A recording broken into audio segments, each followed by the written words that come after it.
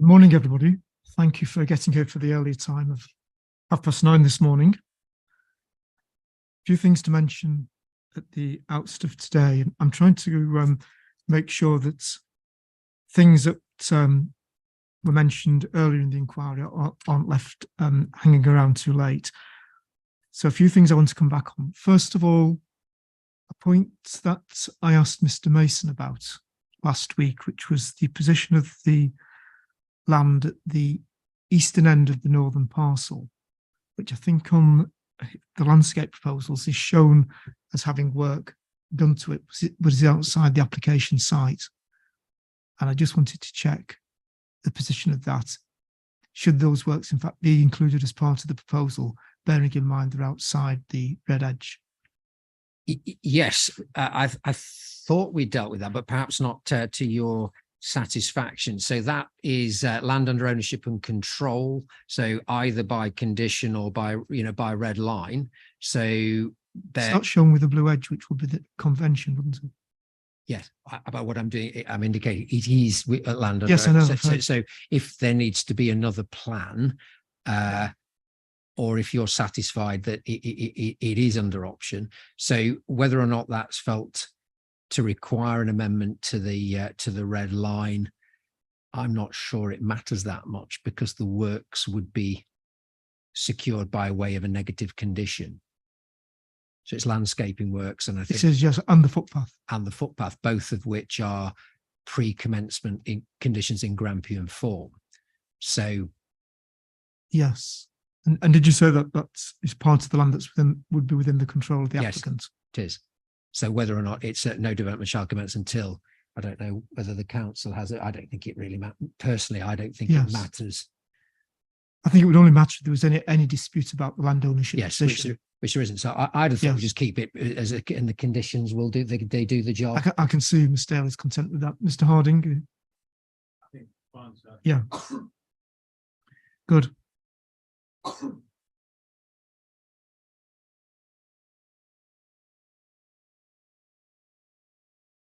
And then, Mr. Hardy, I asked if somebody in your team could provide me with an appearances list, so I got all the professional qualifications correctly. Yes, that will be provided. I mean that's fine for the end of the week. Well, it'll be done today. Yeah. Right, I'll make a note that's in hand. Thank you. Then just a couple of things that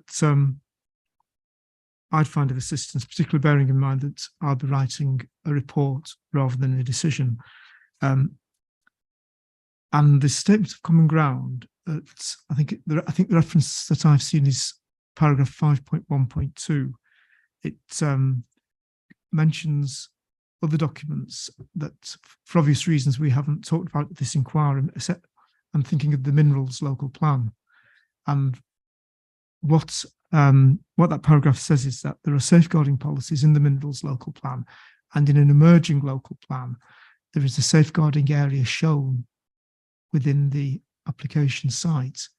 Now, nobody's disputing that there's any adverse effect with regard to those policies, but I think for completeness, I would just like to see the extent of the safeguarding area for sand and gravel on the emerging local plan and the safeguarding policy in the current local plan. That's probably a matter, Mr. Daly, for the council to provide.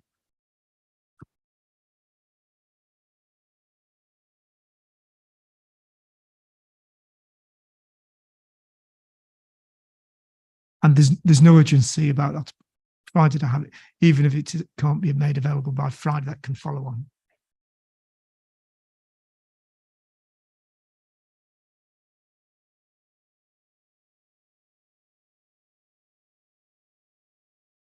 Next on my list is just a word about technical terms. Clearly, given the nature of the proposal, there are quite a few scattered throughout the documents. And I think on occasions there's a little bit, well, may not be right, but there appears to be a little bit of inconsistency in references. Just by way of example, I think referring to the appeal proposal in Mr. Hoyle's proof, there's reference to the output. At one point, I've got a note of 332 of MW, and elsewhere at 233 MW, excuse me, HE. Now, I think to avoid any ambiguity, probably helpful if there could be just a short technical glossary with the full form of words for the references to do with power set out and the appropriate acronym. Is that, seems to me, that's fine. You could do it two ways. Is the concern about the accuracy of the description of development? No, not at all. Right. Just to make sure, I mean, what I would normally do in writing the report is set out the wording in full for the first time, and then the abbreviation acronym in brackets afterwards.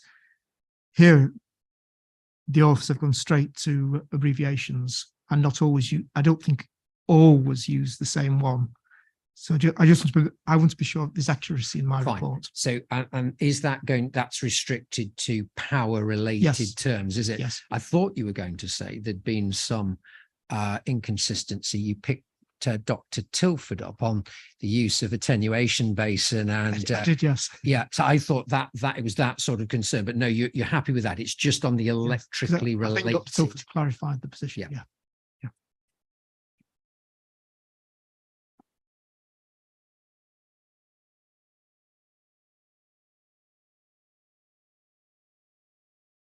Thank you. And then just to say something about the arrangements for tomorrow for the site visit. Can I check, first of all, who's likely to be attending, Mr. Hardy, from your side? I think it's John, we're going to be a couple of people, John Mason, who is obviously giving landscape evidence. Yes. And then I think Mr. Collier as well. So the two Johns.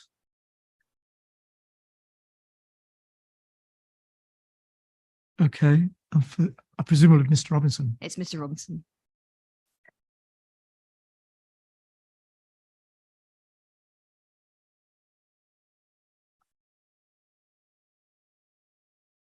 Mr. Harding, have you decided who would be representing JOG? Well, I wasn't sure.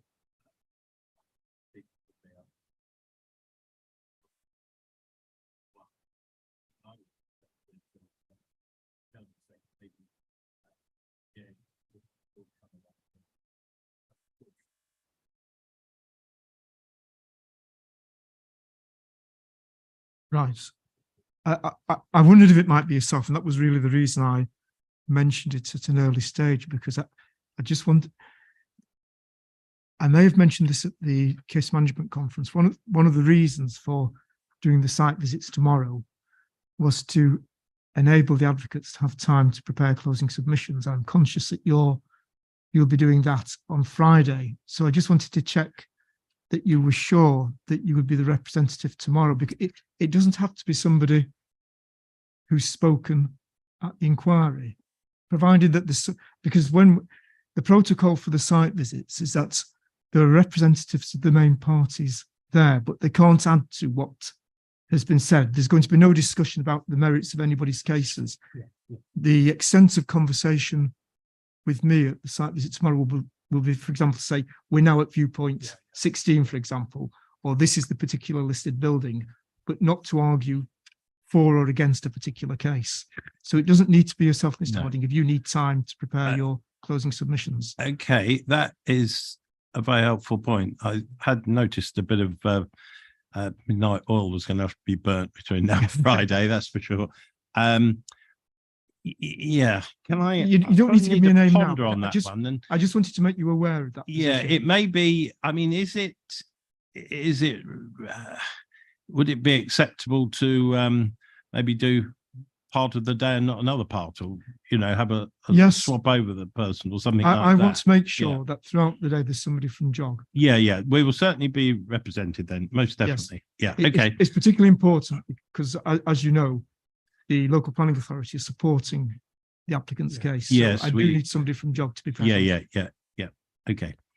All right. Thank you, sir. In terms of documentation for the site visit, I've received from the case officer the revised version.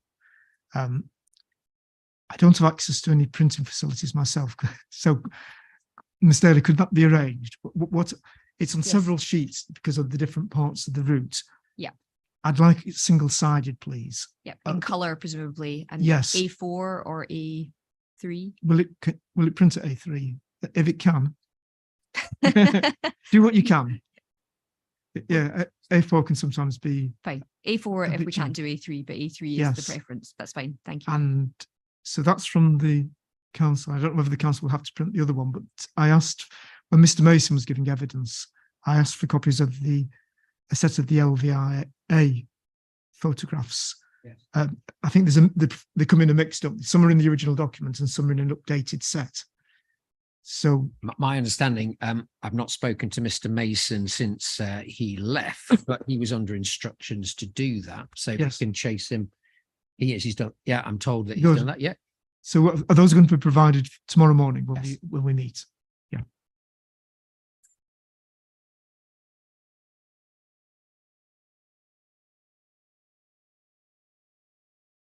And then just thoughts on the day, as I think the covering email says, it is a full day of locations that we intend to go to. The earliest I think I can get to the Green for the start time for the start of the itinerary would be 9 o'clock. Yeah. Um, In that regard, in fact, I suppose Mr. Harding just coming through the doors. It is a very full day. Yes, There is some concern, I think, that there may be some casualties at the end of the day, not physical casualties, in terms of sincerely, absolutely not no, no, no. I've Well, always apart from managed to avoid going that so down that far. bramble-laden bank that Mr. Harding mentioned. We have, so be pleased to know, we sent a working party out last night with a hedge cutter and we've cut it. Excellent. There you go. Believe it or not. Now, in terms of the casualties, in terms of viewpoints, so I think there is a general sense of concern about the length of the day that I wanted to Yes. register. Okay, And I don't know whether there's agreement that if you were going to drop one or two of the viewpoints off, which they would be. I suspect the longer distance ones would be Yes. the candidates for that. I don't want to make that decision now. I agree. And I think given the way the evidence has gone, there's been a focus on the short range viewpoints, and that's Yes. where we're starting. So they're not going to be lost. Yes. So I think I'd like to take in the order that's been suggested by the main parties so far. Yes, no, I think it's entirely sensible. Or as long as I've registered that, I Yeah. think we are saying a very full day rather than a full day. Obviously, hopefully you can get round. Yes. Thank you.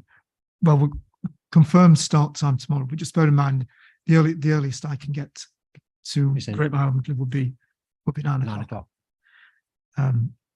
And then the other point, I think I did mention this earlier, but in terms of where we need to use car transport between locations, I will need somebody from JOG and somebody from either the applicant or the local planning authority, preferably both, would mean that in a vehicle for those points. That's just to show fairness, Mr. Harding. I think there was a comment on the covering email about the site visits, because I'd asked about arrangements for a lunch break, bearing in mind it's a full day, and the suggestion was I think that we bring our own food. There was also a reference to there being a Sainsbury's at a convenient point. Now, does anybody know, is that a lot of the larger stores do have a cafe facility, and I think particularly important on a long day, we need somewhere where there are toilet facilities as well. I mean, do you have the local knowledge of that, Mr. Harding? Well, Sainsbury's is just at the motorway junction, the A1M junction, Yes. down the end of Little Wymley, and they've got a cafe. Have they still got a cafe? I think so, and Yeah, toilets. yeah. It didn't sound particularly exciting venue for lunch. I'm but, not on the lookout for that. no, I mean the only alternative suggestion that I was given by someone from our village was if we wanted just a platter of sandwiches to be laid on and put out in the church, which is a sort of point we keep coming back to before we then would go on in the car. So I mean, that's an alternative suggestion if that would be preferred or an option, but I'm not pushing it either way. No, that may be a possibility. Just two thoughts. Presumably that would be available for everybody on the site visit. For everyone on the site, Yes, absolutely. Yes. Yeah. You can't just be entertaining the inspector. Excluded no, from that, no, not having oh, any of those. Yeah, well, the toilets, that'd be the village hall. Yeah. Right. And under the premises that you have in mind, are there toilet facilities there as well? We don't have toilets there. We'd have to use the village hall probably, or which is Right, but across some the other arrangement side could of be the made green. available. Yes. Okay. Yes. Yeah. Yeah, I mean, it's an important practical point. Yeah, yeah. Okay. Well, I would have no objection to that if it fits in terms of timing and it may be more convenient. So I'm happy Yeah. for you to consider that. We'll come back to the Okay. site visit arrangements in detail at the end of the day. Okay. And I've just got one other thing I want to raise now, and that's the position we came to towards the end of yesterday, Mr. Hardy, when you offered Mr. Collier as an additional witness dealing essentially with site selection. Yes. And I said I'd like him to be available to answer any possible questions, depending what his statement says. Is he in a position yet to submit a statement, or is that still in hand? So you'll notice that Mr. Hoyle and Mr. Collier are not here. That's because Yeah. they're busy in Finalising. the room next door. What I said is, look, there needs to be a time limit of the mid-morning break. I'd like to have a look at it, because I can tell you that the email arrived at 2:38 a.m. this morning and I didn't look at it. So I would like to. Of course. I would like to look at it. Yes. If we said mid-morning break, and then we'll get that circulated at whatever it is, 11 o'clock or so. But yes, it will be there and he's available. Excellent. Thanks. That's my somewhat longer list than usual this morning. Mr. Hardy, anything you wish to raise? I think so. No, that's it. Mr. Haley? No, nothing from me. Thank you. Mr. Harding? No, nothing further from me. Thank you, sir. In that case, Mr. Harding, would you like to call Mrs. Hamilton? Mrs. Hamilton, we're using that table for witness. Certainly, yes. We'll just give a few moments. Of course, to set up. yes. Yep.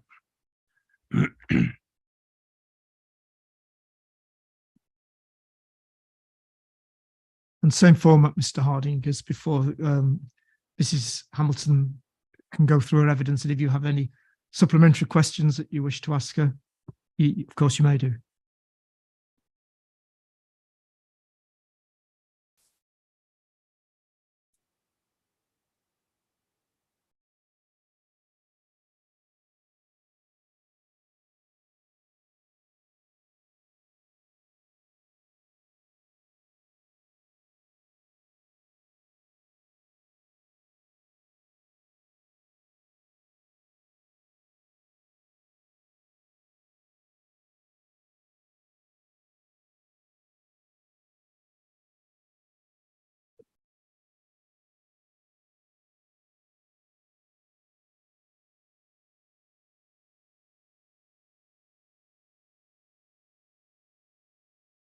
Just let me know when you're ready, Mrs. Hamilton, please.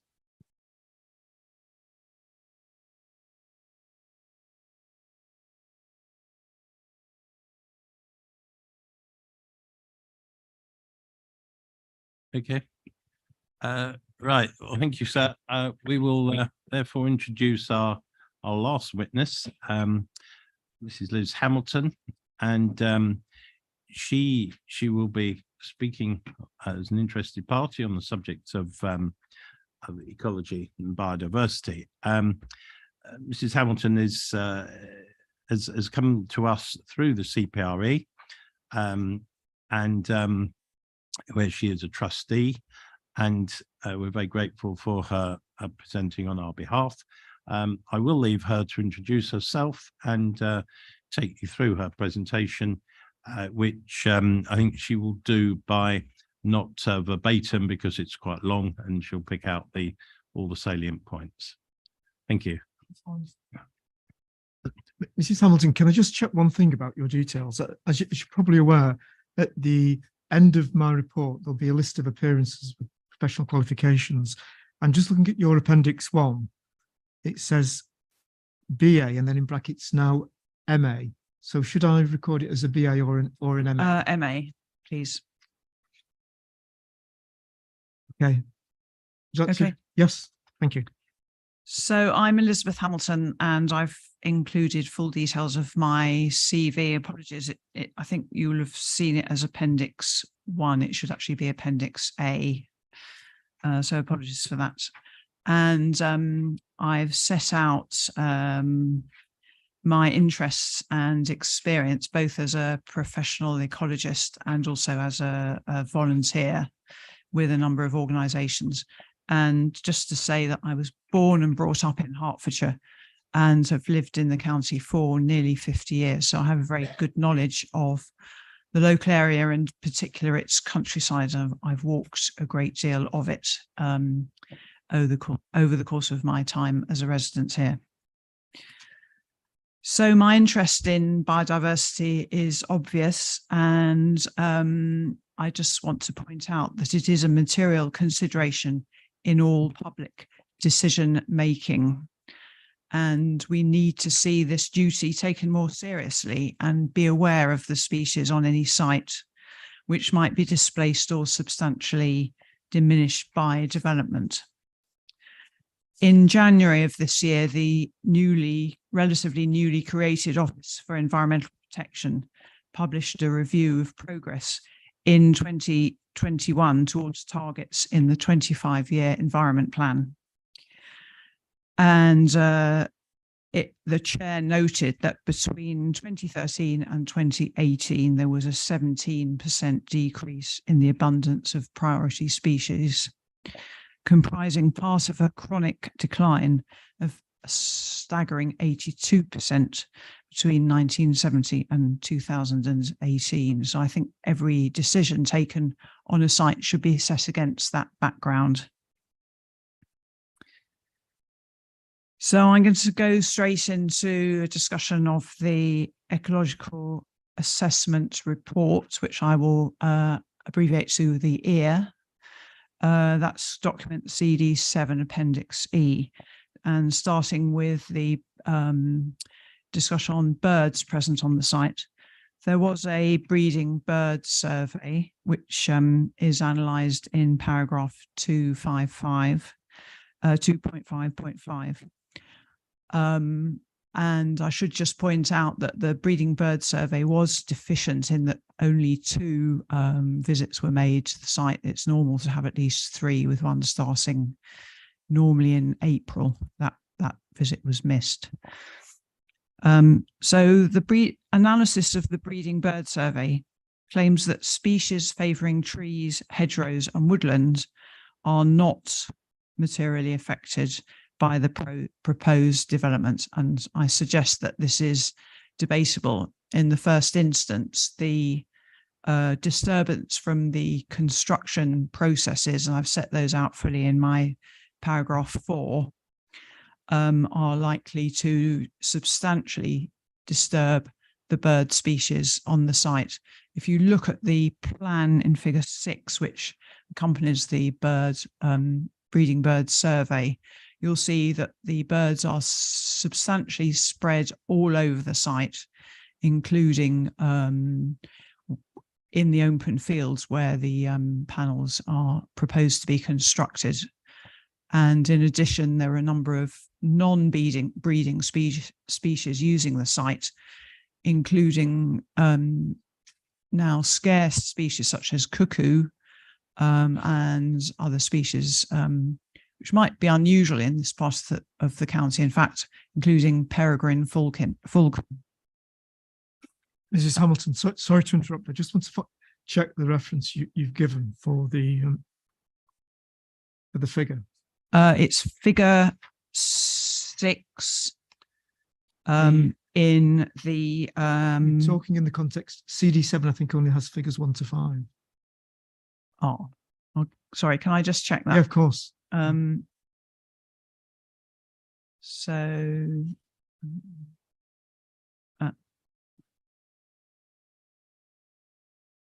it's on page 42, figure 6, breeding bird survey plan.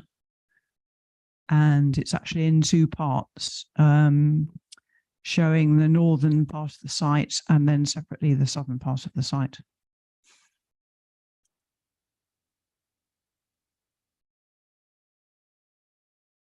Yeah. Yeah, got it. Thank you. Okay, thanks. In addition to likely substantial disturbance from construction, the construction phase, there's also expected to be operational disturbance. I refer particularly to the inverter noise and other machinery noise, which could impact on bird species. And I note that the noise and vibration assessment does not appear to have considered any other receptors apart from residential properties.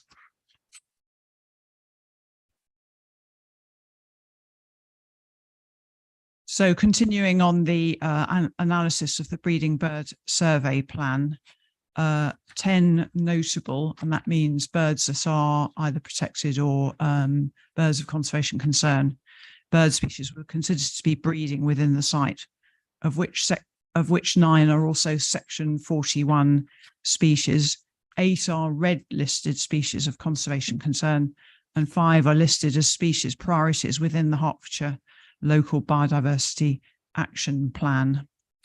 And these are species where Hertfordshire can contribute. I'm quoting from the Hertfordshire Local Biodiversity Action Plan now, where Hertfordshire can contribute to achievement of national targets because the species are characteristic of the area. And as I've mentioned, also recorded on the site and noted on figure 6 are cuckoo, which is a section 41 and red listed species, the red listed missel thrush. Furthermore, local residents in their online objections to the original planning application mentioned a number of other species which are not noted in the EAR,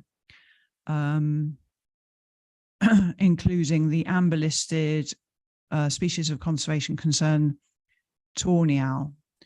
I also want to point out that there was no wintering bird survey. Now, this is an important aspect of bird populations, particularly on arable lands. Anyone who's seen a plough operating will know that birds follow the plough because of the insects and vertebrates that are being turned up in the soil.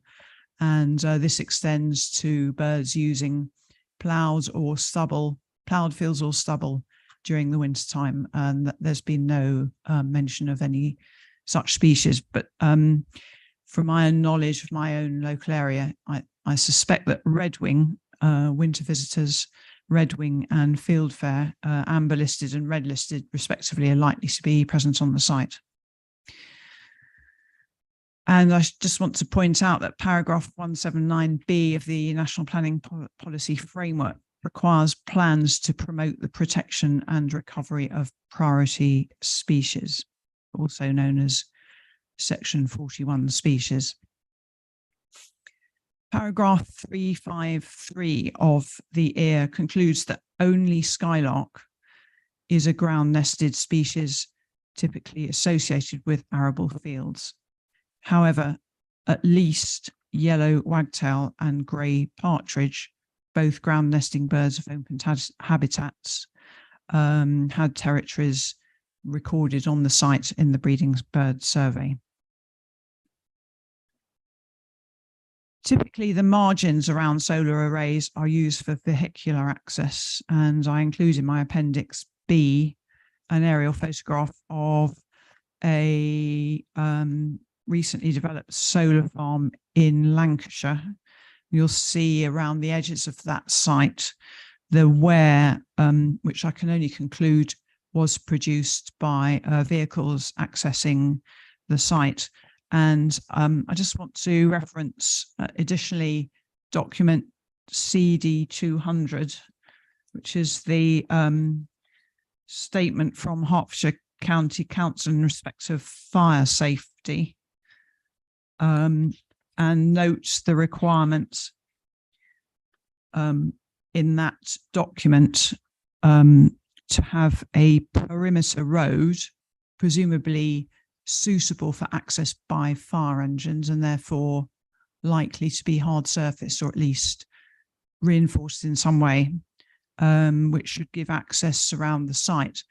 By that, I interpret not just one road, but a series of roads, given the relatively spread out nature of the various fields.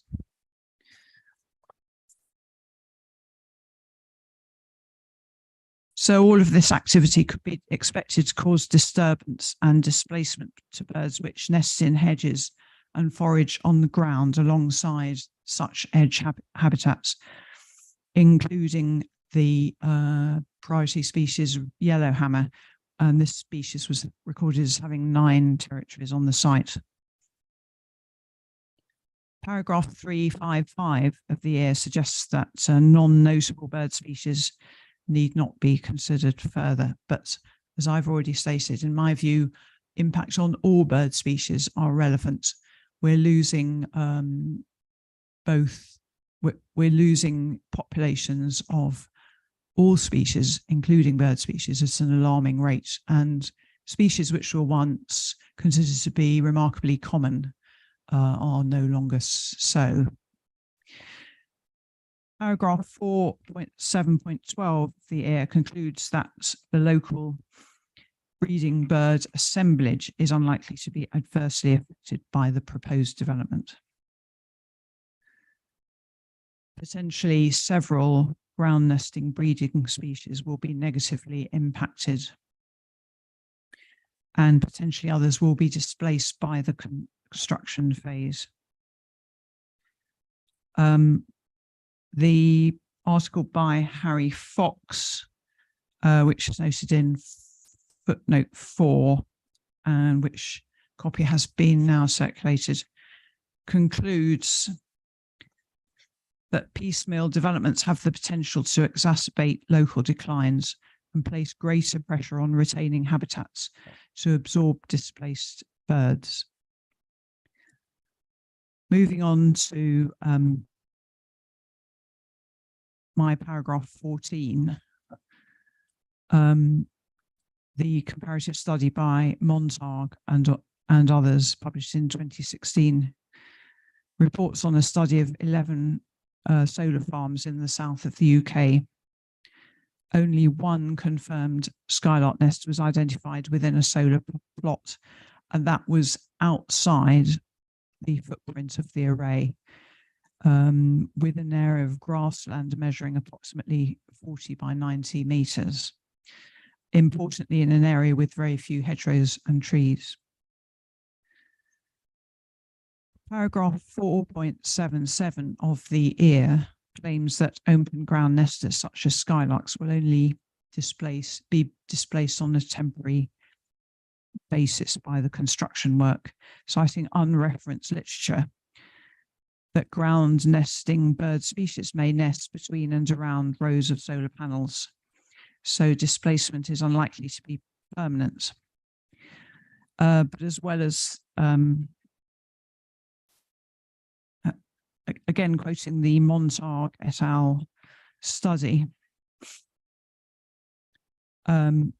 which found that although there were significantly more skylarks recorded foraging within the solar plots when compared with control plots at only two of the sites, that's out of 11 in total, the overall comparison between solar and control was not significant, and that only refers to foraging. Skylarks do forage within areas of solar panels, but the significant thing is that they don't nest or don't appear to nest. Research on skylarks for the BTO and reported in Bird Study found that among their least preferred habitats were grazed improved pasture and heavily grazed sheep pasture. Another study found that skylarks avoided fields smaller than 2.5 hectares and preferentially selected fields larger than 7.5 hectares.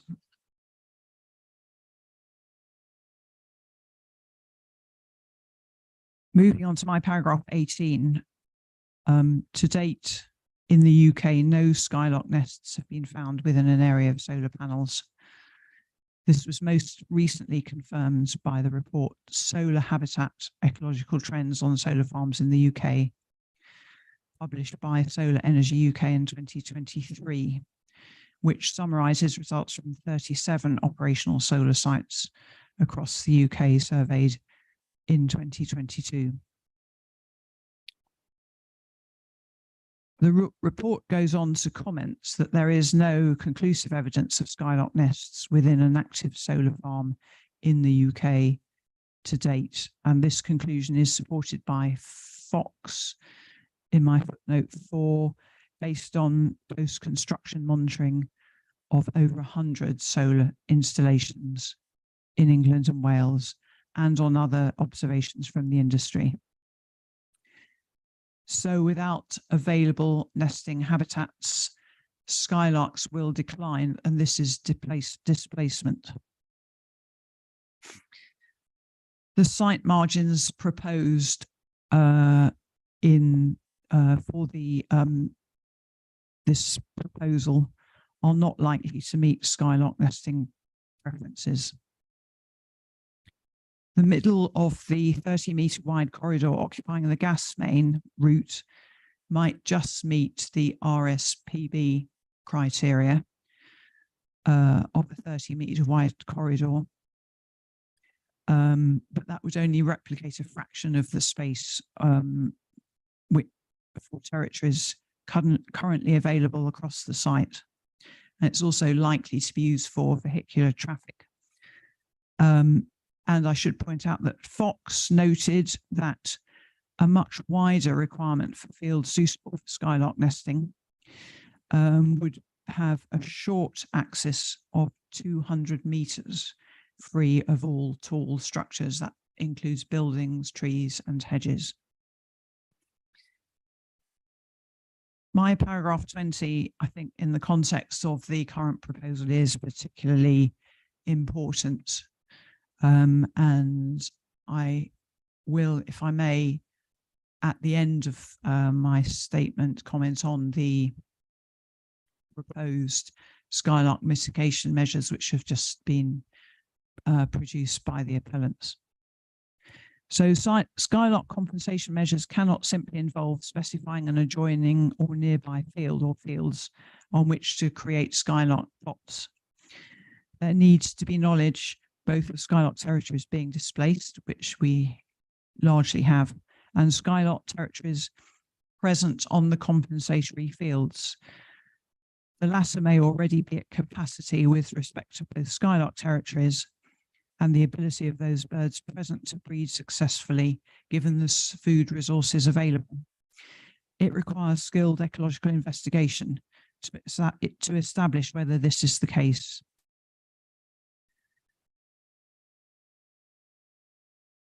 It is likely that the ability of the birds present, it's likely that adding further skylarks to an area is unlikely to succeed without improvements in those qualities of the habitat which skylarks favour. Simply adding skylark plots into existing territories might lead to displacement or reduced breeding success of the already present pairs. Adding skylark plots to areas unsuitable for skylarks due to inadequate size or openness, the presence of tall structures or features nearby, unsuitable vegetation, or some other cause of disturbance will not succeed. In such circumstances, any condition in respect of skylark compensation could not be regarded as practical or deliverable. And Fox, in, again, my note 4, suggests that although some degree of absorption of skylark territories into surrounding areas is theoretically possible, in intensive arable landscapes, this is less so, and an acceleration of a decline of a local breeding success is possible. In addition, he notes that additional foraging plots have been found to increase predation, and some introductions of some plots have failed to show benefits. And I refer to the appeal decision letter by Mr. Cullum Parker in respect of a section 62A application, which is document CD 179, who concluded that there was no adequate provision for mitigation or compensation for displaced skylarks. And in these circumstances, paragraph 180 of the framework indicated that planning permission should be refused. In my paragraph 23, I've noted the findings from a literature review carried out by BSG Ecology and updated in 2019. And the only thing I specifically want to say to highlight from there is that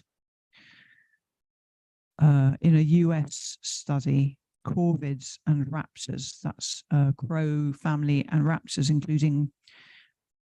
include hawks, falcons, kites, owls, peregrines, buzzards, etc. Raptor abundance was found to be higher at one site before construction of solar arrays compared with afterwards. And generally, corvids and raptors were less abundant within solar arrays compared with the adjacent grassland. And it's thought that raptors may avoid solar arrays due to increased human activity and habitat alteration. Going on to the EARS assessment of the local bat population, it concludes that the site has moderate value for foraging and commuting, has moderate habitat value for foraging and commuting bats, and also records that the Hertfordshire Ecological Records Centre records 7 species of bat within 2 kilometres of the site. And a number of local residents have pointed out that there are bats present within Great Wymondley village itself, with a roost in the church.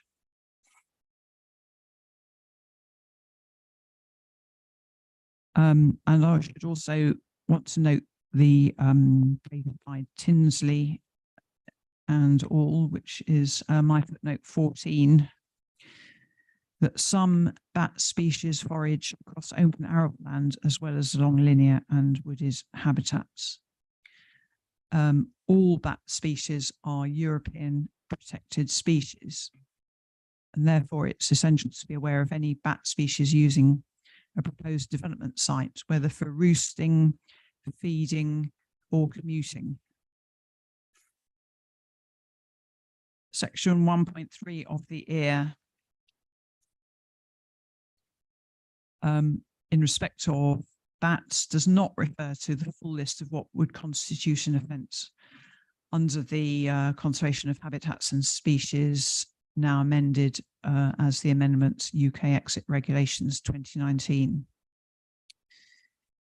And it is also an offence to affect significantly the local distribution or abundance of bat species, and to cause any disturbance which affects a bat's abilities to survive, breed, rear young, hibernate, or migrate. And a bat's ability to survive is heavily dependent on reaching and feeding at foraging areas in safety and free from predation, and also on an abundant food supply.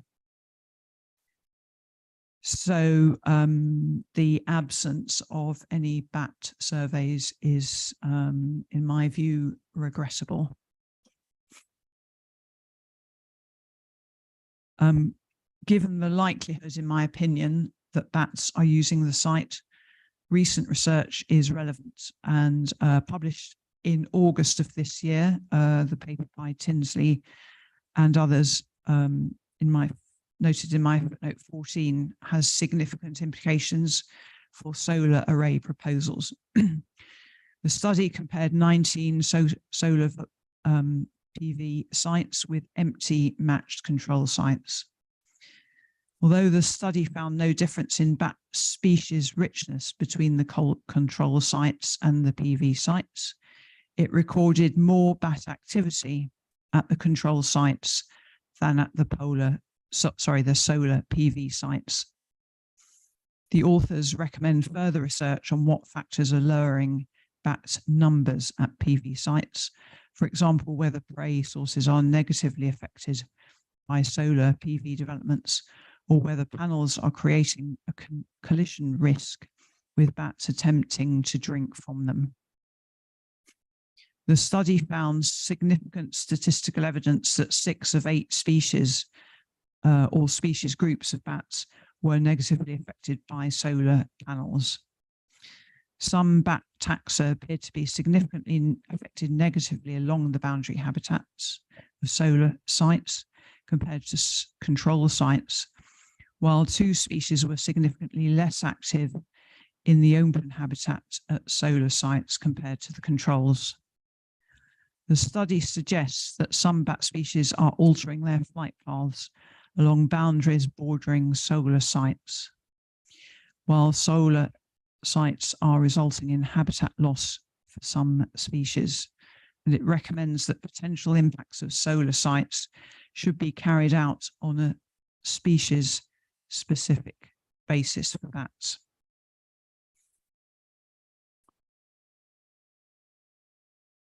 Moving on to assessment of habitat value within the ear. Paragraph 451 states that the site primarily comprises arable fields of low ecological value. However, the semi-improved and poor semi-improved grassland field margins, hedgerows, trees, woodlands, and ditches provide higher biodiversity value at a local geographic scale. And as I've already said, arable soils are rich in invertebrates.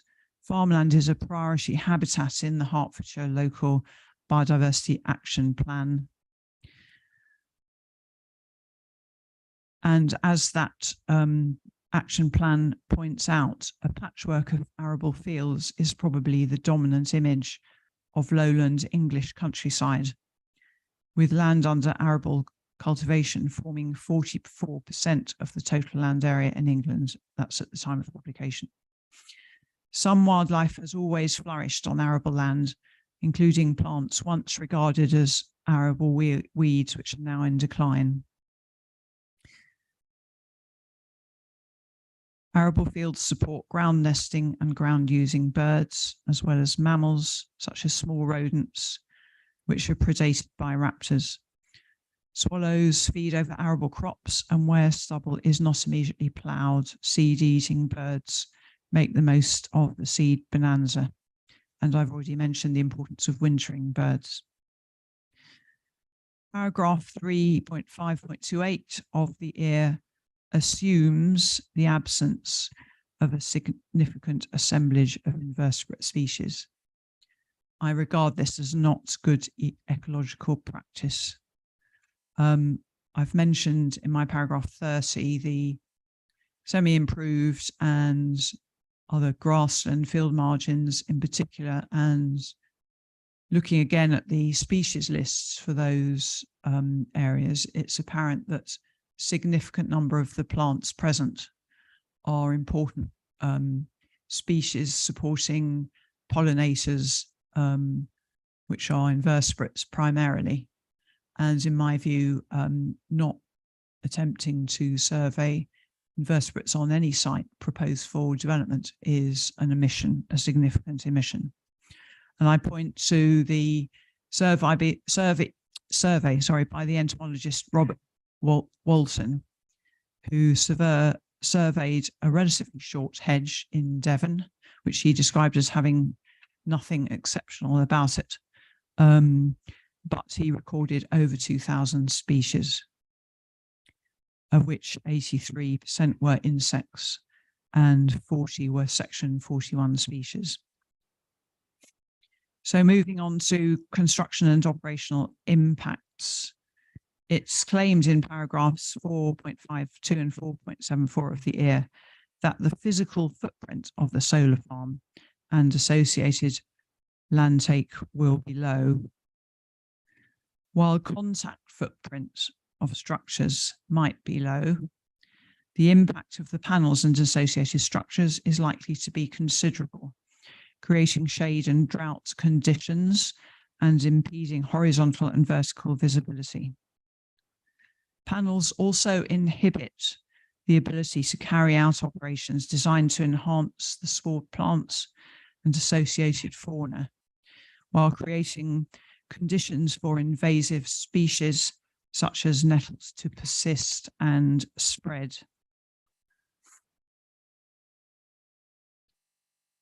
And I just point out in my paragraph 34 and later on in my paragraph 36 that the avoidance of construction phase impacts, and in addition, the successful management or establishment and management of ensuing habitats is heavily dependent on adequate supervision of the construction work and regular attendance by ecologists.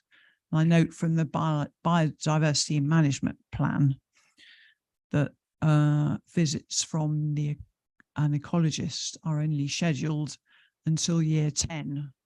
And given that the site is proposed to be occupied by solar panels for 40 years, that seems to me a long period when there's no monitoring, or potentially no monitoring of the ecological status of the site.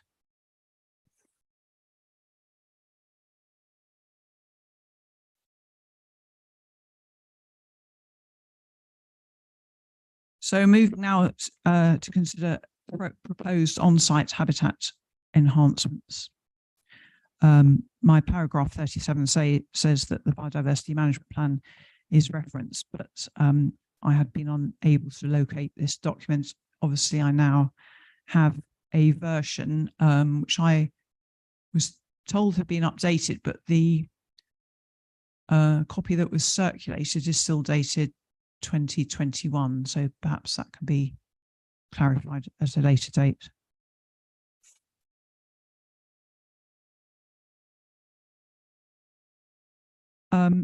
Paragraph 4, 7, 10 of the EAR suggests that the arable fields will be replaced with species-rich wildflower grassland. In fact, the majority of the area, 78.15 hectares, comprising the land within the security / stock fencing, will be sown with a grass mixture with 2 varieties of just one broad-leaved species, which is white clover. It's listed, I quote from the schedule in the planning and design and access statement. This is paragraph, page 19 of the design and access statement, table 2.1, under paragraph 3.1.43. Lists the grassland seed mix. There are 6 species of grass, including perennial ryegrass in quite significant percentage of the mix, 16%, which is known to be a very aggressive spreader. There are just 2 other species, both white clover, wild white clover and ordinary white clover. It perplexes me slightly because white clover trifolium repens, as I understand it, is one species, but white clover, I've ascertained, is simply a cultivar of wild white clover. It has larger leaves and is used a lot in agricultural grass lays. And of course, clover is a legume, so it enhances the soil fertility because it fixes nitrogen in the soil. So it's simply not the case that the majority of the site is going to be seeded with a species-rich mixture. And I've already quoted the Montag et al. Paper. And that paper suggests that white clover in particular is unlikely to support many pollinators over a long season. And aggressive ryegrass is an aggressive species which may well come to dominate the sward.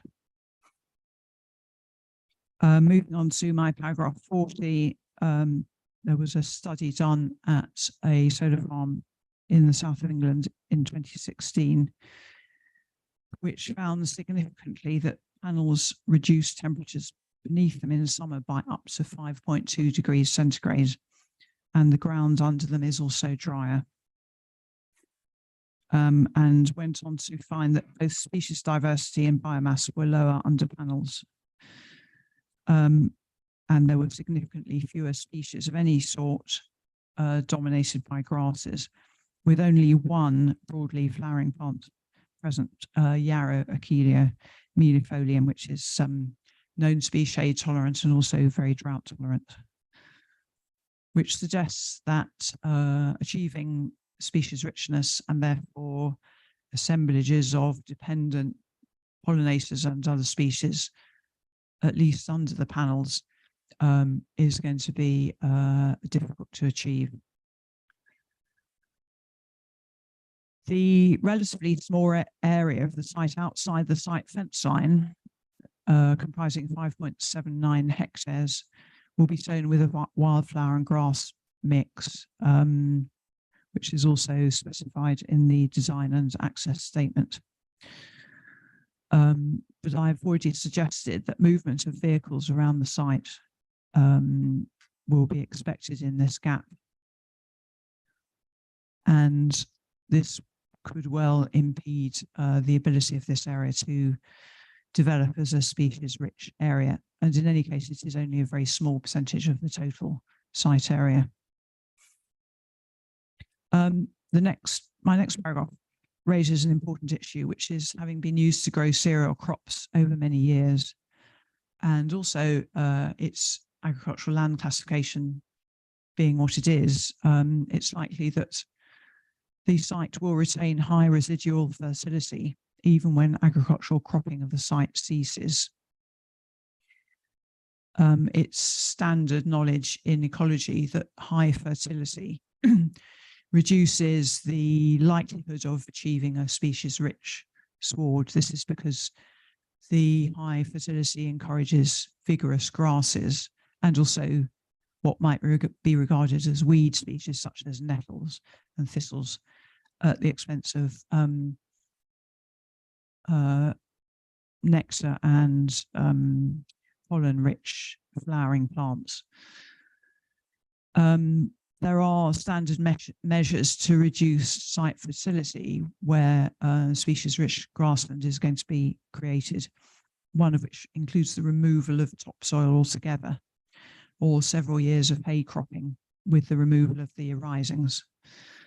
But I would be unlikely that removal of topsoil would be considered in this case. As a result, it's probable that vigorous grasses and other plant species may quickly come to dominate the sward. And even invasive plant species will increase on the site and fall within the Weeds Act 1959, which are likely to be controlled by herbicide, potentially impacting other plant species. Grazing to enhance plant species diversity requires expertise. Grazing sheep, of course, also raise soil fertility, and sheep must be visited daily. I refer to an article in Farmers Weekly dated 17th of October 2022, which is in the document library as CD 177. And this describes the practical experiences of a farmer running sheep on a solar array and attempting to do so as part of his agricultural business. I note some of the situations that arose in that case, including finding handling the sheep with dogs difficult due to the lack of visibility around the panels. In the end, it would appear after several years, the quality of the sward declined to such an extent it was no longer possible to fatten lambs, and sheep had to be taken off the site for long periods. This was because the shade diminished the sugar content of the swards, and because of the proximity of the panels to each other, it was not possible to reseed the land, and the farmer could only use a quad bike mounted spinner to apply fertilizer and other items to the land, and that eventually became not cost efficient. So where, in this case, where the weeds couldn't be managed, they were sprayed with herbicides, and they at one point they also fertilized the land in an attempt to improve the sward. So in my paragraph 46, again, Montague and all stated that sheep grazing is known to be a good mechanism for grassland diversification where sheep are at lower stocking densities, and especially where grazing is stopped during the flowering season. However, where sheep grazing is undertaken at higher stocking density and without a pause for flowering, there is little opportunity for the grassland to diversify. And I've already mentioned that they say that agricultural flowers such as white clover may attract an abundance of bees, but this is likely to be short-lived, 3 to 4 weeks at most.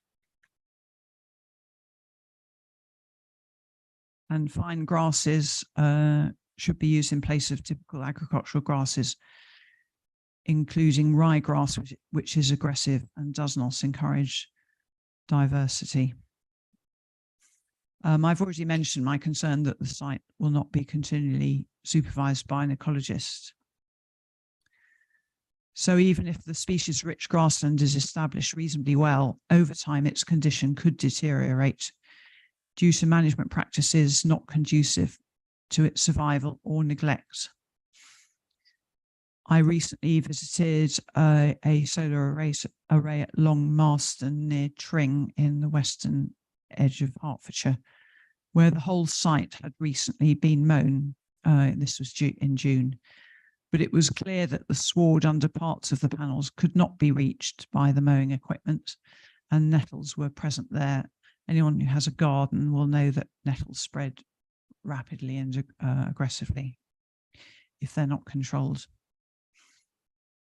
And also there is a possibility, if the site isn't being managed appropriately, that natural regeneration of tree and shrub species could occur, which would need to be controlled in some way, potentially by mowing, strimming or herbicides. So moving on to biodiversity net gain. First of all, the biodiversity net gain assessment, which is described in the EAR in sections 2.2 and 4.6, lacks sufficient detail with which to critique the claimed gain. This was pointed out by the Herts and Middlesex Wildlife Trust in its original comments to the planning application. The full metric should have been included alongside the summary, which has been supplied in CD 109 to enable a full assessment of the habitat descriptions and the baseline and target conditions. And that metric does not appear to have been included anywhere. For example, it would include the scores, if that's the appropriate word, for factors such as distinctiveness and condition when assessing both the habitats present on site currently and the target habitats. Mrs. Hamilton, are you saying that the information that you were concerned was missing originally is not present in the revised document? I haven't found it. And that should include the full metric with all the workings.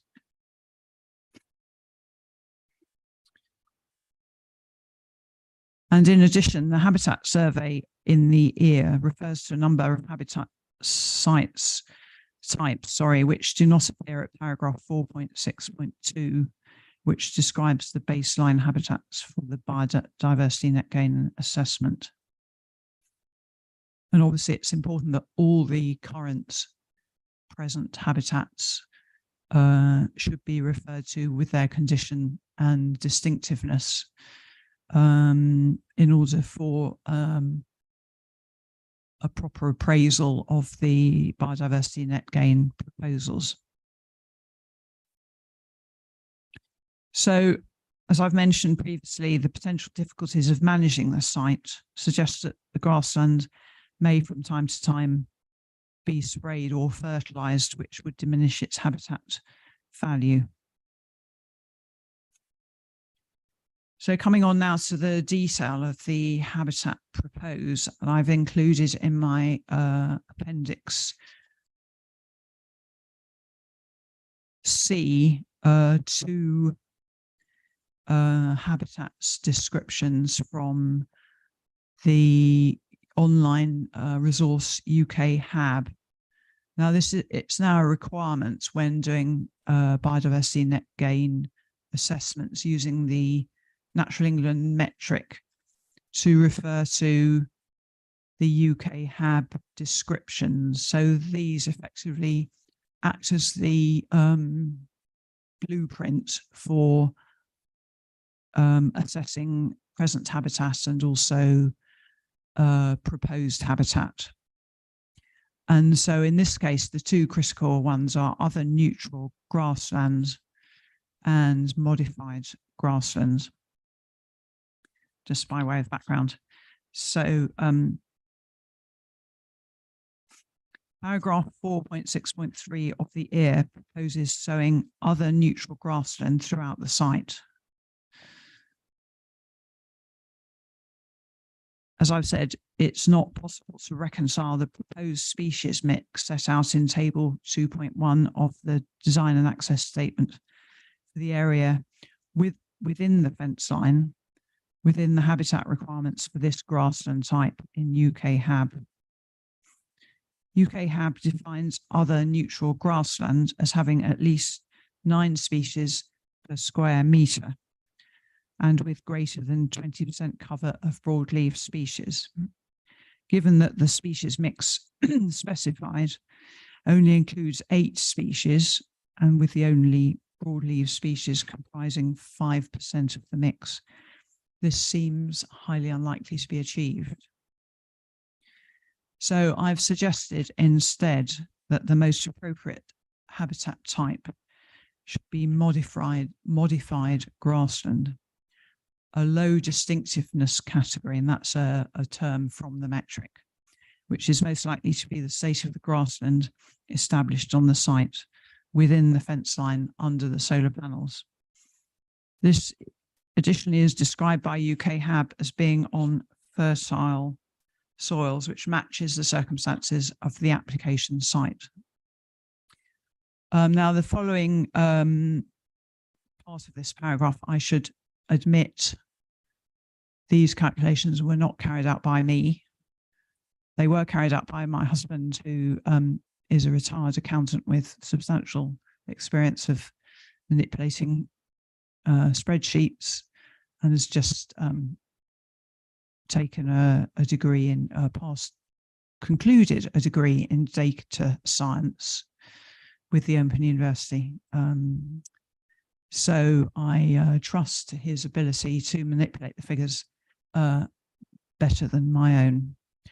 And if modified grassland in moderate condition is substituted in the metric for the 78.15 hectares within the fence line, the gain in habitat units, which is the critical measurement, reduces by 252 units. If this area is classified as being in poor condition, there is a further reduction of 121 habitat units, giving a total gain of 12.2 units and an overall gain of 6.4%. And I should emphasize that these calculations are only estimates in the absence of the full metric. So moving on to noise, when I visited the Folly Farm solar array at Long Marston near Tring on a very sunny day in June, I walked along the public footpath which walks through the middle of the site and recorded the very loud noise being emitted by the inverter that was close to the footpath. And of course, there will be 22 inverters on the site, together with air conditioning for the 22 battery BESS units. And in my opinion, this could both disturb wildlife and people using the site or the surrounding of the site, and also disturb neighbouring properties. Just coming on to operational traffic. Paragraph 5.4.52 of the design and access statement states that change in traffic along the local road network will be de minimis. And paragraph 5.8.11 states that traffic generation during the operational phase will be minimal and limited to maintenance engineers in small vans and to agricultural access for sheep grazing and or mowing. And I won't read these out, but I have set out in the ensuing 3 paragraphs why I think this completely underestimates the volume of traffic that will be necessary to maintain this site, both to be operational as a solar array and also to maintain the associated habitats, in particular to achieve the necessary proposed gain to achieve the biodiversity net gain set out.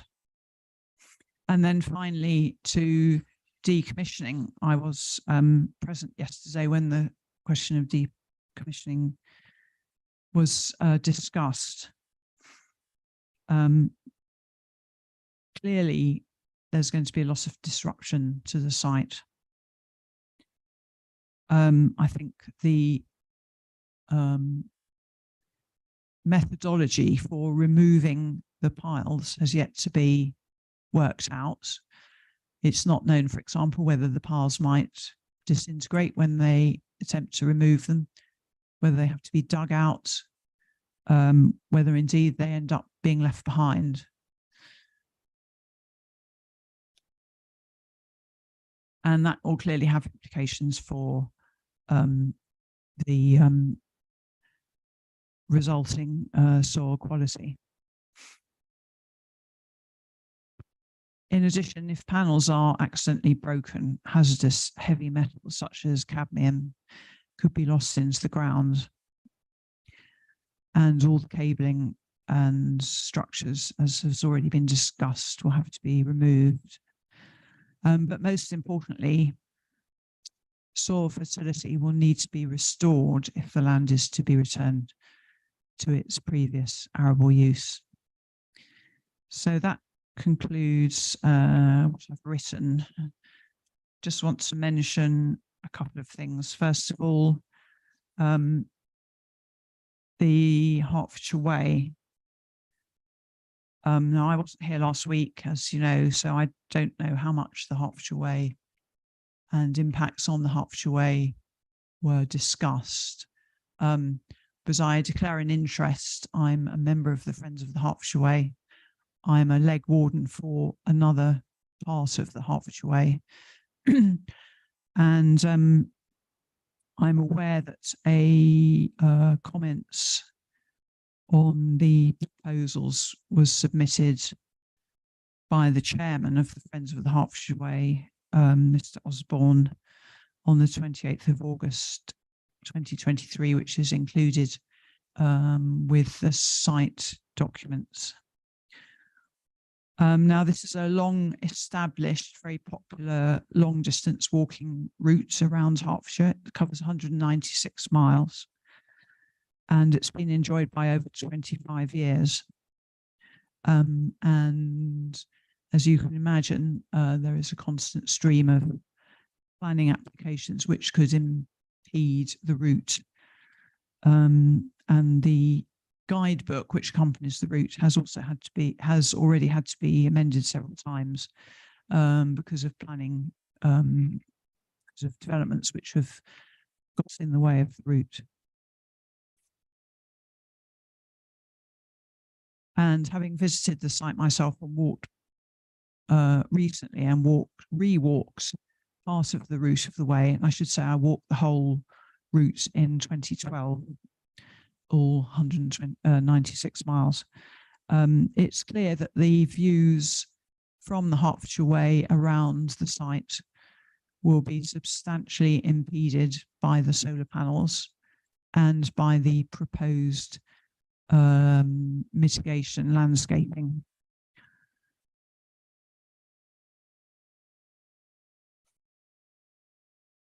So as Mr. Osborne says in his penultimate paragraph, Hertfordshire Way walkers, together with other users of these paths, will be walking for 1.3 miles next to a solar farm, viewing metal and plastic rather than the undulating farmland and green belts we enjoy today. The plan further compromises the views whilst looking northeast, while walking the footpath 002, Wymondley footpath 002, again viewing metal and plastic rather than farmlands.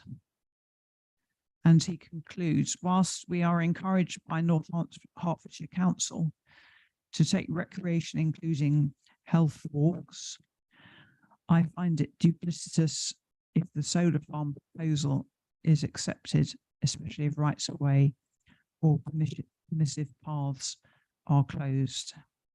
Mrs. Hamilton, any written reps, of course, I've already got. Yes, okay. Separately. And I think really you're going into the different territory from that Okay. which you were So I intended to suppose speak on. Yes, I understand. So finally, I just want to make a few references to the proposed Skylock mitigations, which were received yesterday evening. First of all, I think it's appropriate that Skylock mitigation is being considered by the appellant. It's clearly necessary. I do have some concerns, however. First of all, I note the substantial area fields adjoining the proposal sites are being proposed for the Skylock mitigations. So my first concern is, and I assume the answer to this is no, but perhaps the ecology witness can answer this in due course. Have those fields been surveyed for Skylock territories? And I've already set out the reasons why I asked that question. I understand from Mr. Harding that some of them are currently grazed by cattle, which is unlikely to be conducive to supporting Skylock territories, particularly nest sites. My second concern is who controls those fields. And as yet, there seems to be nothing presented to the inquiry by way of an agreement to maintain any Skylock mitigation measures for the period of the proposal, and that is essential.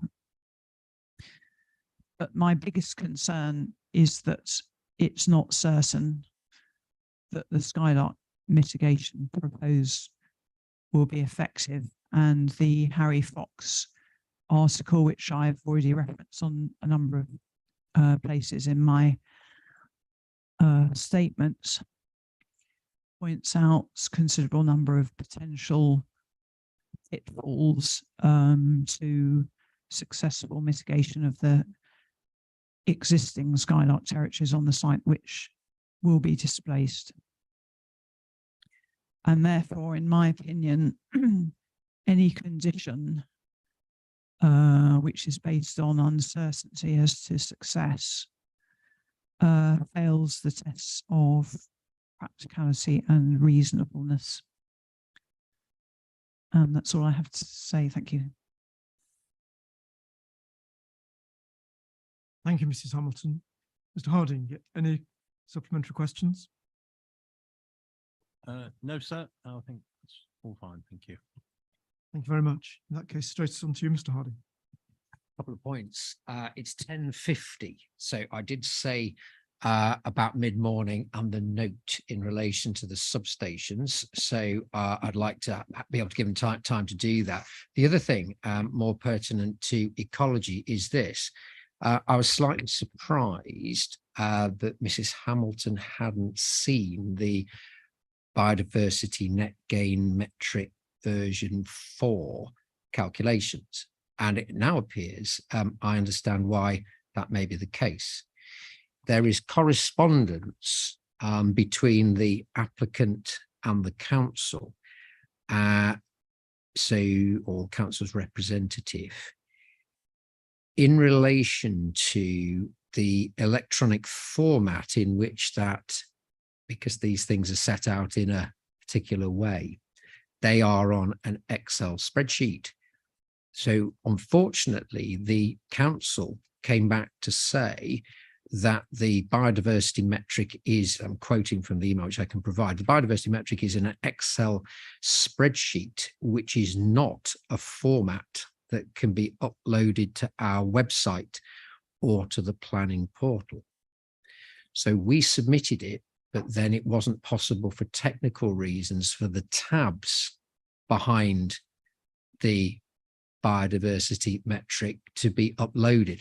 I hadn't appreciated that. So what you've got at CD 109 is the headline results. So the document I have access to, because I can see the spreadsheet, but that is not complete. There are, I think, 3 tabs which are behind that. So that's the first page on the headline results. But the workings, which I think Mrs. Hamilton was referring to, are on Excel tabs behind that.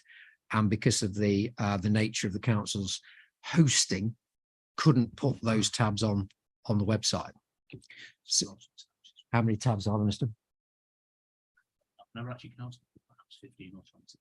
A lot. Right, there you go. There are a number of tabs on that Excel spreadsheet. Now, the electronic version, so we can obviously get those tabs printed off. Now, it's not ideal, but that I think is absolutely important. It's a slightly different point, but the consultation response from Hertfordshire. The one that came in yesterday. Yeah, the CD 220, or both actually, but CD 220, that's the letter on the 15th. It is clear that they have looked at all of that information. So the conclusions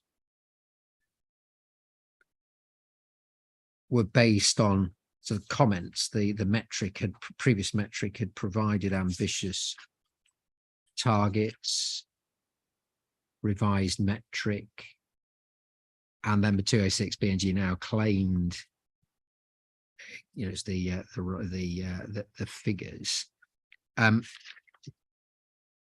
Clearly indicates that the consultee has seen all of that information, including the background workings. Now, that doesn't help the situation with Mrs. Hamilton, but what it does do is at least give confidence that the consultation response was based on not just the cover sheet, but on the metric. I'm afraid it's unfortunate, but it is a product of how the BNG metric works. So I wonder whether we could, if the council was able to print off the tabs. Obviously, that's a complicated matter, and I'm not expecting Mrs. Hamilton to be able to do that today, but I wonder whether or not that can be the subject of even written representations or a note. Is it possible just to comment on what Mr. Hardy has said? Of course, yes. So I'm first of all, thank you for confirming that the full calculations are available. But in my view, the wrong habitat type has been chosen to assess the net gain, and therefore I don't think looking at the metric will make any difference, because I think as I have tried to explain with reference to the species mix proposed in the design and access statement, if the appropriate habitat type is entered into the metric calculations, then the resulting gain is as I have suggested, or rather my husband has suggested, because I credit him fully with the calculations. So I think that's very I don't think it's necessary to see all the tabs, at least not. I think printing them would be quite a mammoth task, and I wonder how valuable that would be. I mean, it would be helpful for me to see the electronic spreadsheet. Yeah, well, that's very helpful and very fair. What I understand someone to be saying is, look, it's about the substantive point, that what the data you put in, and actually that's the disagreement rather than the nuts and bolts of the arithmetic. However, I'm concerned, I certainly think in terms of full information for you and for the Secretary of State, there ought to be hard copy versions available. If that has to be in printed copy because it can't be hosted electronically, then I think that ought to come in. So I wonder whether or not we give Mrs. Hamilton access to the full electronic files, and I would absolutely invite her, if she wanted to put in a note, I would suggest that that's a suitable thing to do. If she doesn't want to do that for the reason explained, that's fine. And then we gave you a full copy. I think given what Mrs. Hamilton said, we can perhaps continue with, Yes. with questions to her, but give her that opportunity, even if that's perhaps post-closing of the inquiry. Yes. I do wonder whether it's necessary to print everything in hard copy, if an electronic copy can be made available in a separate way to Mrs. Hamilton and to myself. Yes, yes, I guess outside of the electronic core document list, Yes. it could be done by way of a separate email to Yes. you. I can't see any reason why that wouldn't happen. And then there would have to be a note on the core documents that there was a freestanding core document dealing with the B&G calculations. Yes. If And- you were happy with that, I don't know whether council's got. And I any presume observations this to it. is just a technical matter. There's nothing to do with confidentiality in terms of the No, tabs. it's to do with And- it's just to do with the Excel And electronic Mrs. formatting. And if Mrs. Hamilton's would have access to it, then Jog would have access to it. We can absolutely send an email to whoever wants to see the tabs behind the initial Excel front page. Yeah. That's Ms. Sterling. That sounds fine as far as I'm concerned. I wouldn't wish to ask the council to print a large Excel No. spreadsheet. I think that's rather, No, there was a Just- big printing exercise yesterday, and I'm not yes. Good. Yes, I mean, my understanding is that Hertfordshire Ecology also had problems accessing the metric, and the applicant managed to send it to them in a form that they could read it electronically. So my assumption is that it is possible. We just need to make sure that we know how to achieve that.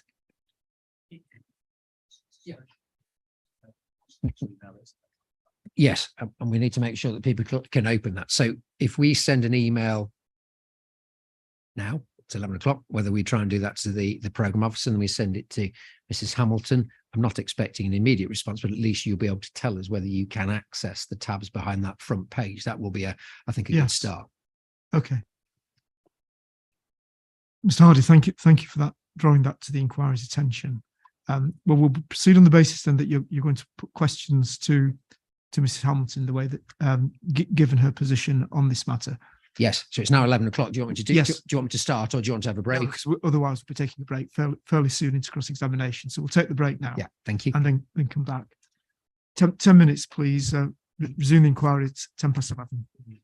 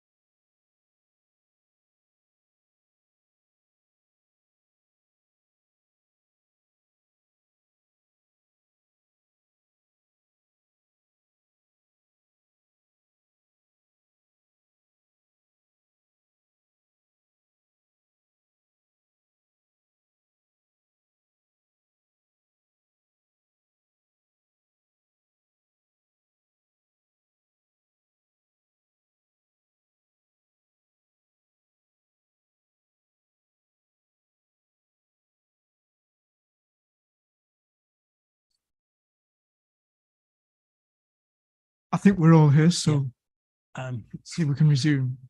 Mr. Harding, did you want to? sorry, so just a very quick technical point. Do we, of those coming tomorrow, if we get some sandwiches, do we have any gluten-free, any other, milk-free, any other requirements? I'm being asked technical detail now. Oh, okay. Well, rather than go around the room, perhaps if Yeah, anybody just advise me. does have, they can let you know when we Yes. adjourn next time. Yes, thank you. Yeah. Yeah. Okay, thanks, Mr. Harding. Mr. Harding, you wanted to check at this point where you were up to with Mr. Collier. Yes. It's done. So it's been sent, I think, to the council. It's about to be emailed. We'll get that printed off and everyone can have a copy. Great, thank you. And I've just been told by the council that the documents I wanted for the site visit that they're producing for the itinerary are on the top table. So I'll be picking those up shortly. Yes. I presume other part. So, the note will be public, we sort of promised it at mid-morning break. It will be circulated and then people will have the chance to read that at lunch. Yes, Mr. Collier is available for questioning this afternoon. good. Thanks, Mr. Harding. Questions then to Mrs. Hamilton.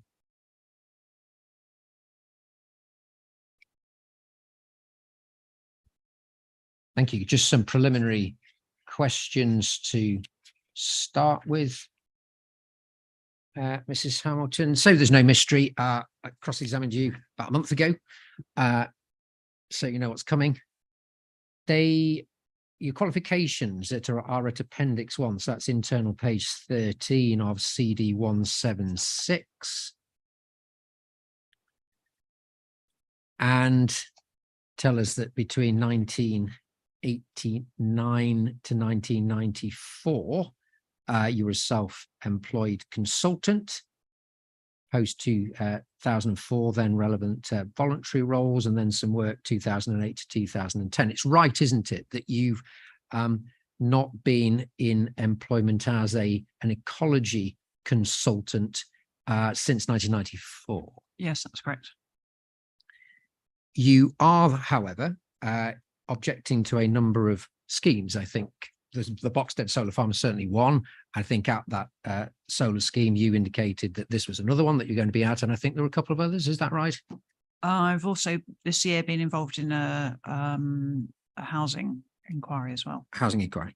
And please explain to the inspector your relationship with the CPRE. As I understand it, you are separate to, but quite closely allied with the CPRE. Is that right? So I'm a trustee of CPRE Hertfordshire for the second time.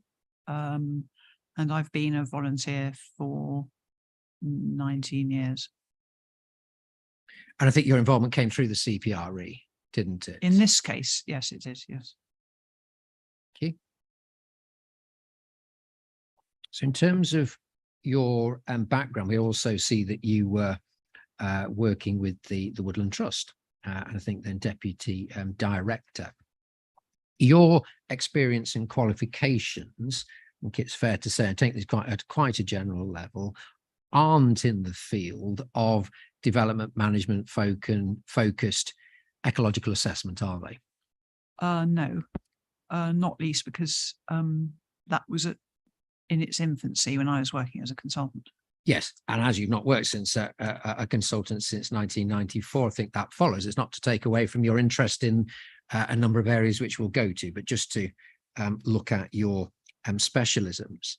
So in terms of those people who are actively involved in development management concerns in this field, we've got the consultation responses from Hertfordshire Leeds. Could we have a look at the most recent one of those? So that's CD 220, and that's the 15th of September 2023. So is that under inquiry document? Yes, it is. Sorry, what was the number again? CD 220. Yeah. And we can see overall recommendation of a little cross box. The application can be determined with no ecological objections, subject to the addition of recommended conditions. Then we can see summary of advice, no material change in our advice since the 6th of May of 2022. predicted biodiversity net gain is ambitious, but principle can be achieved. To deliver that net gain, condition is required to secure the production and implementation of a biodiversity net gain management plan. To avoid harm to the Wymondley Transforming Station LWS from the construction of the cable route, a condition required to ensure the production and implementation of a soil management plan.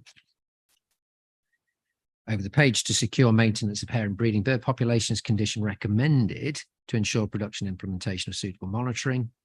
Should these measures be adopted, no conflicts with national or local planning policy or law. So in summary, no change from their initial advice, which had been a position of no objection. Correct? Yes. In terms of conditions, have you seen the most recent set of conditions? That were circulated yesterday. Yeah. Yes, I have briefly, because I didn't look at them till about 9 o'clock last night. That's fine.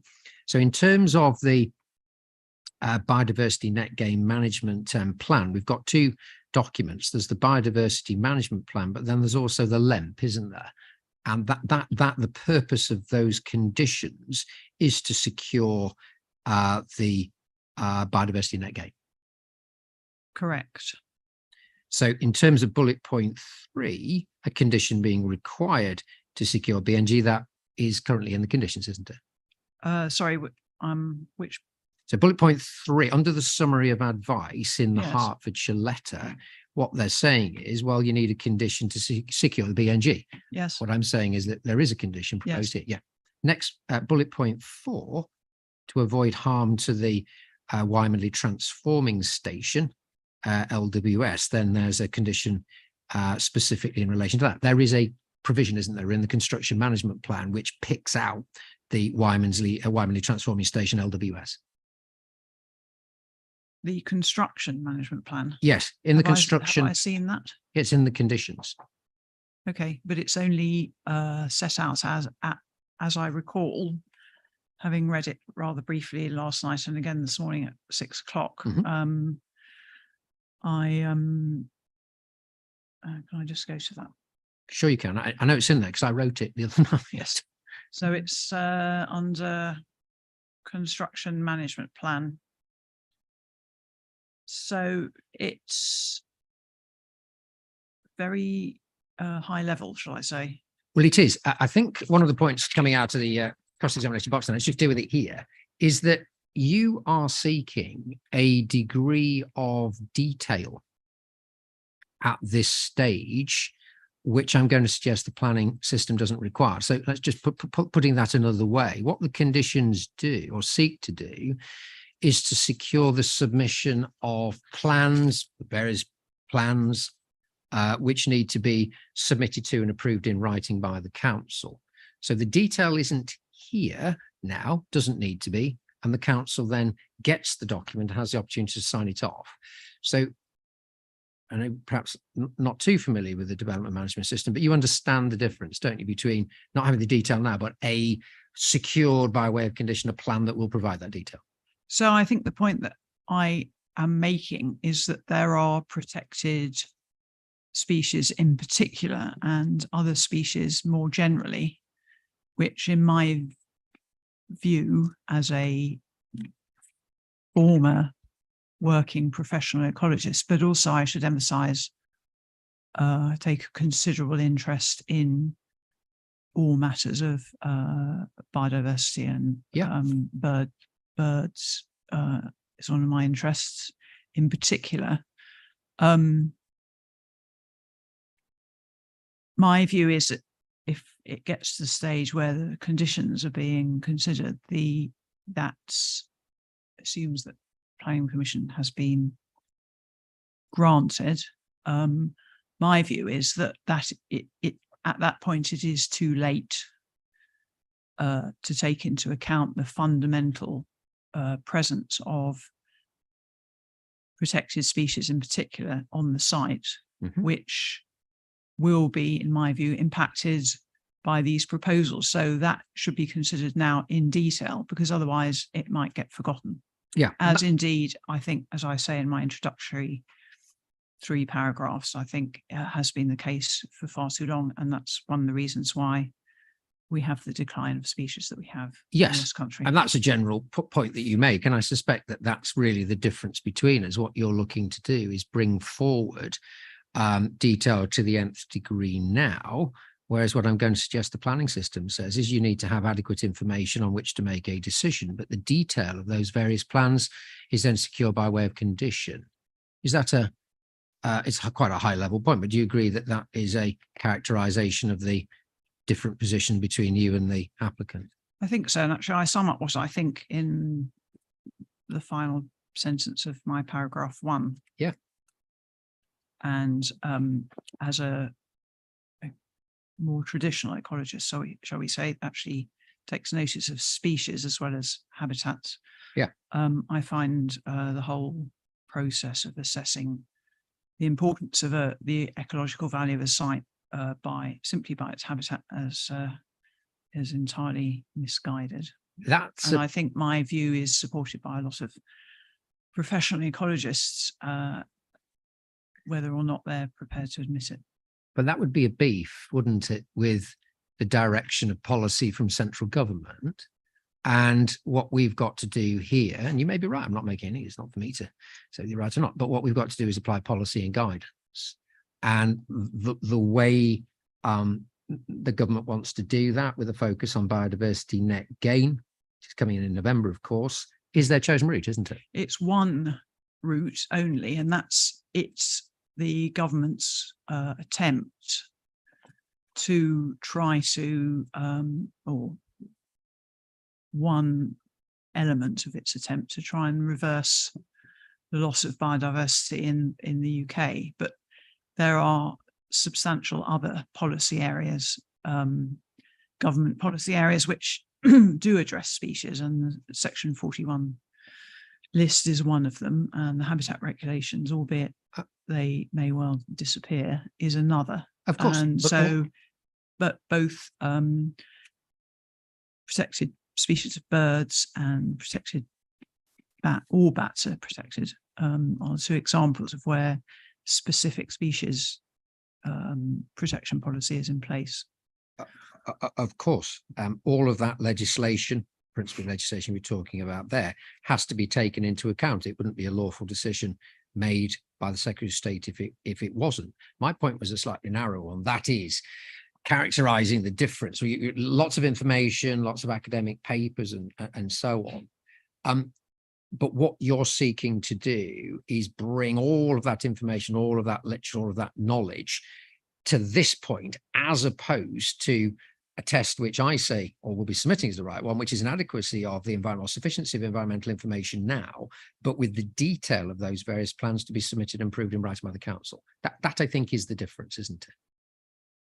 I'm not sure it's a difference. I think we're just at different stages in the process. And at the moment, we're considering the impacts on the site of the proposal. And my particular focus is on impacts on species in particular. Yeah, so, and I have done a considerable amount of research into certain species groups, and obviously skylarks in particular. And I think it's fair to say, and a quote from the Harry Fox article, where We'll come on to that. he says that right at the beginning of his paper, he says,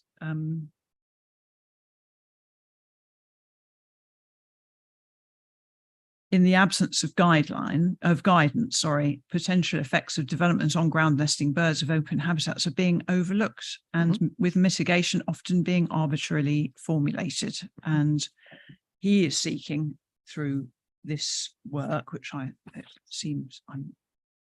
don't know huge amounts about him, but it seems, I'm sure it wouldn't have been published in the CIEEM journal if it wasn't based on experience and knowledge.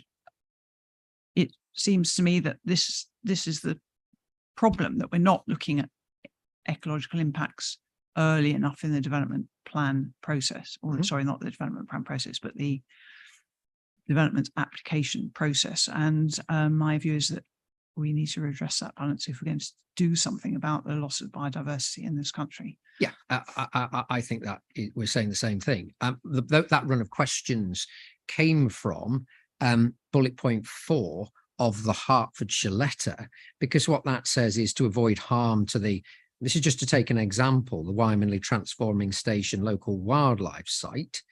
The point I was putting is that that is dealt with by the condition. So details of that have to be submitted and approved. Your response was yes, but I don't see the detail of how that's going to be done. So that's a good example, isn't it, of where the planning system, I say, absolutely we take that very seriously. That will be dealt with. You're saying you want to see all of that detail now. That's the difference between us, isn't it? I'm not saying I want to see the detail. I'm saying I want the potential impacts on species to be recognised. Absolutely. I'm not sure that's not, how can I put it? That is, to my mind, fundamental, that just as you look at flood impacts of potential flooding and traffic and green belt, et cetera, all the things that do tend to get looked at in detail at this stage. What I'm saying is that too often in my relatively limited experience, I have to say, ecological impacts are not taken sufficiently seriously. Yeah, so I don't agree with that characterization here, because if you look, you use flood risk as an example, it's dealt with in exactly the same way, isn't there? There is there are the conditions on the site, there is the future risk, there's mitigation proposed, and then that is secured by way of condition. But you don't have the detail of that all now. You need to have enough information to make an informed decision, but then that is a scheme to be submitted and approved in writing by the council. So at the end of my statement before the break, I said that to my mind, it's very uncertain as to whether the skylark mitigation strategy will be successful. But by the time you find that out, 5-10 years down the line, the solar farm will be there. Right. And so it's a bit late by then. So bang goes another small population of local, I should say, not small, local population of skylarks. So yes, while I fully accept that the process as it stands is to look at the planning application and worry about the detail later, I'm saying that if you do that, certain aspects of the impacts aren't necessarily guaranteed to be fully mitigated by conditions. I don't want to be misinterpreted. I'm absolutely not saying that you put the detail off to later consideration. There has to be, to comply with the legislative requirements, regulatory requirements, policy requirements, there has to be a sufficiency of environmental information to enable a decision maker to reach a decision on those matters. My point was that the detail of the particular schemes, whether that's flood risk, whether that's a written scheme of investigation for archaeology, transport, or indeed the ecological related plans, they are all for submission to the council in writing, aren't they? So I don't want it to be, we absolutely don't want to be characterized as we don't think you need to look at the detail now and it's a hit and hope. That's not fair, is it? Well, from a personal point of view, I've always found it slightly astonishing, for example, in relation to archaeology, about which I don't know a great deal, but it seems to me that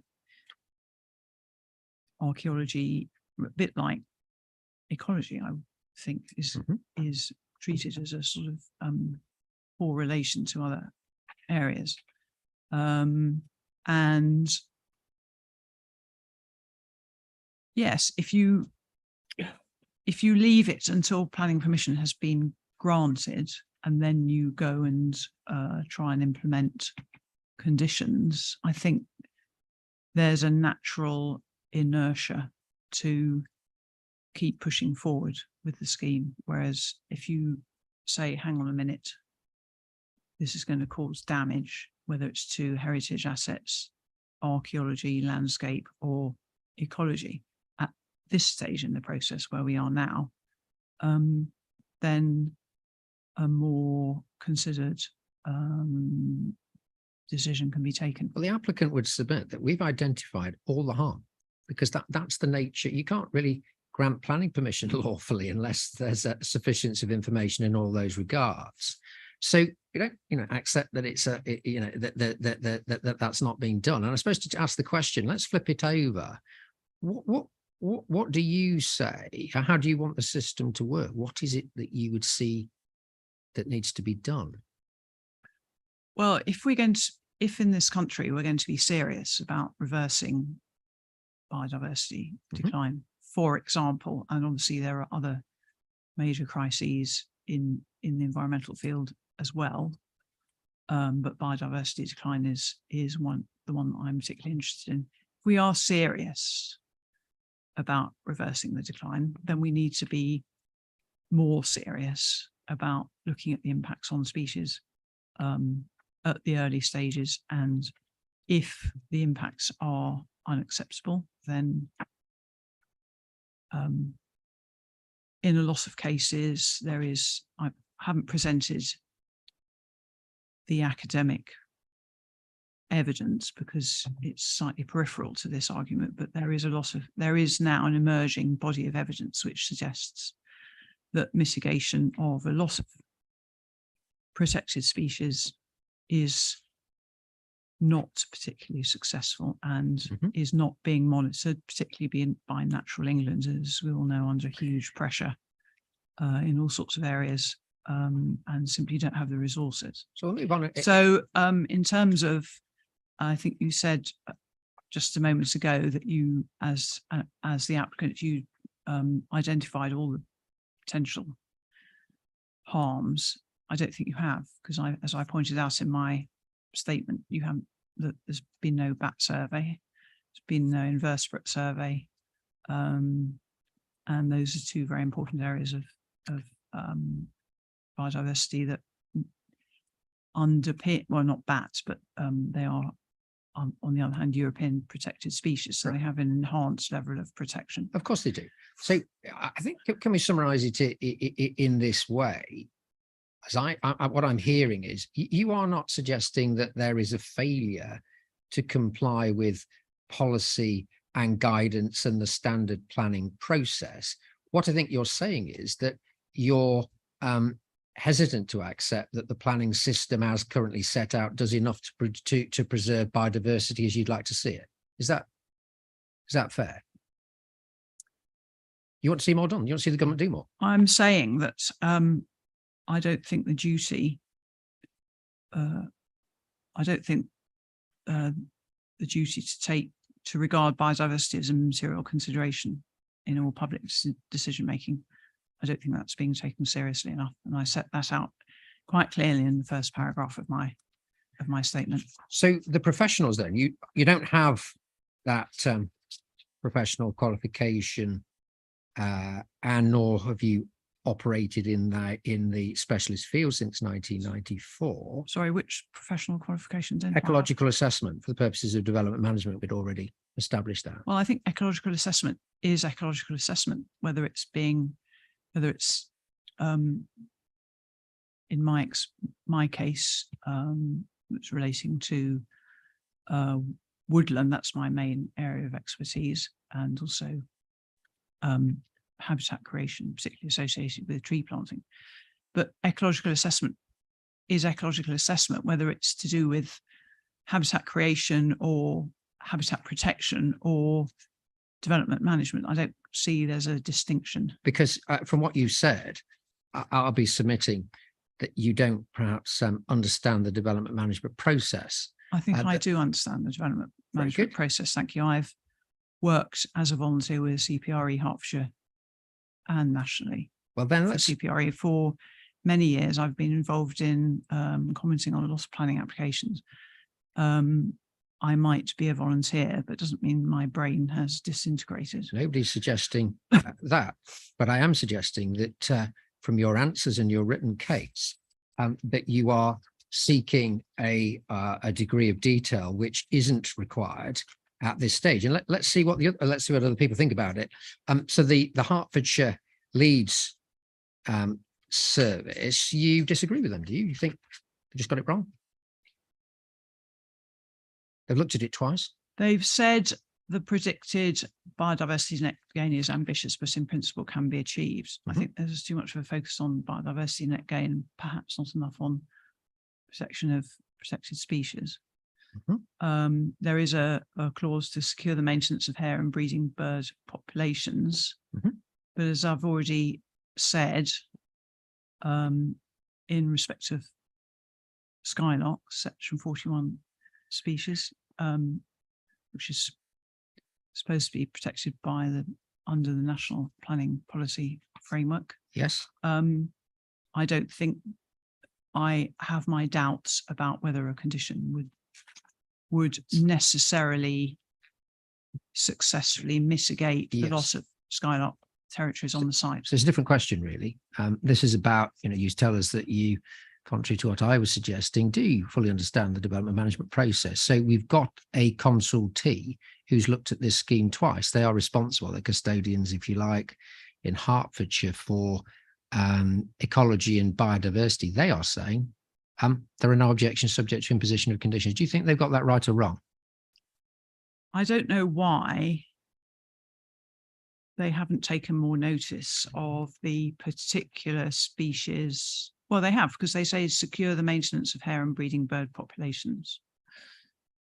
I suspect in reality they are desperately busy and very under-resourced and can only give so much time to every planning application. So for whatever reason, you would disagree with Hertfordshire.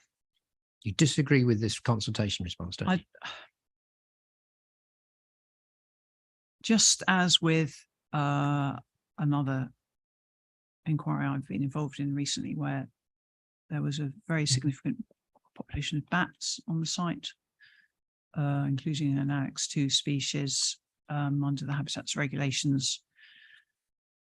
That hadn't, if it had been picked up by Hertfordshire Ecology, or whatever they're called now, Hertfordshire Leeds, I know them as Hertfordshire Ecology, they obviously changed their identity relatively recently. They didn't reference that the presence of that population of bats. Did you pick up your concern? So Hertfordshire, first time around, looked at the scheme. Did you reference your misgivings about what they were doing? Did you write to them? Is it Mrs. Hamilton? Could you just raise your voice when you reply? Yeah, sorry. Please. Did I write to them? Yes. No, So I they haven't. initially, on the first letter, in a similar way, said that they were content. So at that stage, did you signal your misgivings about their consultation response? No, because I wasn't involved in this case at that stage. Thank you. In terms of the council's position, you can look at the officer report. So that's CD 35. That's in folder 2. So is that under CD? It's under the other harm category in the report. I'm interested in internal page 62. Sorry, I just need to, is that determination documents? Yes, it is. Which is it CD 35A? Yes, it's the report. And page 62. Internal section 4.5.164.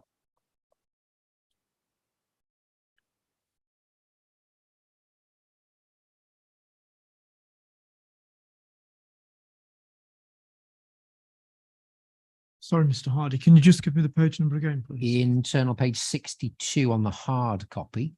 Yeah.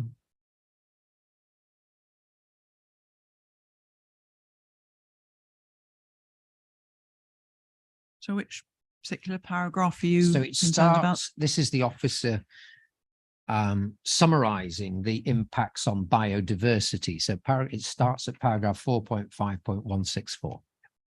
See Yeah. this? I'm not going to read all of the paragraphs. Over the page, 4.5.171, there is reference to Hertfordshire Ecology, Hertfordshire Leeds, as it now is.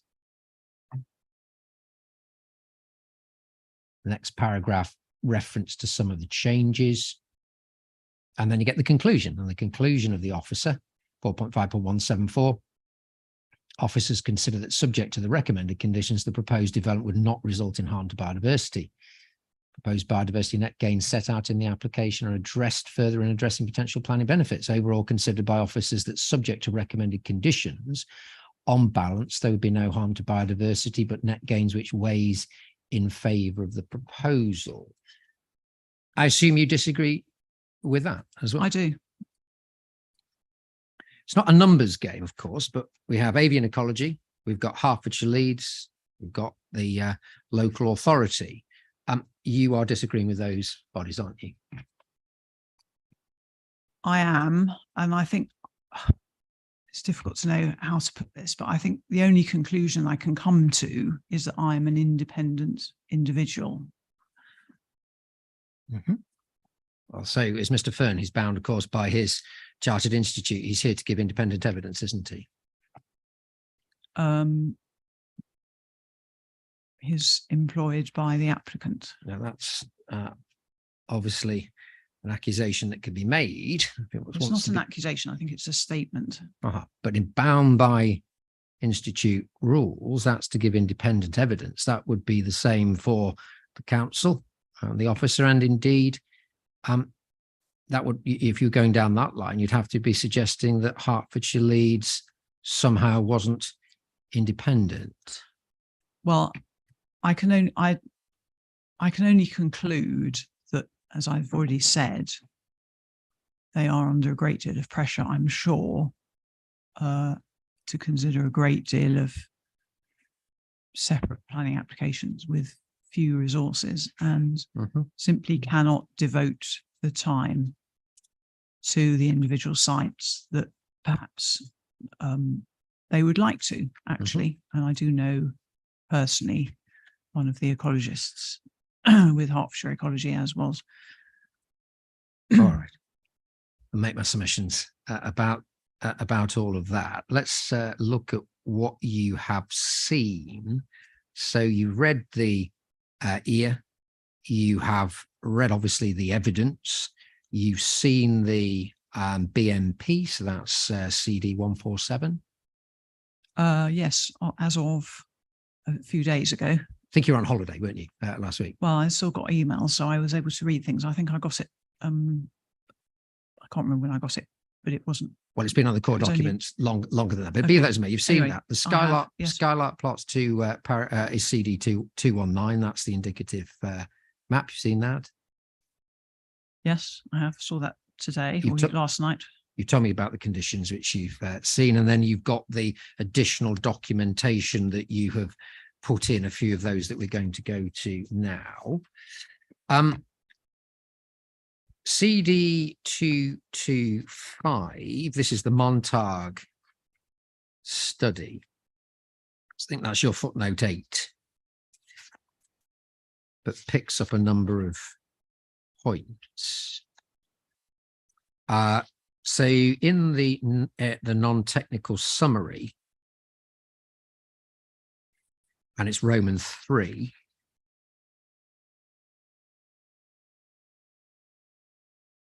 in conclusion, the study revealed that solar farms can lead to an increase in diversity and abundance of broadleaf plants, grasses, butterflies, bumblebees, and birds.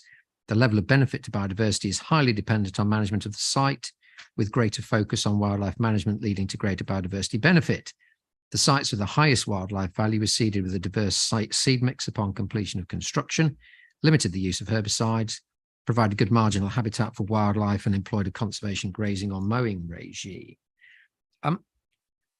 This is actually a document. So it looks at broadleaf plants and grasses, it looks at invertebrates, it looks at bats, it looks at birds. We'll come to bats because there's the recent paper. But in the other respects, this is a document which says biodiversity increases, doesn't it, in terms of abundance and diversity in solar farms? It does, because it's control plots, as we discussed in Hemel Hempstead about a month ago, maybe slightly longer, I can't remember exactly when, were either arable fields, were largely arable fields or intensively grazed pasture, in most cases having received repeated applications of agricultural chemicals. Yeah, which is what we've got here. So the situation, obviously, if you take some of those away, and I think it's the use of the word can is very important in the first line of that final paragraph on page Roman 3.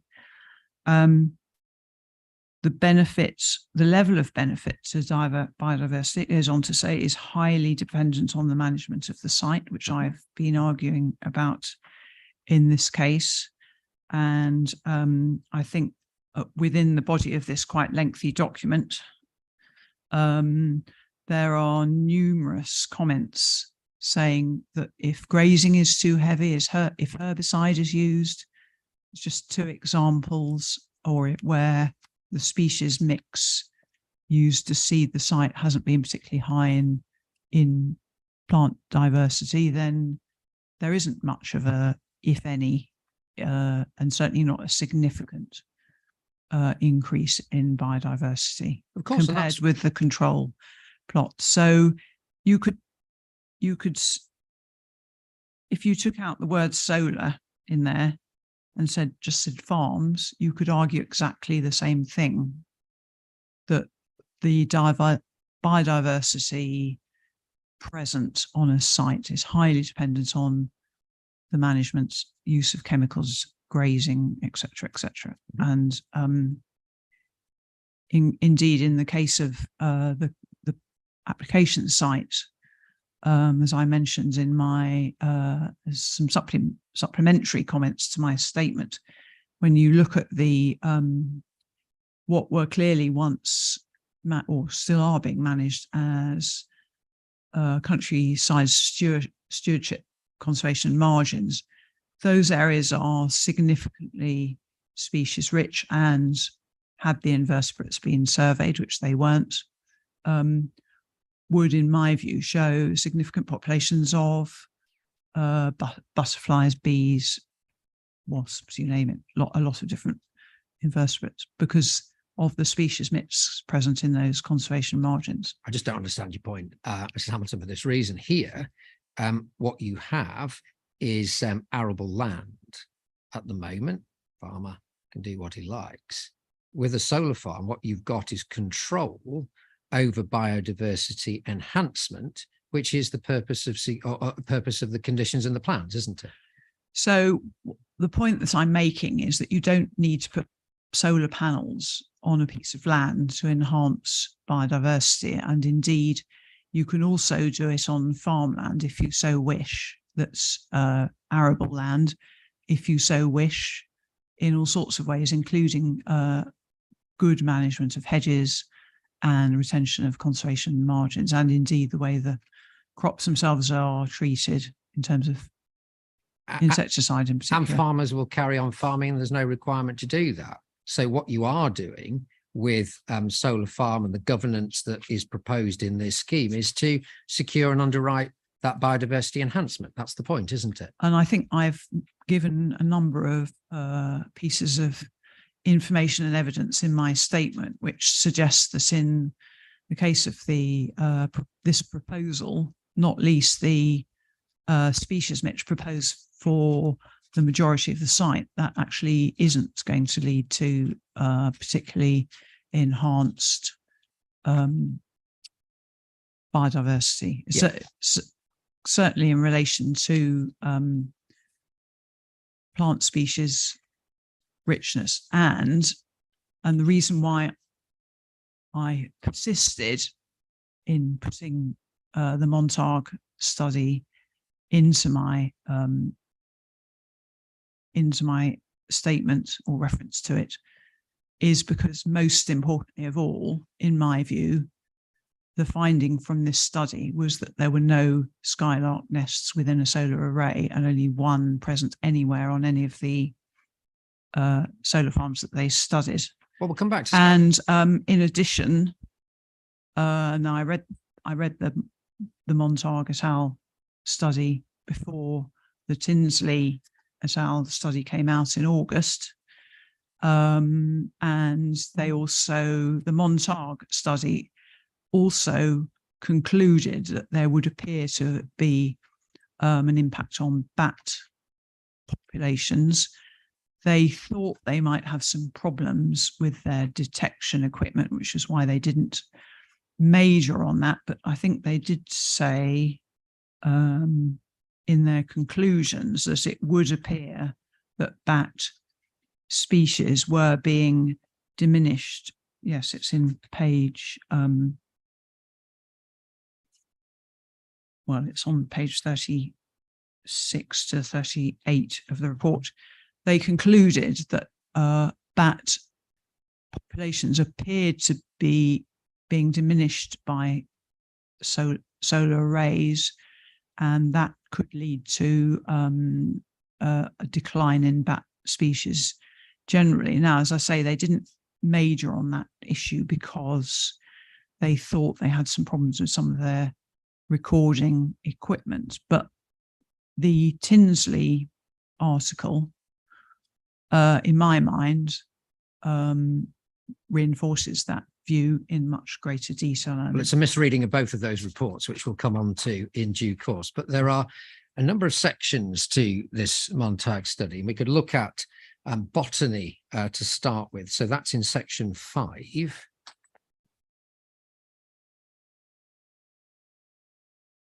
Paragraph 5.2.2, that's internal page 11.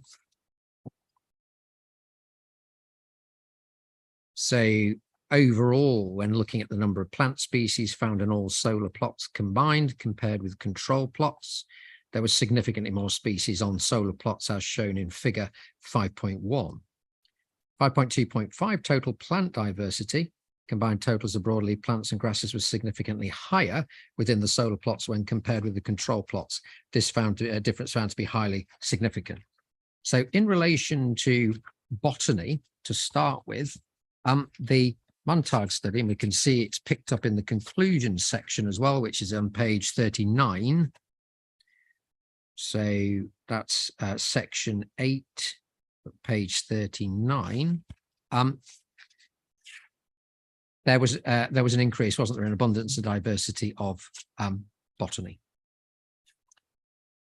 In 9 of the sites, and at 2 sites, there was no significant difference. And I think they go on to say that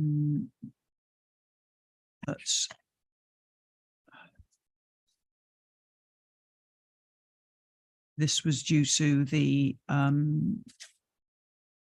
level of management, or the absolutely. management So if you process. So I'm not, as I've said, I think I'm not disputing that if you compare solar farms with intensively farmed agricultural plots, that it's likely that you will get more plant species, but it's heavily dependent on the number of plant species introduced in the first place, and secondly, the way that the sward is managed. Right. So if there was adequate management, you'd accept, or would you accept that the Montague study is telling us that there would be an increase both in diversity and abundance of botany? Can we agree that? Not sure about abundance, bullet point 3 in the conclusions. So page 39, the way the authors of this report summarize it, botanical diversity was found to be greater in solar farms than equivalent agricultural land. Partly reflects saying of new grassland, including species-rich meadow mixes, but also reflects less intensive management typical of a solar farm. That's the conclusion, isn't it? Yeah. Properly managed, do you agree that that would apply here?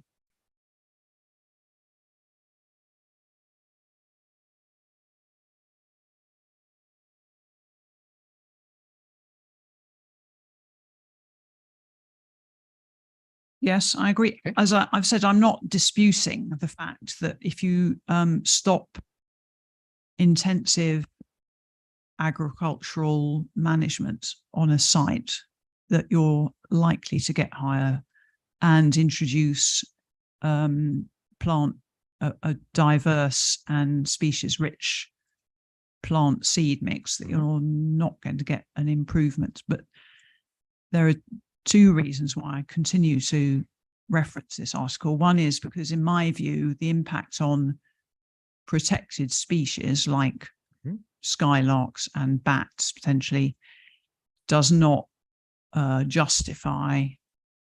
can't be justified by the increase in plant species diversity, not least because it is possible to get good increases in plant species diversity and abundance without having solar farms. You can do that within mainstream agriculture with certain changes to management practices and the introduction of But I'm dealing with conservation. botany. Time's Yes, moving on. I'm talking This about is a very- botany. well, hold on. Very specific question. Yes, no, I We'll noticed. come on to bats and we'll come on to birds.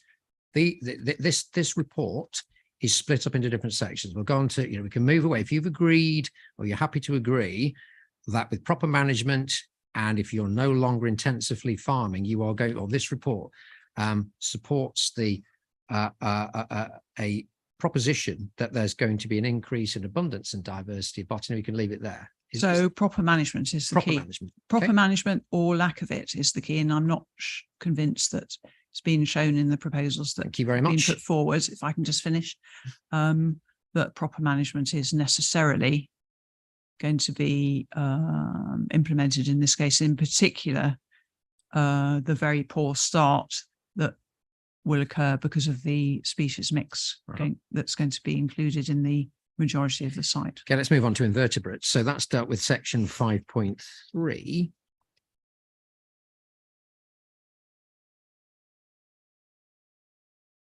So 5.3.2 overall, when looking at the number of both butterfly and bumblebee species found on all solar plots combined compared with control plots, no significant difference. There was, however, a significantly higher abundance of invertebrates on solar plots. Then looks at butterflies, and we get to the conclusions. Again, in section 8, where botanical diversity is greater, this leads to a greater abundance of butterflies and bumblebees, and in several cases, an increase in species diversity. And then the increase in botanical diversity and consequently the availability of invertebrates also results in a higher diversity. Well, we'll come on to bird species, but basically in relation to invertebrates, butterflies, bumblebees, this report suggests there will be an increase, doesn't it? So there was no significant difference between numbers of species. There was a higher abundance of invertebrates, and they do say themselves that short-lived bursts of high abundance, for example, on white clover, is not hugely beneficial because it's so short-lived. Whereas if you've got a high number of species on one site as opposed to another, that's more likely to extend the season, if you like, for availability of pollen and nectar, which is what really supports pollinators more than a short-lived species like white clover. 5.3.4, in terms of individual sites, the number of butterfly species observed was significantly higher in the solar plot than the control plot, single site. In relation to butterflies, there was a statistically significant. So the number of wasn't it? species observed in solar plots range from 2 to 5. Well, it's not a huge number, let's put it that way. I have 20 species of butterflies in my garden over the course of a year. So 2 to 5 is not very many. And, I'm not disputing the findings of this report, but it is the case that those numbers are low. And as they are, for example, in the Solar Energy 2023 report, which again, the number of butterflies recorded over significantly large number of plots is really very low. All right. So time's moving on. Let's do it in this way. If you don't disagree with the report, can we just go to the conclusions? So just for the note, the author set out what they say about the findings. You agree those, do you? You're not taking issue with the findings in this report? As I had more, if I knew more about the background to the assessment, I mean, for example, I don't know whether this has been peer reviewed. I suspect it probably hasn't, which is a significant element of any research study. Sorry, Mrs. Hamilton, I Sorry. missed what you said just then. I don't know whether the Montag study has been peer reviewed. It's possible that it hasn't, in which case there may be elements of the study that wouldn't be accepted, for example, for an academic journal which is peer reviewed, such as the Journal of Applied Ecology, which no doubt we're coming on to in a minute. What we do find, it's on page 1, and it's it's been put out for comment. So Dr. Jonathan Scurlock of the NFU, Dr. John Feltwell have provided comments on the draft. So that's what we are told. But you can make your observations about the report, but I took it from your previous answer that you are not seeking to disagree with the report in its own terms. I think I've made it clear what I think about some aspects of the report in relation to the control sites, and also the fact that you could achieve similar levels of biodiversity, or probably greater, if you just didn't have the solar panels there. You just devoted an area of land to biodiversity enhancement. But as I've already said, but I'll say again, the reason why I continue to reference this report is because of what it says about skylarks. And now that the Harry Fox paper is out in the public domain, and I only found it during the last inquiry that you and I were both involved with, I would probably prefer to feature what he says about skylarks, which we've done anyway, and we'll come on to that. So let's move on to another one of the reports. That's the BSG literature review. So that's CD 229.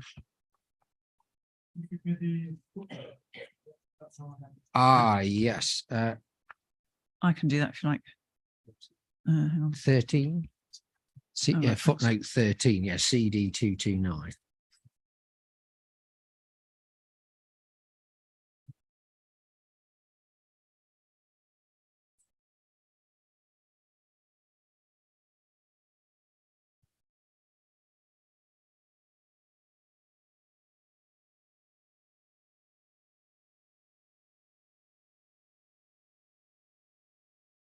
Okay, so BSG, Baker Shepherd Gillespie.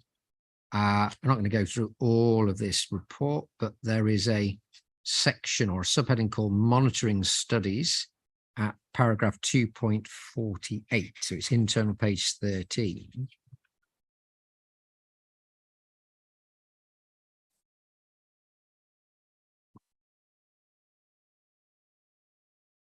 What they do is reference, there's a long bibliography, but they reference the Montag study, 2016. And you can see in paragraph 250, the way that BSG summarized that report was generally the study by Montag revealed a greater diversity and or abundance of invertebrates, bird and bat species on solar farms compared to the control plots, and there's a bit more detail given. But their view is that that is to be read. See some detailed points to be made, but that is to be read that solar farms result in biodiversity enhancement. In some cases. Mhm. Because if you go on in that same paragraph, the bird survey result shows overall biodiversity found within solar farms compared with control plots. However, this result was not significant. Yeah. So yes, they've quoted exactly the same paper that we've just discussed at length, but Mhm. they haven't really come to any, they're not reaching their own conclusions about it's a it. They're literature just review. it's just a literature review. Yes. So I'm hoping that you're going to also reference some of the things which say that solar farms do have an impact on species. Well, But maybe you're not going to, I don't know. Absolutely, well, absolutely will, because there's nothing there that we say to cause concern. We'll come on to those. 252, there's a reference to an unpublished study by Parker and McQueen. And what that tells us, it's an earlier study, but by way of contrast between solar farms and control plots. So survey bumblebees, butterflies, plant species. On the top of page 14, the wildflower meadow site showed a significant increase in all three indicators with less of an effect observed for the pasture sites. Not clear how many times these surveys were repeated per site. However, the authors acknowledged the surveys were limited in sample size and duration. Despite this, the study used statistical analysis and showed that in certain circumstances, solar farms can benefit biodiversity. So in certain circumstances, Of course, and those will be where you have proper management, you have plans which are secured by way of conditions which are enforced. Those things are done properly. Those are the circumstances when solar farms will benefit biodiversity, aren't they? those are all suppositions rather than facts. Well, I don't understand that, because the planning system has to work, doesn't it? You have to kind of move on, unless you say no development. Of course, if that's your case, no development. No, no, I'm nothing not saying further to that. say. Right. At So all. planning system has to work, doesn't it, on the basis that conditions which are written carefully, and we've got all the time to look at those this afternoon again, will be enforced. And if the plans are set out with all of this knowledge, then the decision maker can have confidence that those circumstances identified by Montague, identified in various other studies, are those which will pertain here, such that biodiversity will benefit. Well, I've already pointed out quite a lot of my misgivings about the proposals, but I will just touch briefly on the question of enforcement. Mhm. Now, I need to choose my words carefully. I don't want to in any way appear to criticize the issues with planning enforcement as they stand, but it is also quite well known, I believe, that local planning authorities are currently quite heavily under-resourced when it comes to ecological expertise. So given that enforcement generally within planning is under a lot of pressure, added to that the lack of specialist ecologists within local planning authorities in many cases. And again, I'm talking as an individual here and not connected to any body. I have to say I have my doubts as to whether enforcement of biodiversity net gain provisions within any site, solar farm or whatever, is going to be high on the list of priorities for an enforcement department in any local planning authority. So the council didn't look at this properly and then is not going to be enforcing properly. Is that's the, let's get cut to it. I'm just saying that I think it's quite well known that enforcement is under a lot of pressure in England, at least. I don't know about Just- other countries. Submission, no doubt Mr. Harding can make on your behalf.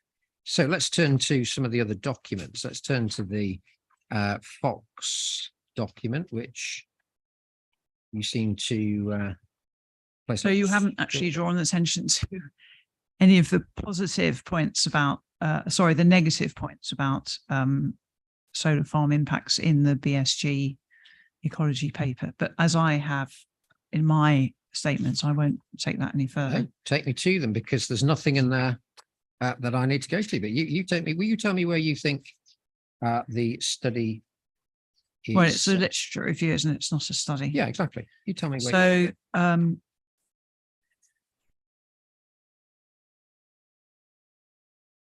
so my paragraph 23, potentially damaging impacts on wildlife were in the noted. study. Yeah. The BSG, you said the BSG study. Let's Yes. find out where in the BSG document you want to bring the attention of the inspector to the negative parts. So, in relation to birds, Mhm. We're about to deal with skylarks. You see, that's what I was going to deal with next. But you give us a list. so the airport location studies in paragraph 2.27. 2.27. Yeah. At 5 airport locations in the US. Diversity of species using PV array sites was lower than in adjacent grasslands. Uh-huh. Bird densities were higher, but again, species diversity is important. Sorry, I don't So understand. corvids and raptors were less abundant, which is the point I make in my paragraph 23. And raptor abundance was found to be higher pre-construction compared with post-construction at one site, suggesting avoidance of the facility For raptors. for raptors and corvids, yes, Uh-huh. which are a significant part of the bird population. Okay, so that's one. What else? So there's also reference to birds mistaking water bodies for, solar panels for water. We've already mentioned the 5 sites where bird species diversity was lower within Where's that, solar arrays. Mrs. Hamilton?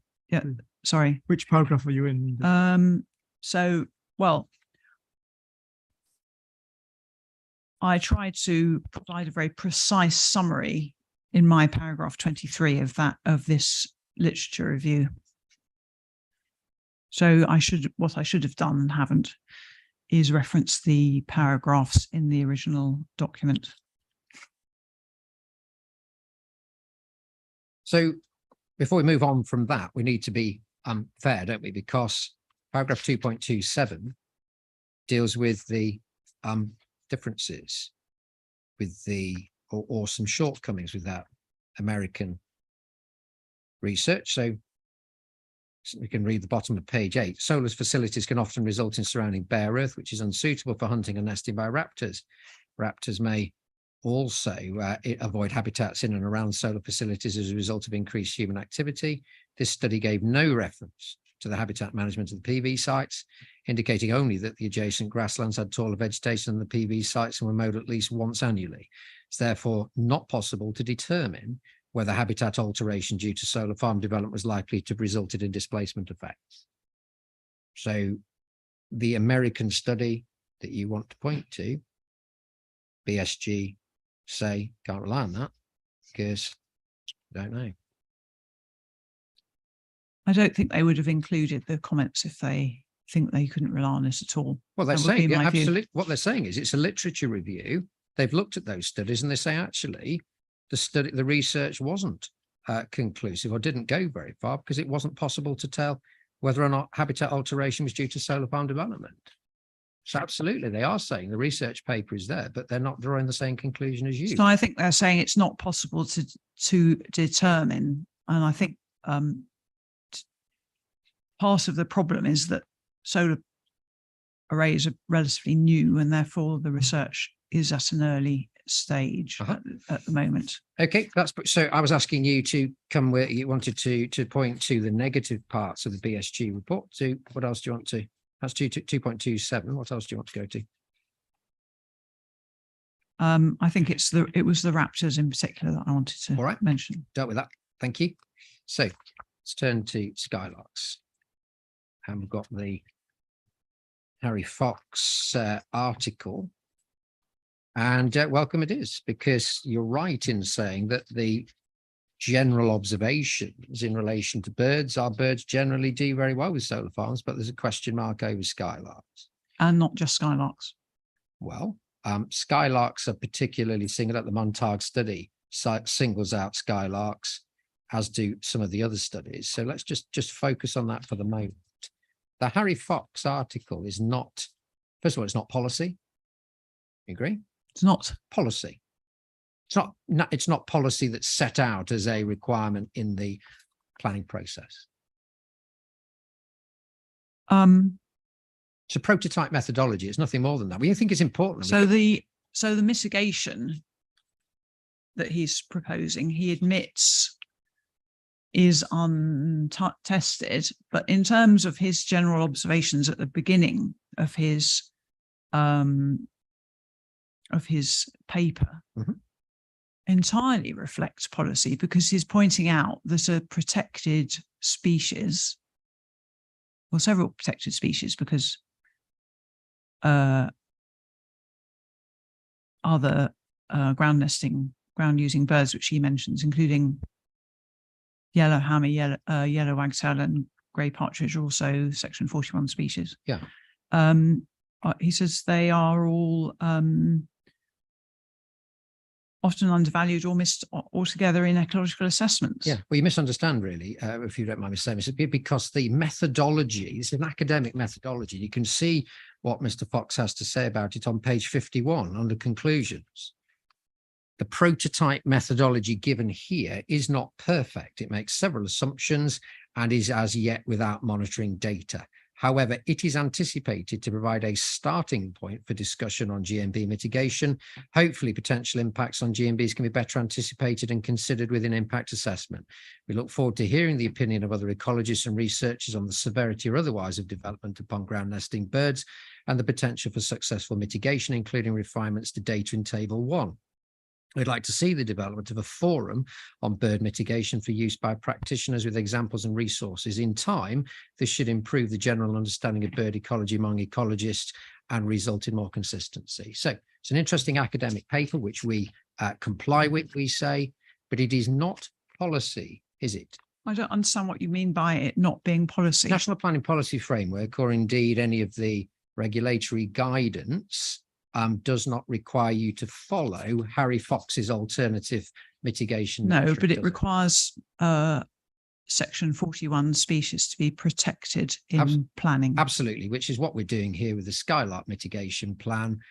That's secured by way of condition, and the Secretary of State can be reassured that the red list species will be protected. Well, just as Harry Fox says that it's his proposed methodology, and I don't think your proposals follow that exactly, are provide a starting point. And as I have already said a number of times, in my view, finding out 5 years after 19 Skylark territories have been displaced by solar panels, that the mitigation isn't working, is just another small but significant chink in the nail in the coffin of the UK's biodiversity. Good. Right, let's have a look at Manudon, which is a decision which, again, I'm going to suggest you've misunderstood. It's CD 179. So this is the charmingly named Maggot's End.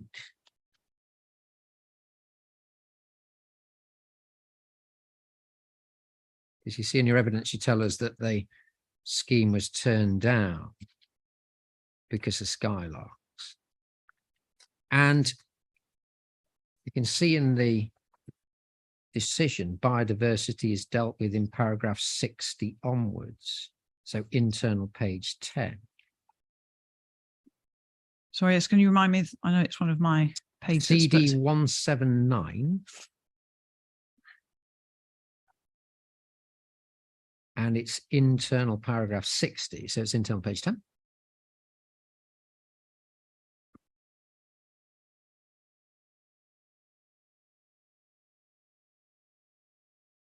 So biodiversity, the applicant's ecological impact assessment identifies the application site, breeding territories, sites or foraging areas for farmland species, skylarks, yellow wagtails and yellow hammers, red species, of conservation concern, species of principal importance. 62 then, consequently, it's necessary to adopt a precautionary principle and to assume the application site will support a considerably reduced number of birds and currently supports negative impact. So 63, mitigation suggested in arable fields through the provision of 2 bird foraging plots per territory lost. There's an abundance of open arable farmland. However, it's unclear as to how such mitigation would be provided, given that the EIA identifies any offsite mitigation would need to be secured by a Section 106 agreement, but no such legal agreement is before me, nor is there any indication where within the application site itself such areas could be provided. Lastly, it's unclear as to how provision would be made for other species of principal importance identified, such as yellowhammer or yellow wagtail. Potential biodiversity improvements arising from the proposed are noted. These include improvements in foraging areas, soil qualities, and hedgerows. However, the proposal would result in significant harm to species of principal importance in their habitats.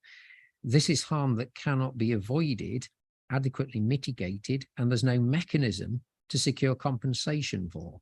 Paragraph 182 of the framework indicates planning permission should be refused in such circumstances. So there was no legal agreement, was there?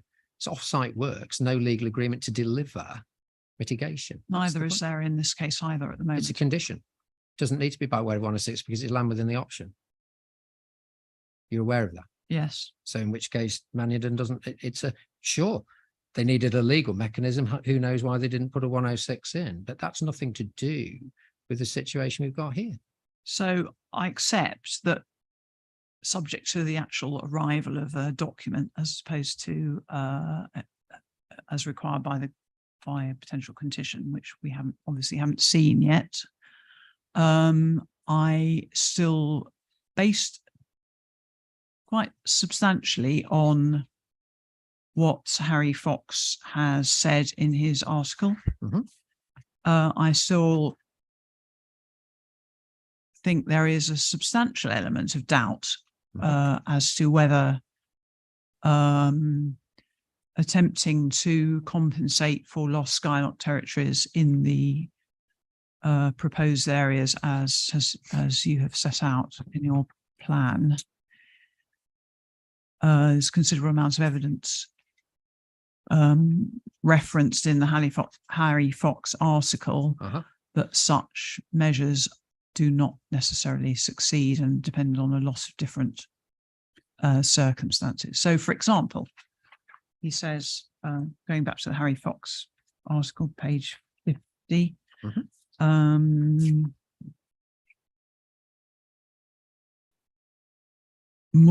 this is the last paragraph in the first column. More recent research suggests confounding effects of plots on breeding success. An increase in predation has been shown. Other studies fail to show significant benefits from incorporating plots. It is clear that the use of the plots must be carefully judged.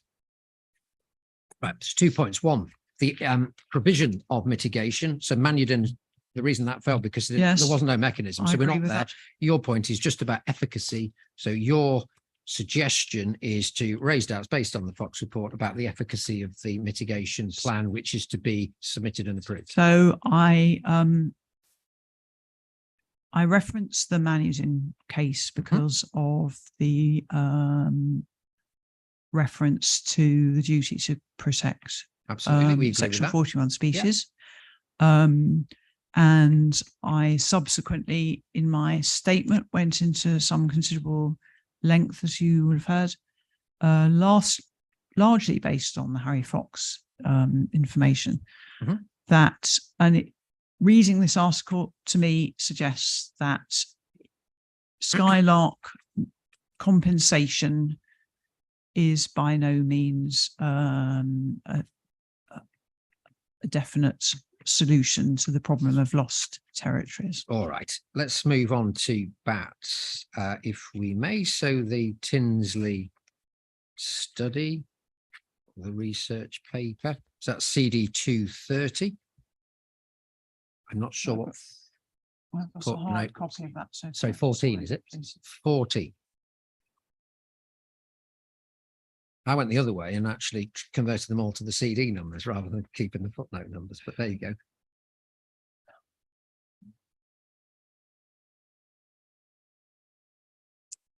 So, research article, got the abstract on the front page. Renewable energy growing at a fast pace. As a paired study at 19 ground-mounted solar PV developments in southwest England, static detectors. Activity in paragraph 3, 6 of 8 species groups analysed was negatively affected, suggesting that loss and or fragmentation of foraging community habitat is caused by ground-mounted solar PV. So common pipistrelles, noctules, activity was lower at solar PV sites, regardless of the habitat type considered. Negative impacts. Solar PV panels at field boundaries are apparent for the activity of myotis and ceratines, and in open field for pygmy pipistrellus, and you probably able to help me, placotus. Yes, which is gosh, I can't remember the Long-eared. That's long-eared, long-eared yes, bats, brown eh? long-eared or grey long-eared. I was doing all right till then. I didn't know what placotus was. I have them in my loft, so I should know.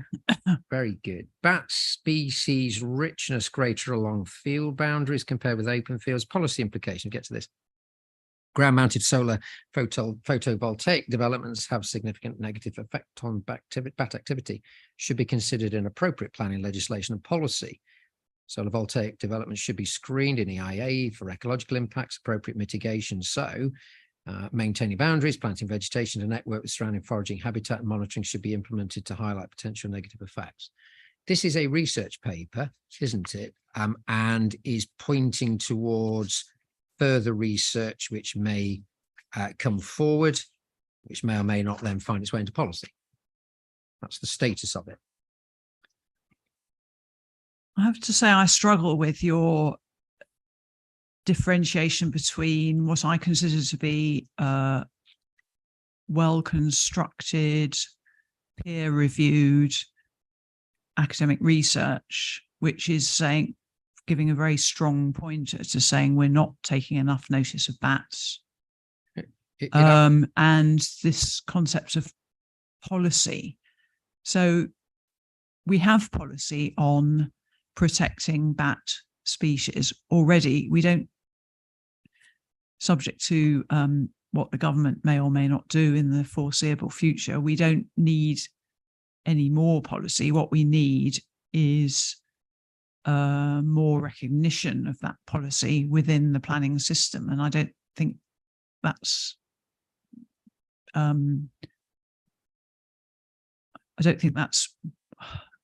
policy in the sense the policy is there. It needs to be implemented. Yeah, but I think And that's this research paper, to my mind, and I'm not a mammal expert, but I have had considerable experience of reading academic papers.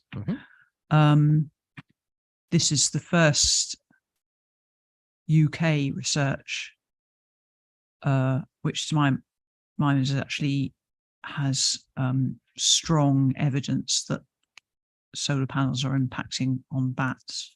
Yeah, well, a number of points there. I think that's the difficulty, because there is a difference between policy and academic research. So policy would be where in the National Planning Policy Framework, or indeed in the planning practice guidance, or indeed a national policy statement for solar for larger schemes, where developers and decision makers are told what the government's view is. There is no policy guidance specific to bats and solar farms, is there? No, there's a policy guidance specific to protected species. Of course, but that's law. That's not policy.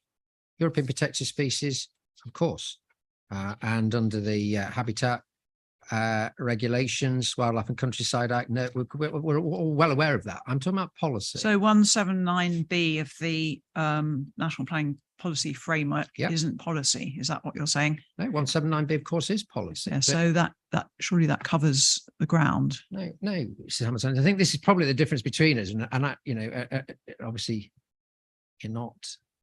You're interested in ecology. You get absolutely understand that, but there's a planning I am a.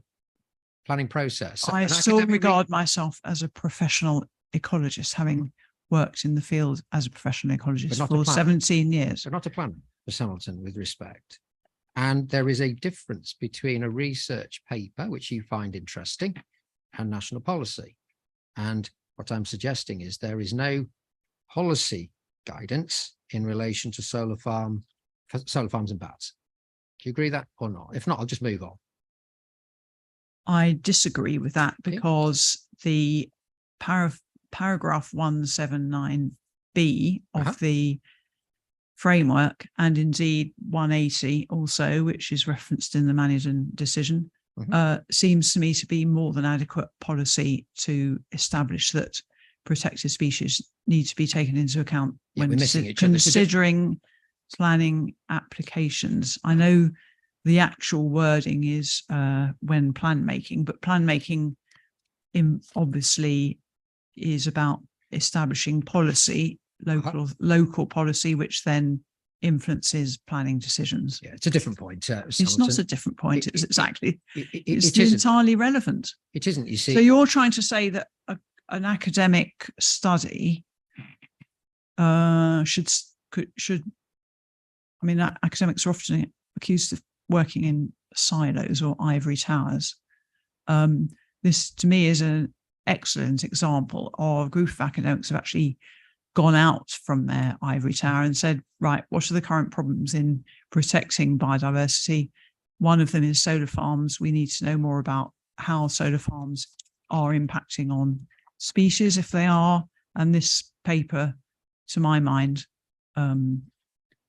more than adequately suggests that on the basis of obviously only one study, but quite a robust study in my view, that there are impacts, and they're suggesting further research that would be needed. And it's beholden now on the ecology profession as a whole to take notice of this paper. Yes. And say to decision makers, look, bats are a European protected species.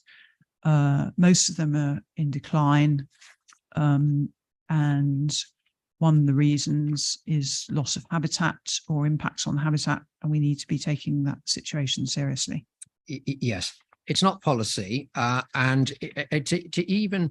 to take another example, I don't know whether have you dealt with any wind farms? Have you No, dealt I with wind haven't. farms? Only proposals. I've not dealt with an inquiry. Mhm. See, the Bat Conservation Trust over the years has produced, I think it's version 4 at the moment, of Bat Conservation Trust guidelines. So for assessment of impacts on bats from wind turbines. That is not actually enshrined in government policy, but that is a document designed to be a sort of halfway house, isn't it, between the specialist sector and decision making. So this paper Let came me ask the out. question. So this Let me paper. ask the question, Mrs. Hamilton. This academic paper isn't even of the category of the BCT guidelines for bat impacts from wind turbines, is it? So I'd be prepared to place a bet on by the end of the year, it will be, because this paper came out about 5 weeks ago. Bat Conservation Trust people have probably been on holiday, just like I have, and it might take them a little while to incorporate the findings of this paper into their guidance, So at the which moment- I have no the doubt that they moment- will. At the moment, well, you say that, I will put a wager that it won't for a number of reasons, but this is at the moment, this is not in that category, is it? I think you've just by your own answer agreed with that. It's an academic research paper, no more. It's interesting. It's not just an academic research paper, and as I say, I am quite sure that the Bat Conservation Trust they've had 5 weeks to look at this paper. Uh-huh. They're probably writing something right now. Mrs. Hamilton, I need to know about the situation as it is today. So I haven't looked at the Bat Conservation Trust website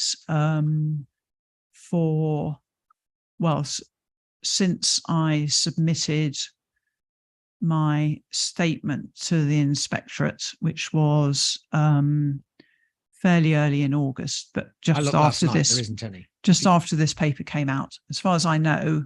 So there wasn't any then, but this paper came out on, I think, the 4th of August. Yeah, I looked last night. You know, obviously free to look. The Bat Conservation Trust has not produced guidance on solar farms and bats so far.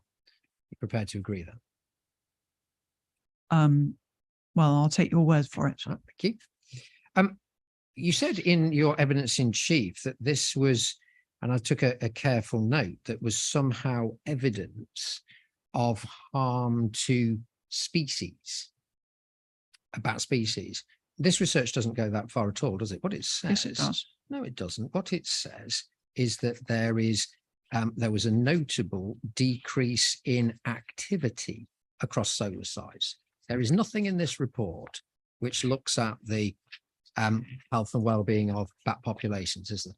So if I can quote from page 6, the second paragraph on the first column. It's to do with activity. It's nothing to do with conservation of the species. The reduced number of pygmy and Plectocus species, Yeah. sorry, Pipistrellus pygmaeus and Plectocus species in the open habitats Yeah. suggests that solar PV is resulting in habitat loss for these species. So where do they go if they're losing their habitat? The point is that there's a reduction in activity. Let's just read that paragraph. Discussion, predictions regarding bat activity. So this is under section 4 were largely supported.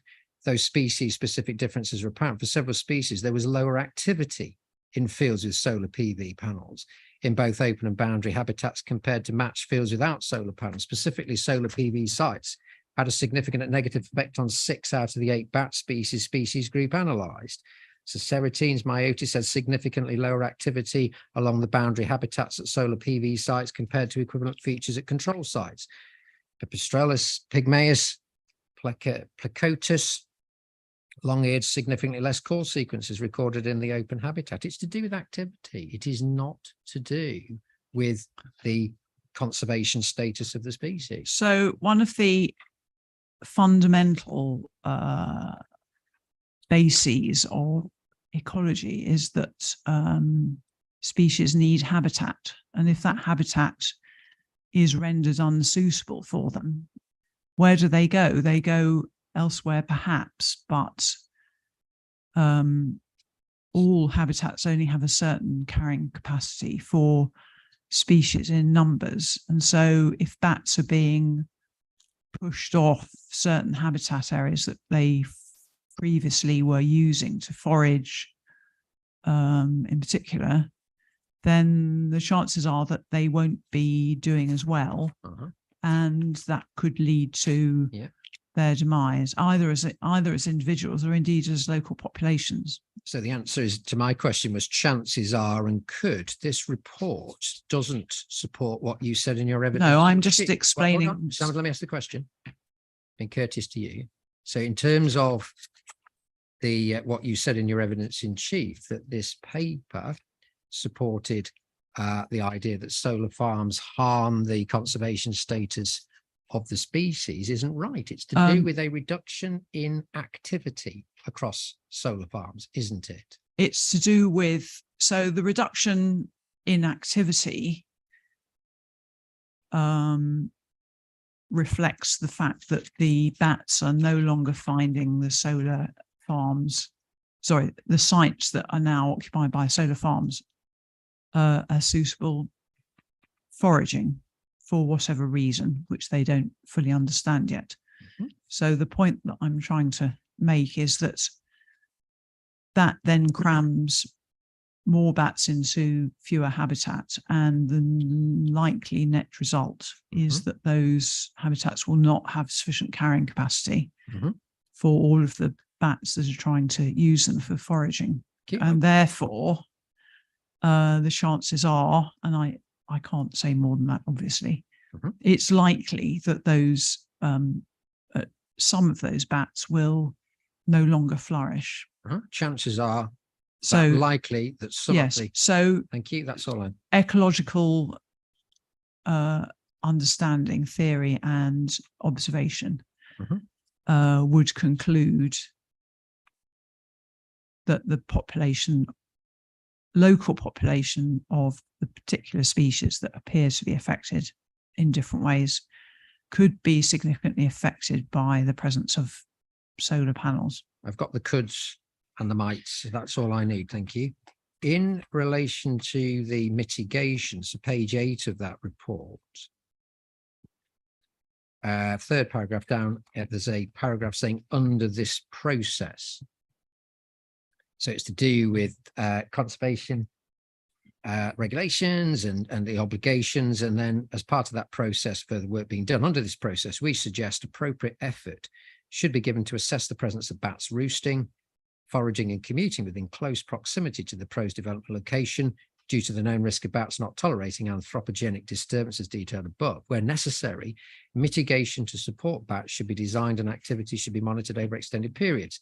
Mitigation may include, but is not limited to, reducing the density of panels within the site footprint, ensuring boundary habitat is maintained and improved in its area and diversity, and ensuring appropriate planting to improve foraging resources for those species identified as being at risk from the development. This should take place within the solar PV sites and the surrounding areas.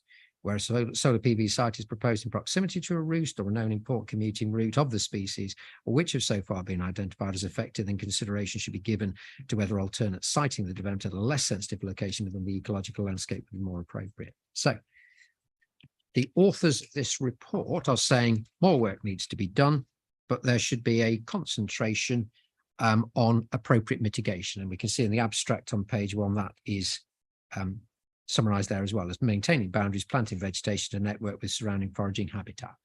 That's what this scheme will do, isn't it? Which scheme? The scheme here. When you look at the, Well, you haven't even found out whether there are any bats and which ones and in what numbers on the site. So that's the first requirement. Then subsequent to that, if there are bats and they're expected to be impacted, then the next stage is to design appropriate mitigations, which none of which has been done, or there's no evidence whatever presented of that course, those have been done. of course, that's been done. What- You what look has at it the been- what site has- location what has plan, been you done? look at the boundaries, you look at the planting, you look at the hedgerow, you look at the tree planting that's going to go on. All of that fits into that category of appropriate mitigation, maintaining boundaries. I'm using their words, maintaining boundaries, planting vegetation to network with surrounding foraging habitat. Not with reference to bat species, it hasn't. Okay, well, you can make that submission. So that's bats. BNG finally. So as I understand it, you're not contesting the maths, the metrics. It's the inputs that you're concerned about. Is that the summary? It's about mix, isn't it? I'm saying that the choice of grassland type is inappropriate and overly ambitious for the site and the nature of the management that will be possible. So if the decision maker is satisfied through the evidence given by Mr. Firm that that is appropriate and will be appropriately managed, then your concern would fall away. BNG, the calculations, I know you don't like the metric, but if that was just leaving that aside, you'd say, yes, that's all fine. It's a more fundamental objection. My personal view is that unless you've had some training in biodiversity net gain or have spent quite a lot of time working out how it's calculated and what it's all about. And I don't know to what extent that's currently available to decision makers, because it's quite complex technically. So again, this is a very personal view, but my hunch is that the figures are taken as read. Yeah. You see, Mr. Fern spends his life doing that. So I know he does. Therefore would profess competence in that field. And of course, Hertfordshire Leeds, they're also professionals who spend their life doing that. And they say they agree with the metric. Well, what they say, I mean, I honestly don't know whether they look at the choice of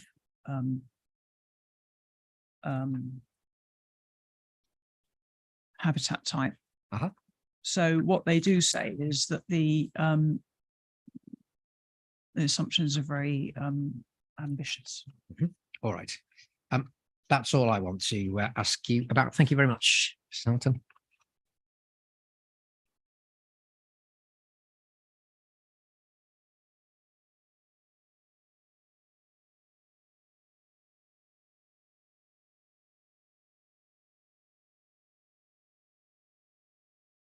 Daly, do you want to ask any questions?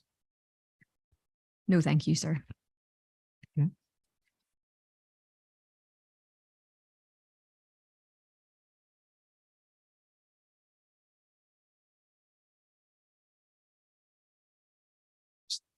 Mrs. Hamilton, I think I've got some for you.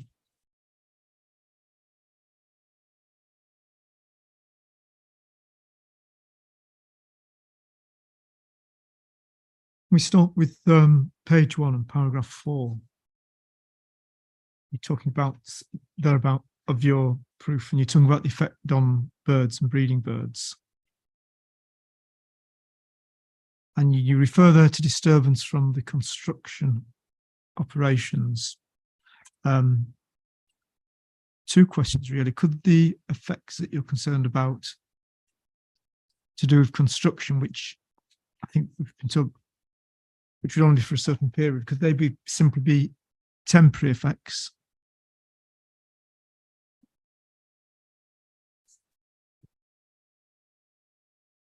Not in all cases, because we've looked at the impacts on skylarks and other ground nesting birds, which are ground using birds, which are likely to be permanent. Also, I've mentioned the use of the edges of the fields for access that could have impacts on the birds using hedges. The inverter noise, sorry, the inverter noise, we don't know whether that's impacting on birds because I don't think anyone's studied that. So the answer, I'm saying it's possible that there will be more permanent impacts. Yes, I think you mentioned that in relation to ground nesting birds, but in the case of some species, could the effect just be temporary? Well, there's certainly evidence that birds are using the grassland under panels, or the land under panels, or around panels, and indeed perching on the panels. But I hope I've adequately presented the fact that there is also evidence that some species are being more permanently impacted. And there's a suggestion, albeit from the American study, that raptors and so on may be put off by the presence of people in and around the site. And of course, there will be quite intensive management. There will have to be to establish the new habitats and maintain them, as well as maintaining the existing habitats, plus all the maintenance of the equipment, cleaning the panels and so on.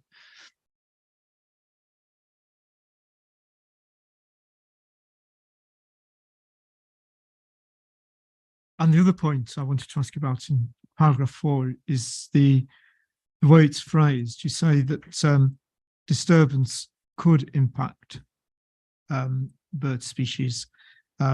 Disturbance from noise might also impact.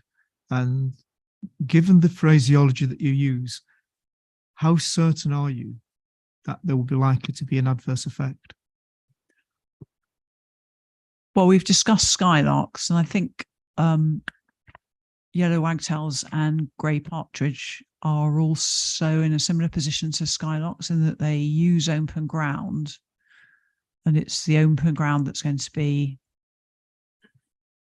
impacted. Their habitat's going to be irreparably changed by the whole process of installing the panels and the end result, particularly for skylarks.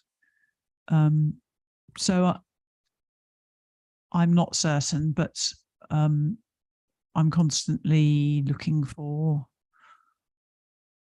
research evidence, as other people will be, because it's such a new area of activity that we don't know yet what the impacts are on a lot of species, and therefore a precautionary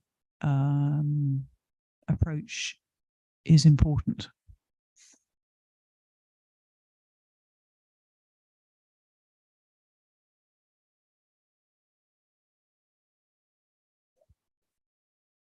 In terms of skylarks, a condition's been drafted specifically to address skylarks, which would require no development to take place until a skylark mitigation strategy had been submitted and approved. Would such a strategy address your concern in respect of that species?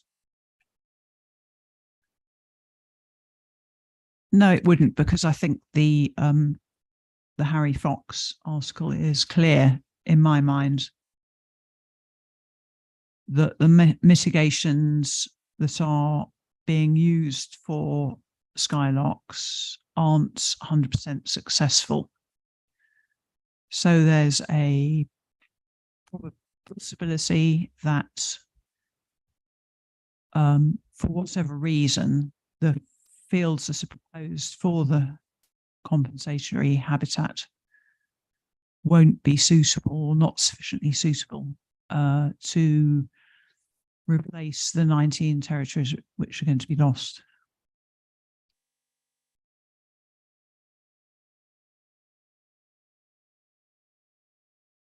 But that's with reference to particular series of a particular map that's been submitted, isn't it? And I think Fox makes reference to an alternative strategy. What all that condition 21 suggests is a strategy. Are you saying that a strategy couldn't be devised which would address the concern?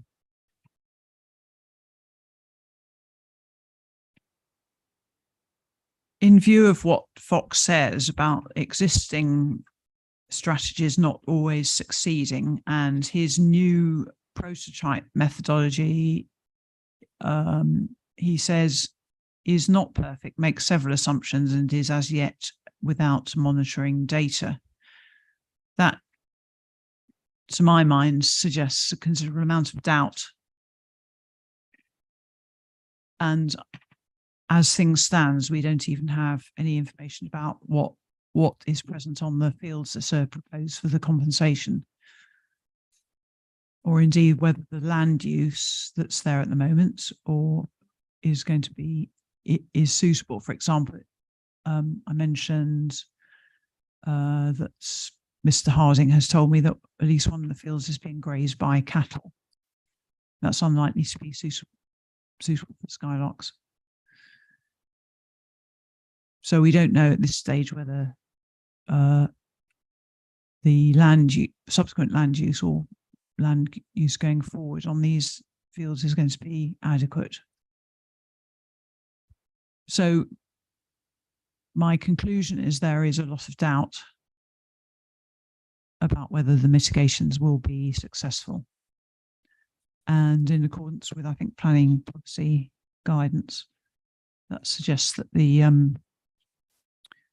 the condition may not be reasonable or practical.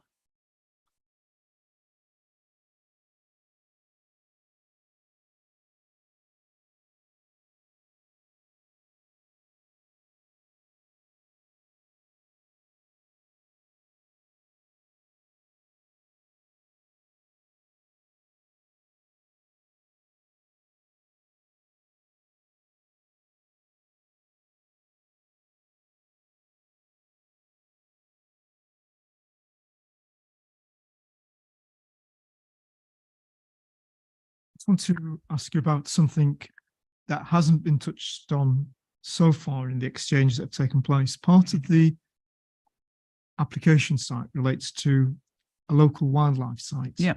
Near at Little Wymondley. Can you give me any details of the local wildlife site, what it's important for, and whether you have any concern about how it might be affected? I have to admit that I haven't visited the local wildlife site. And so I'm not in a good position to comment on that, I'm afraid.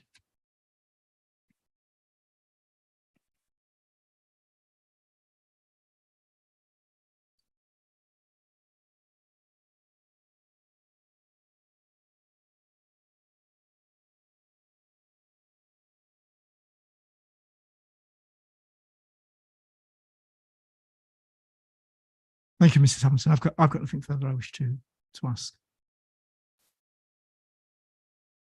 Mr. Harding, do you wish to re-examine?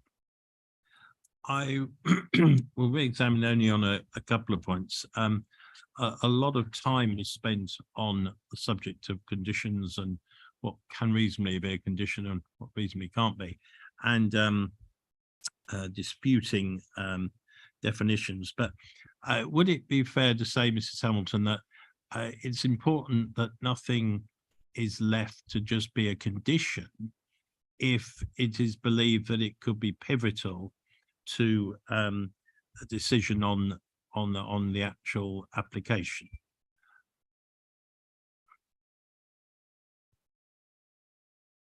In other words, you know, you shouldn't push a decision that you should be getting more detail on and aware now. You shouldn't be pushing it out into the future as a condition. Yes, I would agree with that. Yeah. Okay.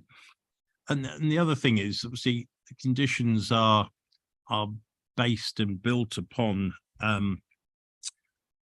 the correct starting point of the information. And if I'm right in saying you have concerns about the EAR that was undertaken, and we'll come on to that this afternoon, but I think you said there were 2 visits, for example, and there should have been 3. Is that correct? That was for the breeding bird survey. Yeah. They highlighted only one of the 3 species of birds. I think it was yellow hammer and grey partridge were missed. Was that correct? That's not quite right. Okay. I think the breeding bird survey, I can't say whether it was thorough or not, but I can only assume that it would appear to have been carried out by a competent ornithologist. It's a fairly standard survey method. But obviously the first visit was missed, so there were only 2. And there were 9 yellowhammer territories identified and 5 yellow wagtail territories and 1 grey partridge, as well as the skylark territories. Okay. And finally, in those terms, there was, you said, no bat survey. Correct. Yeah. So the starting point to go into conditions is concerning without some of that information in the sort of sufficient detail that you would need. Yes, it is, because as arose from earlier questions, bats have specific habitat requirements, which need to be provided for them in terms of connectivity of habitats, conditions for foraging in particular, and also connectivity with where they may be roosting. And if they're not roosting on site, then they're roosting somewhere else. And if that connectivity is broken, then they won't be reaching the site. And the other area which hasn't been discussed is lighting. To a greater or lesser extent, all bats are affected by artificial light.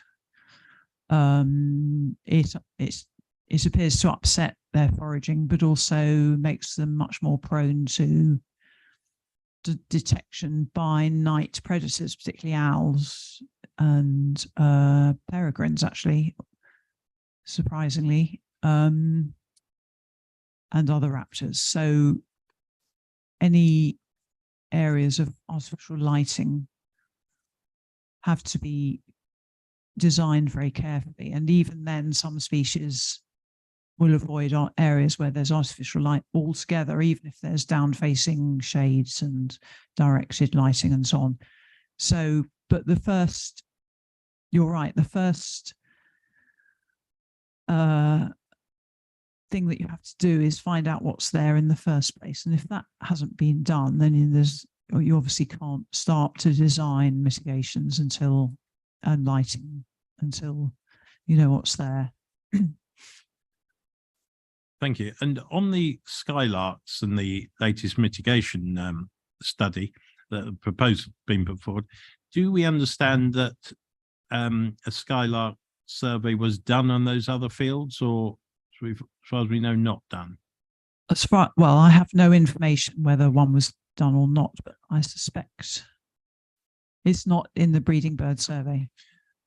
So just to be clear then, if there isn't one in place and we don't know what is what is there on the ground at the moment, you can't really start a mitigation process, or you can't put one in place. Mr. Harding, just a reminder about how to ask questions. Yeah, I'm just well, I'm saying try not to suggest don't lead her. No. Would it be fair to say that you can't start the process of putting a mitigation strategy in place until such time as you have got the core data? Until you know what is on a site in terms of existing breeding territories, particularly in view of the evidence quoted by Harry Fox in his paper on skylarks. You can't just go in and say this treat a field as a blank piece of land. You've got to be aware of what's there, not just in terms of other skylark territories, but also other species, and also the nature of the ground as well, and what it's being used for, what the vegetation is like. And also importantly for skylarks, they like large areas of open space. They don't like tall structures near where they are. So that all those things need to be taken into account. Yeah. Okay. That's all from me, sir. Thank you. And thank you very much to Mrs. Hamilton. Thank you, Mr. Harding. Mrs. Hamilton, there was one thing that I omitted to ask you, which I'd intended to. I just, in the light of the exchanges that we've heard this morning, I just want to be clear about what your overall position is on biodiversity. My overall position. Well, put it like this: you question the extent of biodiversity net gain and suggest that, I think, with the caveat about the calculations, that it should be considerably lower than the figure given by the applicant.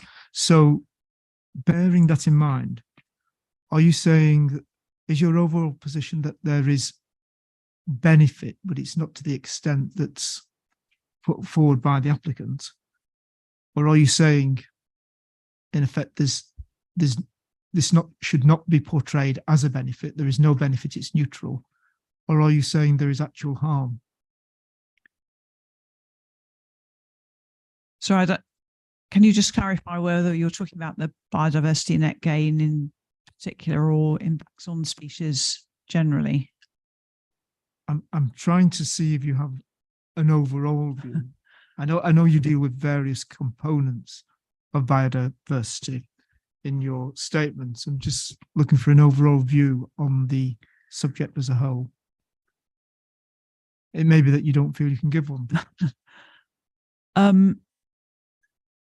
But I think what I say at the beginning of my statement probably sums up where I'm at with biodiversity generally, and that the declines are continuing.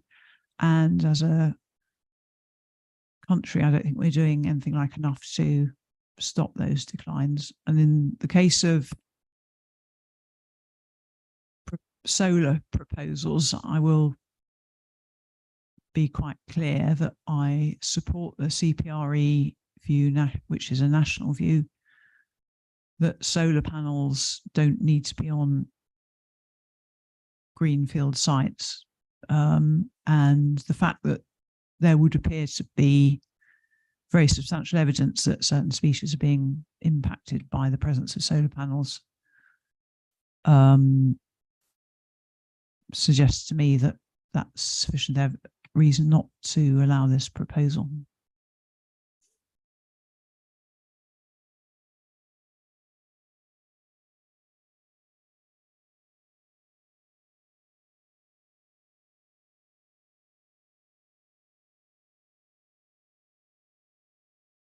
And at the end of the day, do those certain species come down to bats and skylarks?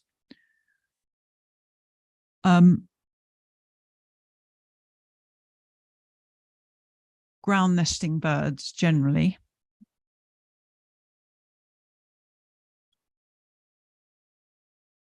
I honestly can't come to a conclusion about bats, because although it's likely that there are bats using the site, there's no survey data. Right.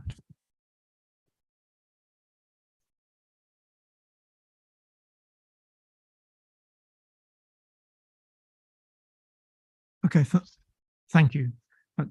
Mr. Harding, because I came back in, I must just check with you whether, yeah, nothing further. Thank you. Thanks, Mrs. Hamilton. That is it. Clearly, we're going to take the Thomas, copy chairman of the now. note that's been printed. In Yes, relation if that to- could be circulated now, Yes. please. Chance to read that over lunch. Yeah, good.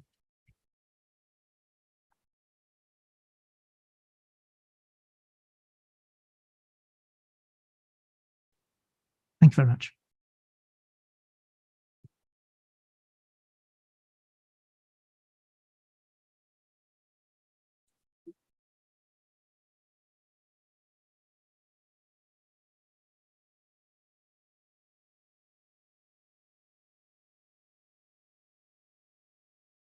Now we've got Mr. Fern and Mr. Collier to come this afternoon, but we do need time to read this.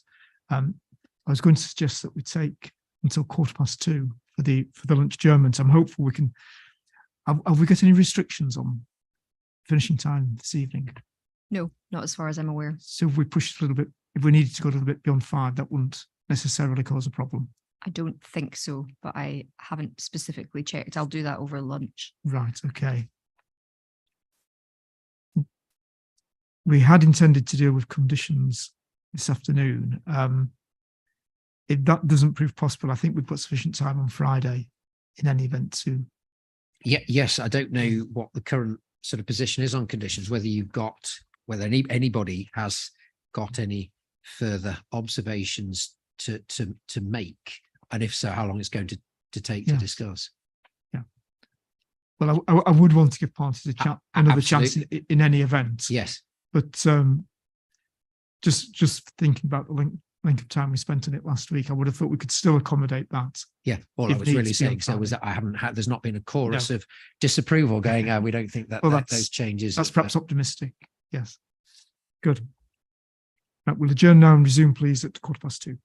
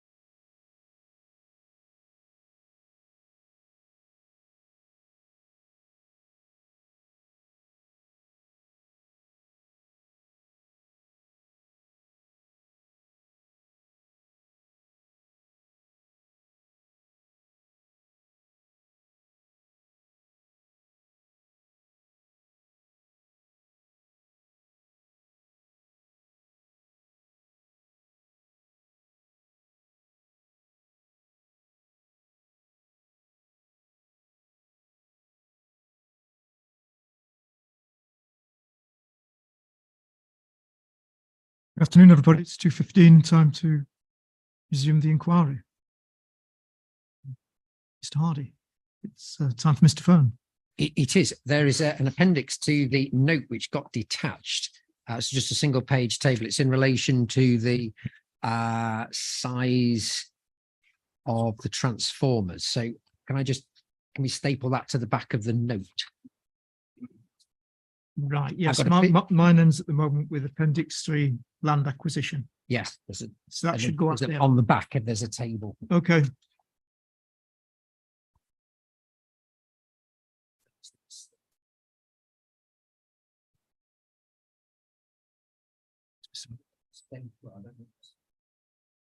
I have. If anybody wants to borrow it, they're welcome.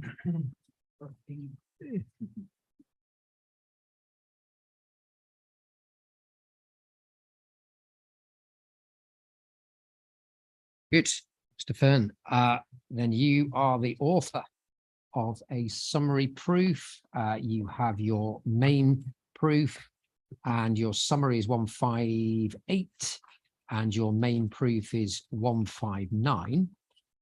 Just to introduce you to the inquiry from your main proof, you're Howard Fern, Director of Avian Ecology Consultancy, which currently employs 20 professional ecologists, founded AEL in 2007. You've been practicing as a professional ecologist for 21 years. Got a master's degree, College in Environmental Management, full member of the Chartered Institute of Environmental Management, project experience primarily in renewable energy developments, in particular onshore wind and solar.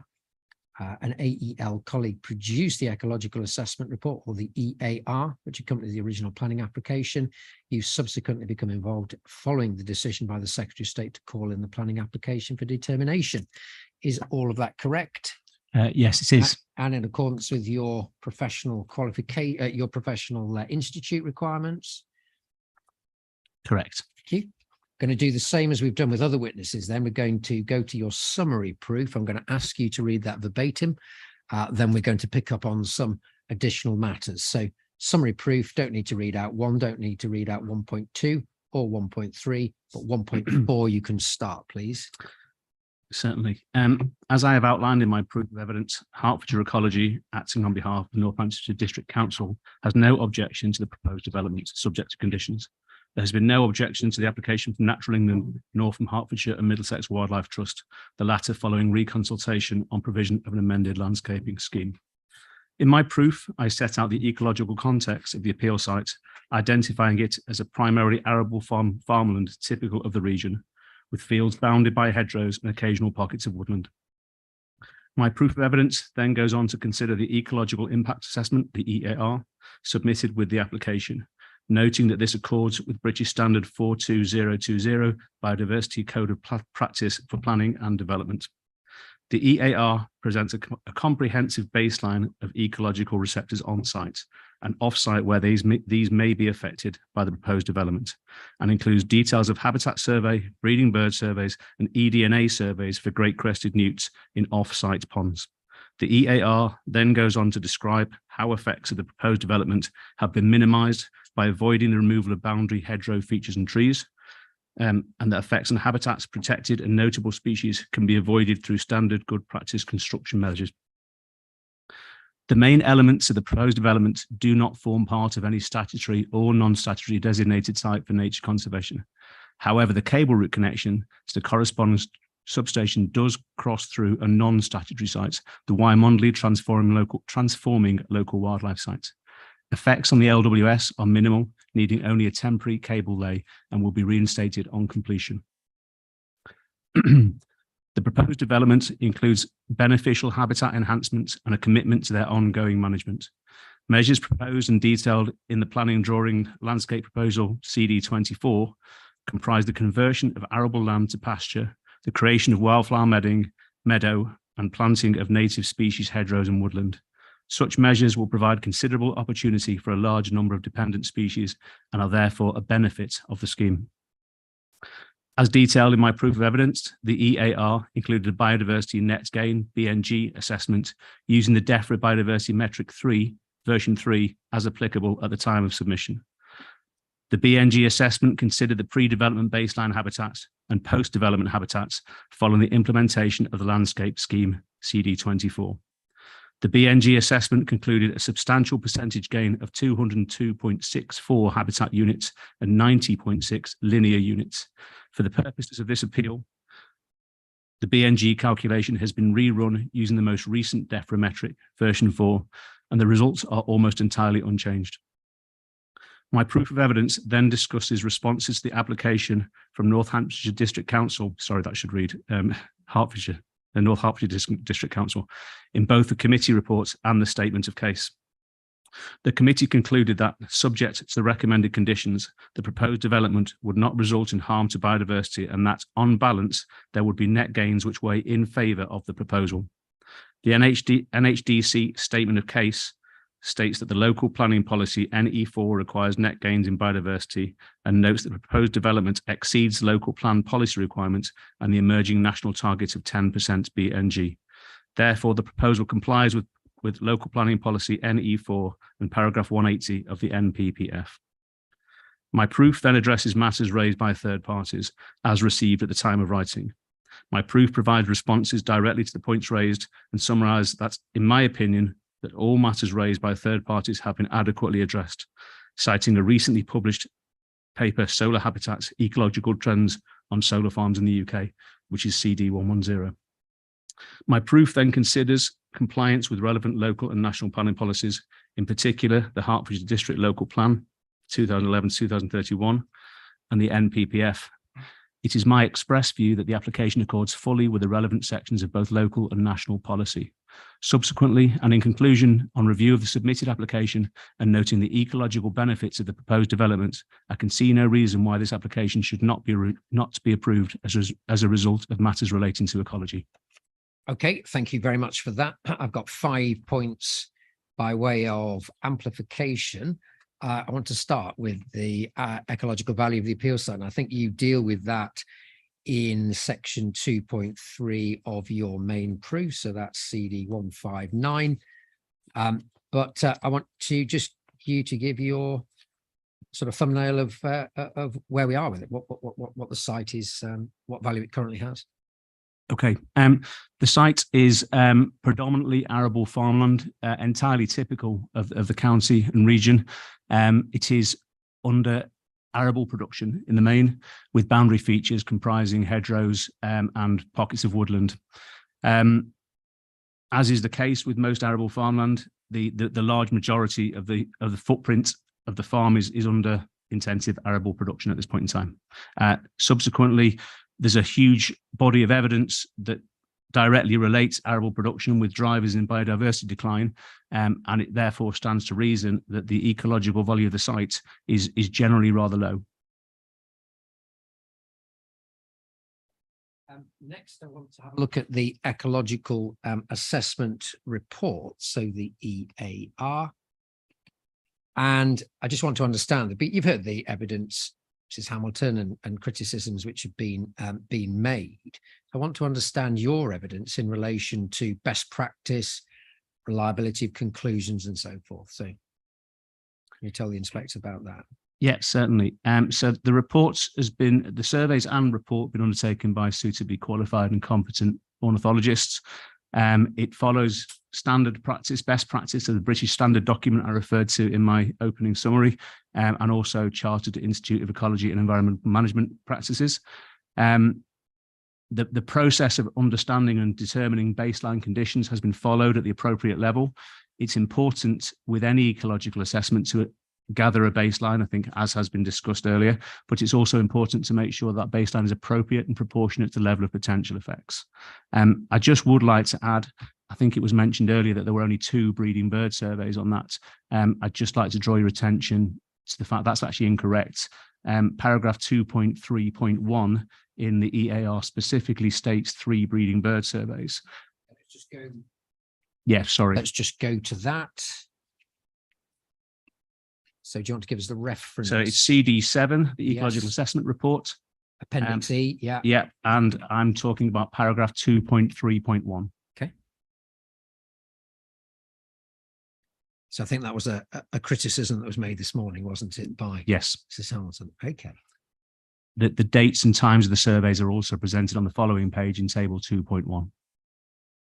So that, It is correct to say that there wasn't an April survey, but there were 3 surveys, not 2.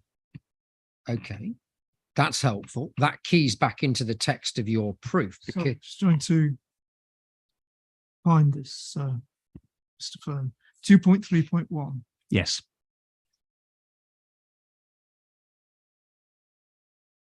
You said that, I think you gave that as a reference for 3 surveys. Correct.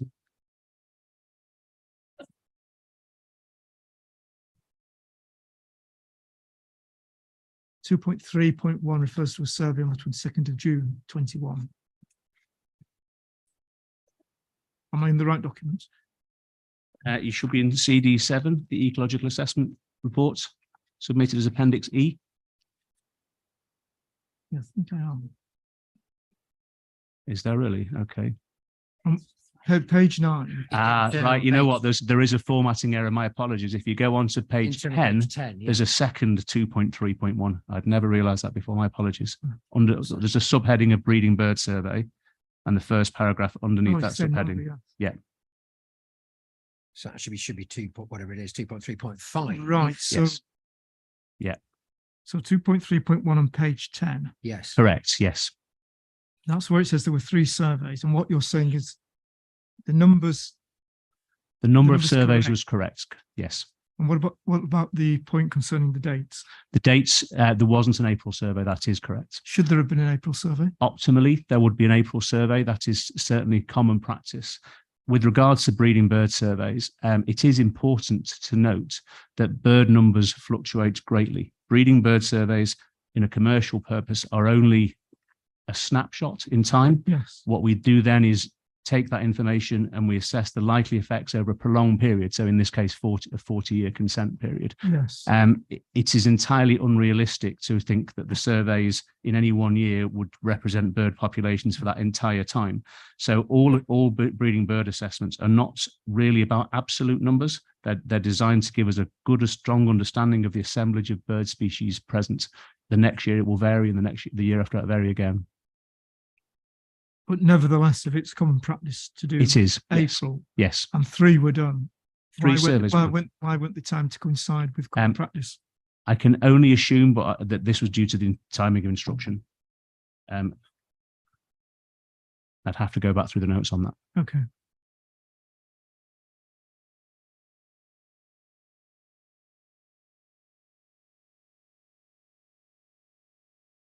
So we were in 3.2 of your proof. What I was about to say was that paragraphs 3.2.4 to 3.2.10 gives some further detail on the identification of key habitats, notable species from the EAR. So I wonder whether you could summarize that run of text, please. Certainly. So on completion of the survey, so that's habitat survey, breeding bird surveys, eDNA surveys for great crested newts, and a gathering of baseline information from the Hertfordshire Ecological Record Centre. We use that information to collate and determine the baseline information of the ecological value of the site. It's relevant as well in terms of in that process, we also determine proximity to statutory designated sites on the basis of whether there could be potential impacts that fall outside of the application site itself. It's our view that the ecological value of the site is inherently low, although the field margins, some of which are currently managed under an environmental stewardship scheme, clearly have increased ecological value, as do the boundary features. But the value of the fields themselves is very low. Okay, in terms of that field survey data, then I'm interested to see how that was used in relation to the scheme. So when you turn to paragraph 4.1.4 of your proof, so that's page 9. Yes. What you write is to clarify the proposed development went through an iterative design process prior to submission. The final scheme design as resolved for approval by the planning committee is shown on planning drawing, and then give the drawing reference number. So what I'm interested in is to what extent that field survey data was used to aid in the design of the proposed development as part of that iterative process. Certainly. So it's standard practice to take the ecological baseline data to make a very high level appraisal of the potential impacts of any proposed development on a given site, and then essentially use that data to see to apply the principle of avoidance. So effectively the mitigation hierarchy, which is a standard approach in terms of minimizing impacts and effects.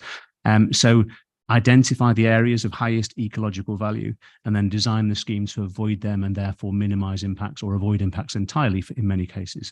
That's been done through this process, and it's quite evident when you look at the layout of the development that the solar panels sit within the arable fields, and the hedgerows and margins and woodlands have been entirely maintained, and the field margin buffers have actually been increased.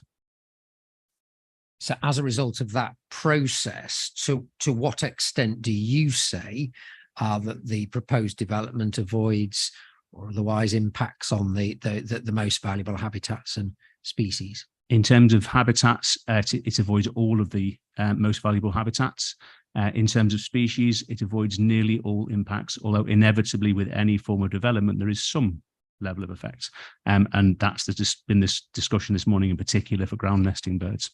Okay, we'll come back to that. 3.2.12 of your proof. You tell us that the proposed development wouldn't affect any statutory designated sites for nature conservation, but you then go on to talk about temporary impacts on the LWS. So tell us about that. Could they have been avoided? And if they couldn't, what is going to happen? Yeah, the substation sits directly within the LWS, and therefore it's entirely unavoidable. If you want to access the substation, then inevitably you have to cross the local wildlife site. I think so. You asked earlier regarding what the wildlife site was designated for. Coming back to the EAR, so that's CD7 Appendix E, that information is contained in Table 3.2, where it states that the LWS is an old gravel pit landscaped to form grounds of the transforming station, poor stony substrate on chalk with very few grasses recorded. Raised banks support coarse calcareous grassland with scrub invading slowly from the edges. So that provides you with a description of the existing habitats there. In terms of the impacts as a result of the proposed scheme, then there would be a rather simple digging of a trench, retaining of turfs, and immediately reinstating them. So a temporary effect, there would be a short period of recovery, of vegetation recovery, but ultimately very quickly there would be no discernible impact on the LWS. Okay, that's helpful. 3.2.11 of your proof, as the EAR further concluded that any potential impacts on protected species could be addressed through a commitment for pre-construction surveys, and if evidence of renewed presence was identified, implementation of standard protection. So just interested in that. You're trying to mitigate, you're trying to avoid, but those where there are going to be some impacts on some species, tell us about that. Certainly.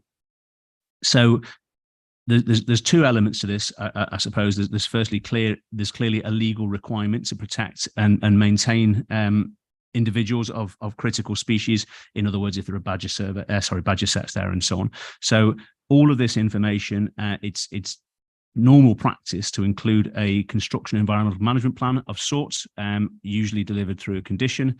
That would include a commitment to resurveying the site, because from the determining period, or from the consent rather, through to construction, there could be a period of time lapse, and ecology constantly evolves and changes. Badgers dig new holes, for example. So within that, there would be a check of the baseline conditions, and then appropriate measures put in place to protect any features found that may require protection, or indeed, if needed, a license application to Natural England if there was a relevant badger set, for example, using that example. Protection measures around trees and reasonable avoidance measures applied to minimize any impacts on animals found during the construction process. landscaping proposals next. So CD 24, that illustrates the proposed development. I'd like us to open that up. Mr. Fern, if you would just tell us about what your evidence is in relation to habitat creation and enhancement. Specifically for the site or for or more generally? CD 24, so showing the proposals. Yeah. Okay. Let me just open. Okay, so this is the landscape proposal revision F. So as you can see from the landscape proposal plan, the solar panels themselves are located entirely within the open arable fields. The field margins, those areas that have been identified as of higher ecological value, have been retained and expanded. Hedgerows and boundary features have been retained, infilled, and additional hedgerows planted. I think there's something like 2.2 kilometres of additional hedgerow been planted as part of the landscape proposal. Then marginal habitats are proposed to be planted with species-rich grassland, as shown on the key rather. There are two pockets of land that are entirely down for proposed species-rich grassland, one to the east of the site and one to the west. There are some surface water attenuation bases, some wetter areas, which will provide modest ecological benefit too.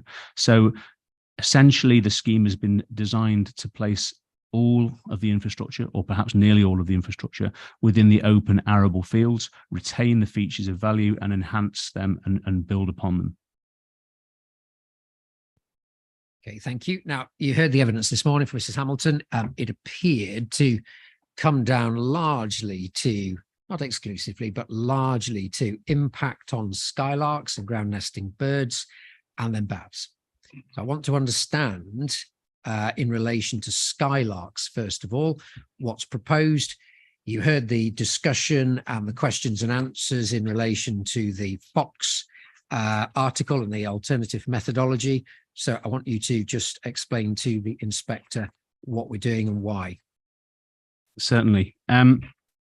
So it is true that skylarks and solar farms are little understood, but there's very little, if any, evidence of skylarks nesting within solar farms.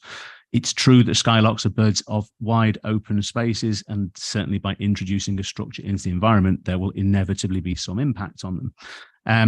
So skylarks and solar panels are to some degree incompatible with regards to nesting. It is also true that most of the documented evidence does show skylarks will use solar farms as a foraging resource, as evidence of birds singing and feeding young and so on. So it's nesting and nesting locations that are critical. What we've proposed with the skylark mitigation strategy is to utilize a series of 6 fields directly to the west of the solar application sites. Mr. Fern, could we just get that plan up? It'd be helpful, I think, if you talked to that. Yep, certainly. Let me just find the one. So it's CD 219, I understand.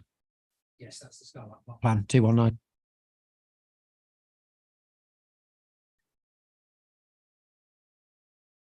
I'm just opening it myself.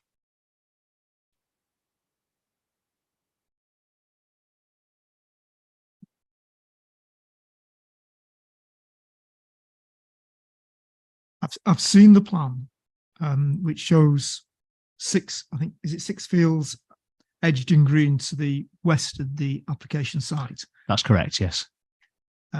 What I'd like you to explain in answer to Mr. Hardy is exactly how that mitigation measure, how you would expect it to work. Certainly.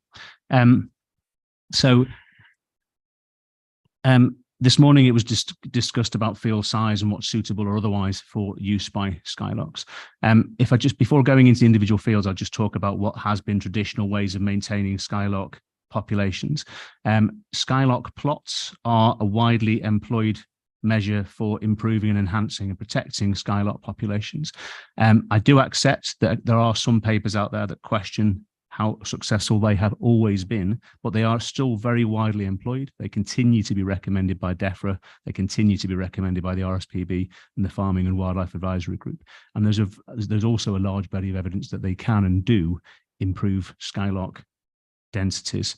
The plots themselves, to be clear, are not providing nest locations. What they are intended to do is to provide a foraging ground for skylarks. Bare open ground where crops are planted, they often grow so quickly that the skylarks can no longer access the ground level where the food source is. So the plots are actually not for nest locations, they're to provide a foraging resource.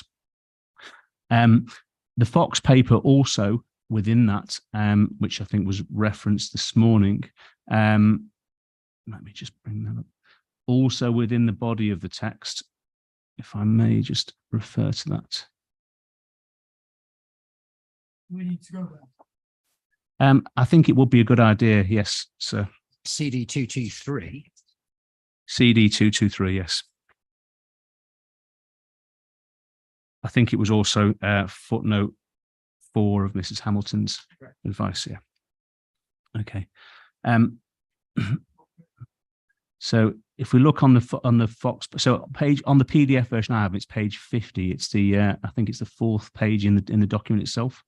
It's an extract from an article.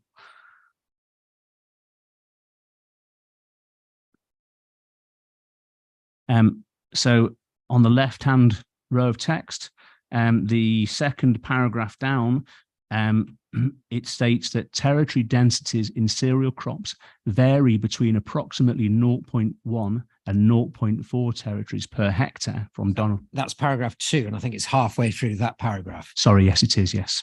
Second sentence of that paragraph, third sentence of that paragraph.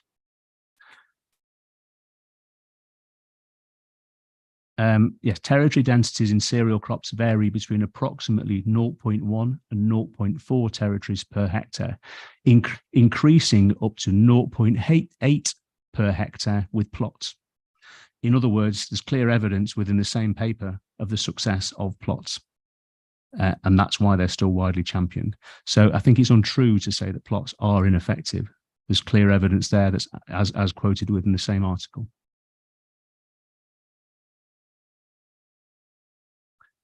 If I can come back to the skylark mitigation strategy that we have.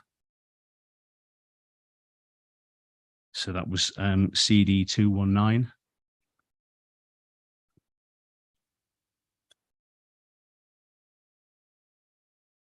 Yeah, okay.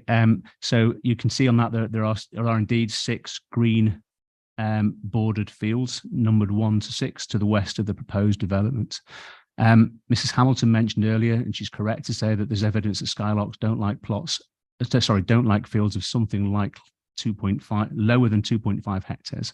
I'm sorry, I can't quite remember the exact figure, but all 6 of those fields are above that figure, the smallest of which is 4.6 hectares, the largest of which is 11.7 hectares.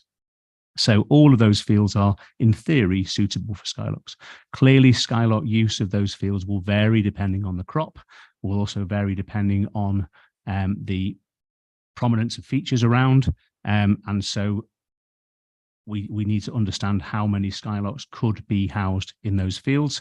It was quite rightly argued earlier that understanding a baseline and how fields are used is a clear part of that capacity. Any field will have already have a capacity.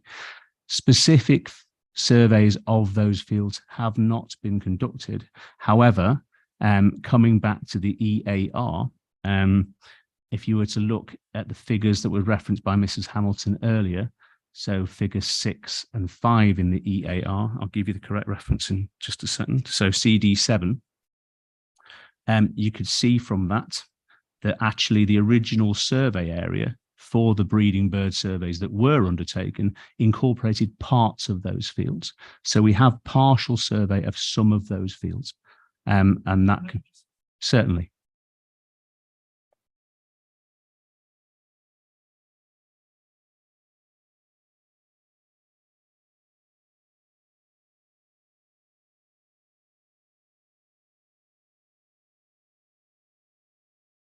So that's figures 6 and 7 in the EAR. 5, yeah.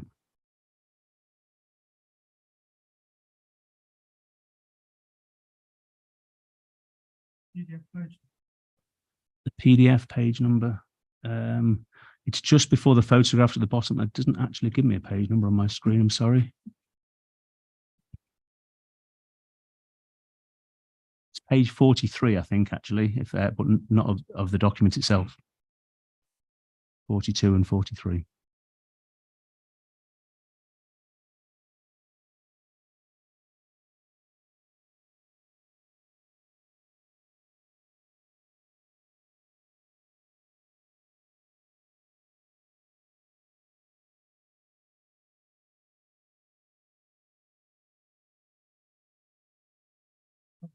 Figure number again. It's figure 6, page 42. I think you can see from that figure, although I know it's a bit of cross-referring, but if you were to study, you'd see that actually the red line, the survey area for the breeding bird surveys was larger than the submitted application at the time.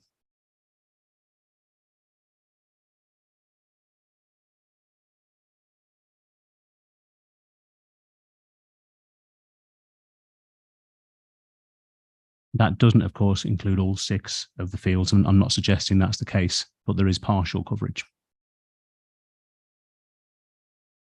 Within that, if you were to follow that exercise through, we have in the EAR correctly stated there are 19 pairs of skylark identified during the surveys. Of those 19, 4 pairs, if you were to analyse those figures, sit outside of the final submitted red line boundary and within these fields. So we have some basic information. We know they're used. We know these particular fields are used, and we know they're used at low density. So just give me those numbers on Skylarks again. 19 pairs. 19 pairs are assessed in the EAR. Yeah. Of those, 15 pairs sit within the red line boundary as submitted within the development footprint. Yes. And therefore the other 4 sit outside of that, which ultimately is within the Skylark mitigation area. But that doesn't indicate the total number. No, Yeah. Not suggesting that's the case. And does that mean that 15 are liable to be displaced? Yes, potentially. So it is important to say that skylark populations, like all ground nesting birds, are entirely dependent on farming practices. There is nothing that obliges a farmer to plant a crop that is skylark friendly, for want of a better phrase.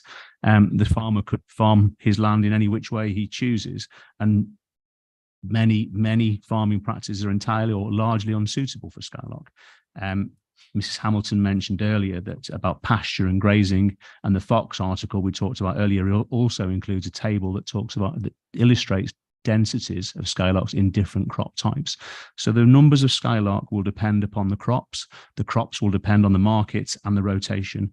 It's just not a stable figure. So at the time of survey, we identified 19 skylarks, 15 within the footprint, but that's also largely dependent on the crop that's been planted at any one year. As such, any mitigation for skylark is a guide, and the ultimate aim is to maintain a stable population of skylarks in the vicinity that you wish to deliver.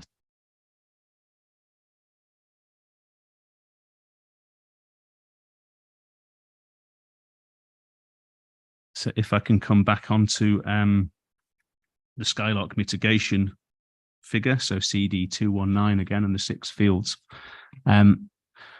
You'll see within each of those fields, we've put a skylark plot, a series of pink circles with a dot in the center. Those are indicative locations. The purpose of this exercise was to determine how many plots could theoretically be fitted. There is no suggestion that will be how many skylarks use the land.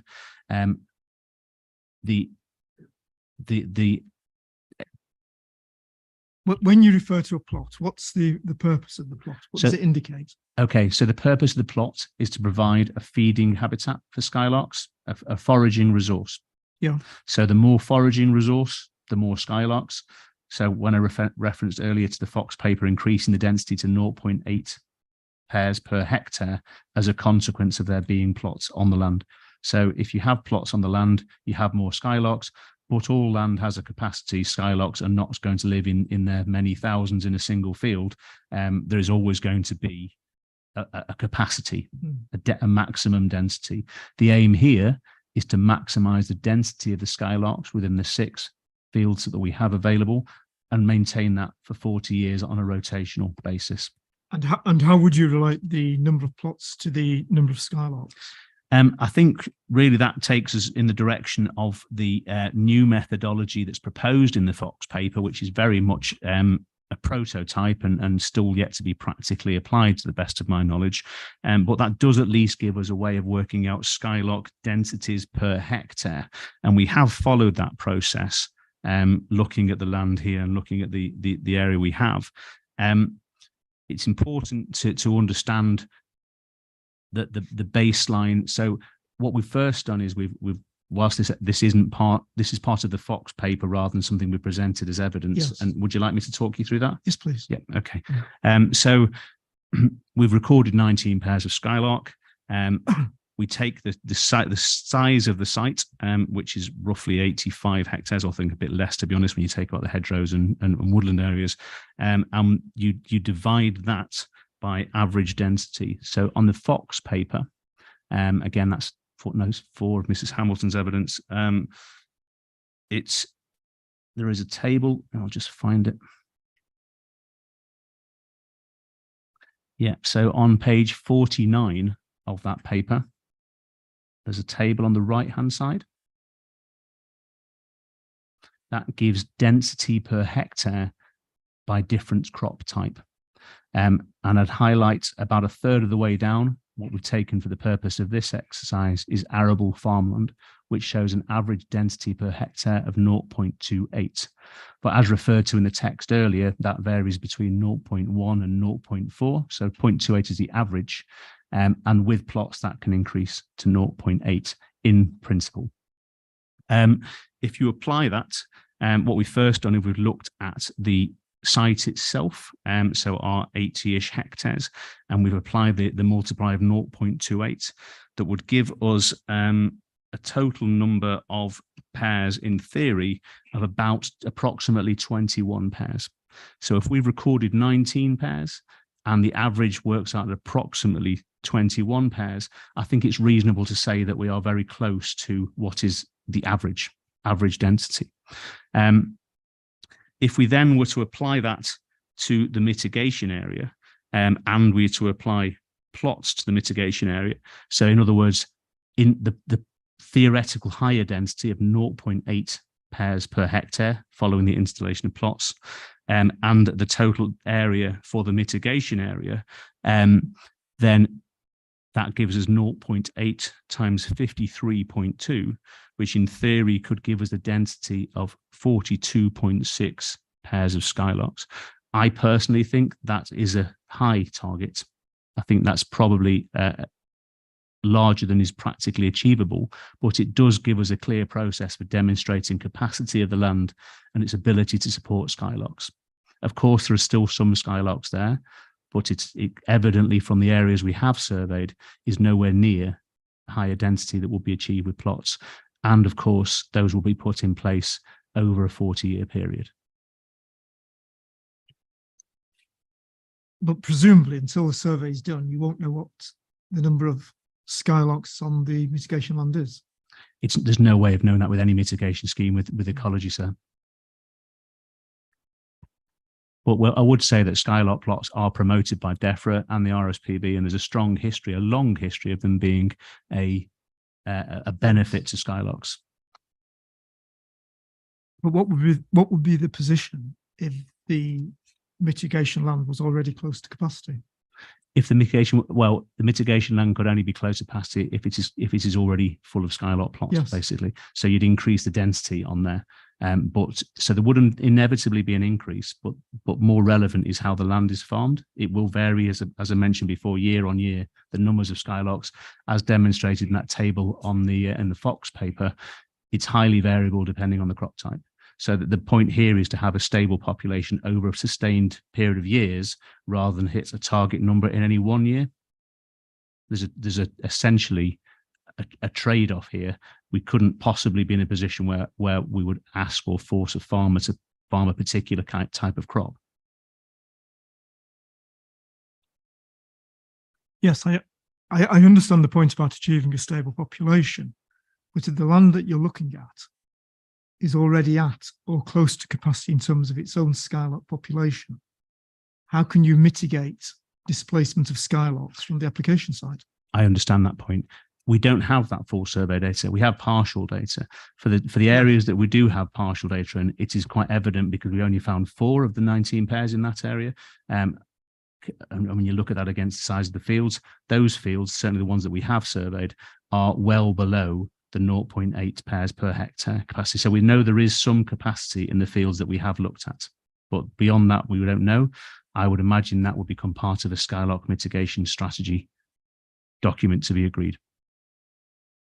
But if you don't know, how can you be sure that the mitigation would achieve its purpose? Well, if there aren't skylark plots on the land already, and those plots aren't going to be in place for the next 40 years, then we know that there will be an improvement for skylarks. I can't give you exact numbers of how many skylarks there will be year on year, but there will be habitat for skylarks.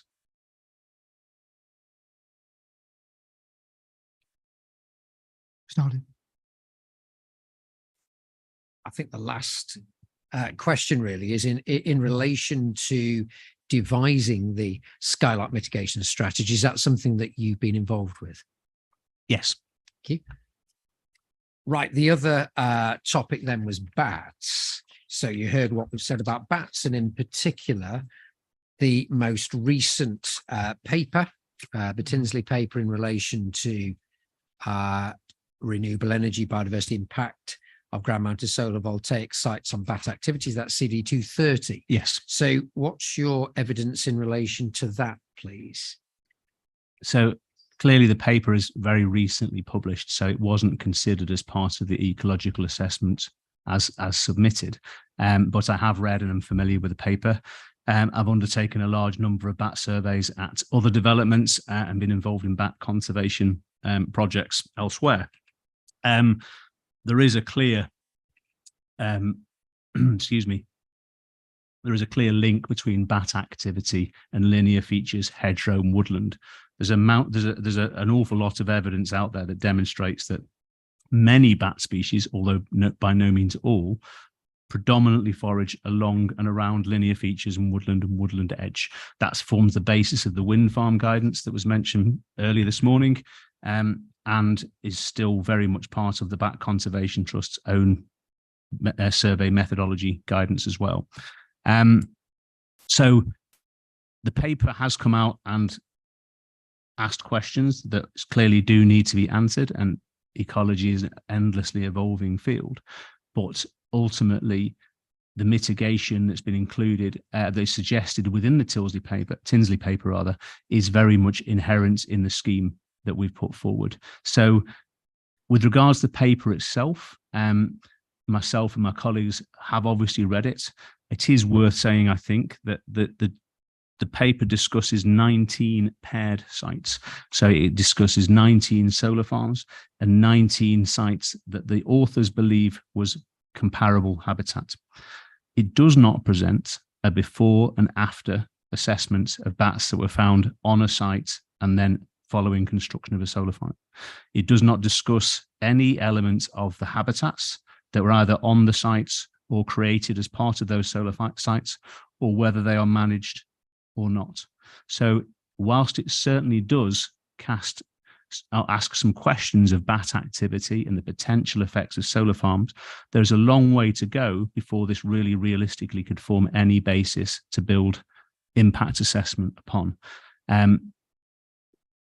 Even putting that to one side, it also goes on to suggest mitigation of ensuring boundary habitats are maintained and improving quality of habitats, all of which we've done at this particular project. The field boundaries in particular are 12 metres, so very sizable boundaries, as well as the additional hedgerow, the excess of 2 kilometres across the site. So effectively, although it happened before the publication of the Tinsley article, the measures proposed as possible solutions are already incorporated through good practice into the application.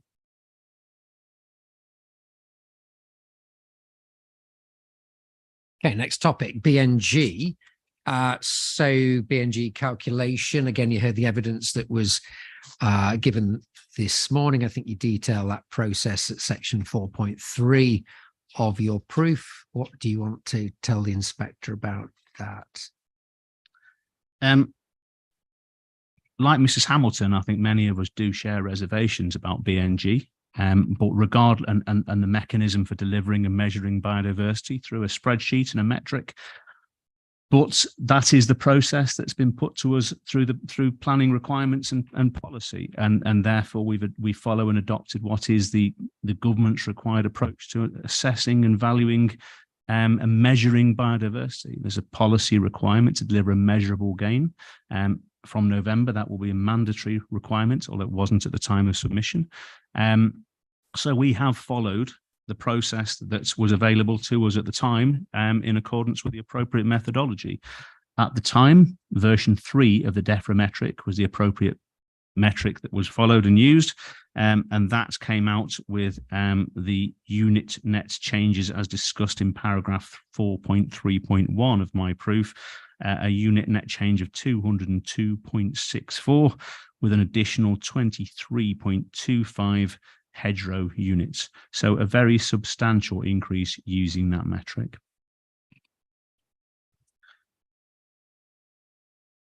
Probably leave that there. There may be some questions about assumptions, but I don't need to ask you about those now. Third topic, responses to the application by a relevant organisation. I think this is probably fairly clear. So do you just want to give us a quick response on that? Yeah, there are no objections from nature conservation organisations or consultees follow with the imposition of planning conditions, which I think have already been discussed, and that includes the updated response from Hertfordshire Ecology that arrived during the process of the course of the week. Just a couple of organisations we've not talked about. Natural England, did they deal with the project? Natural England haven't commented on the project. Well, they've commented, but no objection. So Natural England really only gets involved where there's the potential for impacts on statutory designated sites. So realistically, I wouldn't expect much of a response from Natural England. Okay, and then I think the Hertfordshire Middlesex Wildlife Trust, did they respond? They had some initial concerns. They were provided with additional information following a revision of the landscaping scheme that we've just talked about. And on that basis, no objection from the Herts and Middlesex Wildlife Trust. Thank you very much. And then we've got the report from the officer and the council's view, but I think that can be taken as read. Fourth topic then, probably done this to death as well. That's the third party responses to the application. So that's JOG, Mrs. Hamilton. Is there anything that it wasn't exclusively Mrs. Hamilton. I think there were also points. There's Mrs. Hope, I think, Mr. Kennedy, Mrs. Flynn. Do you want to say anything else?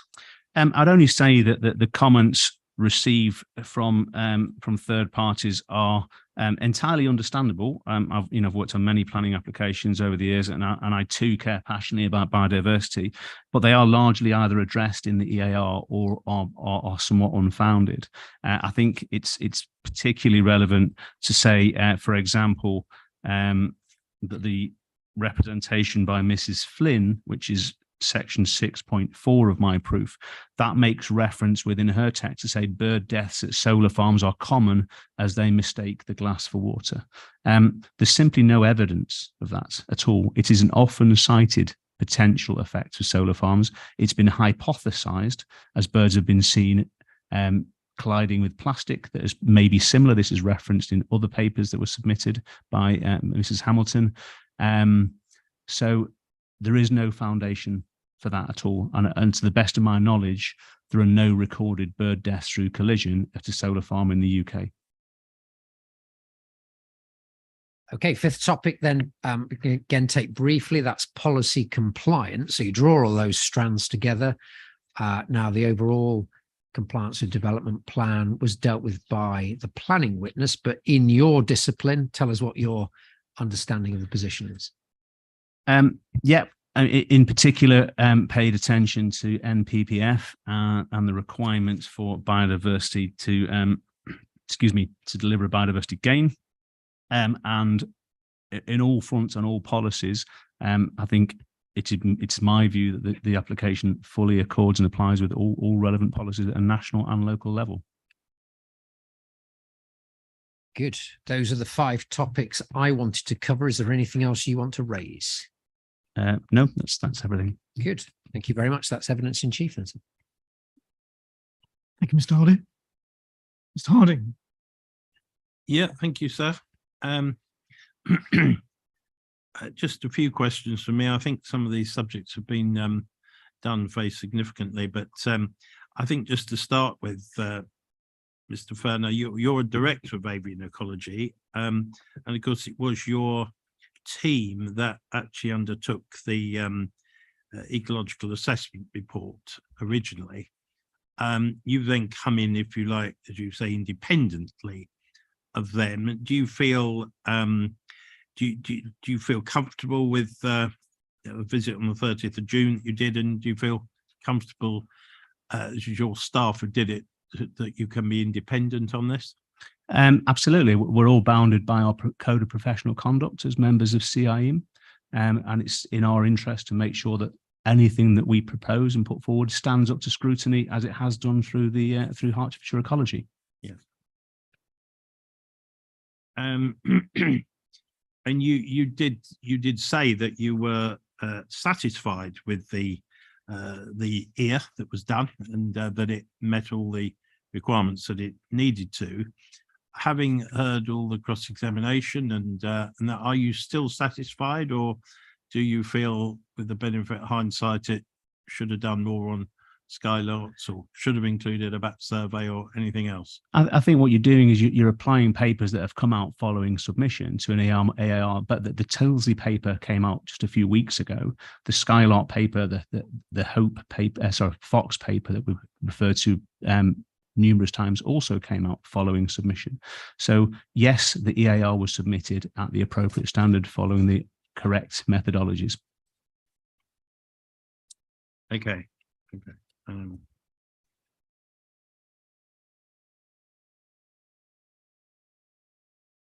Other than the April breeding visit that you weren't able to do, but we understand We've addressed that, yes. Yeah.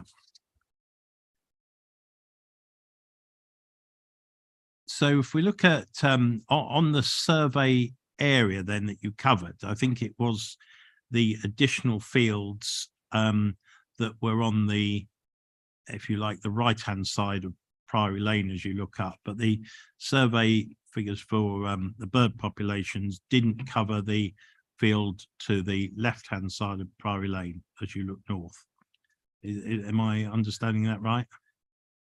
I just need to pull the plan up and work out what you're referring to. If you could just give me a moment on that, please.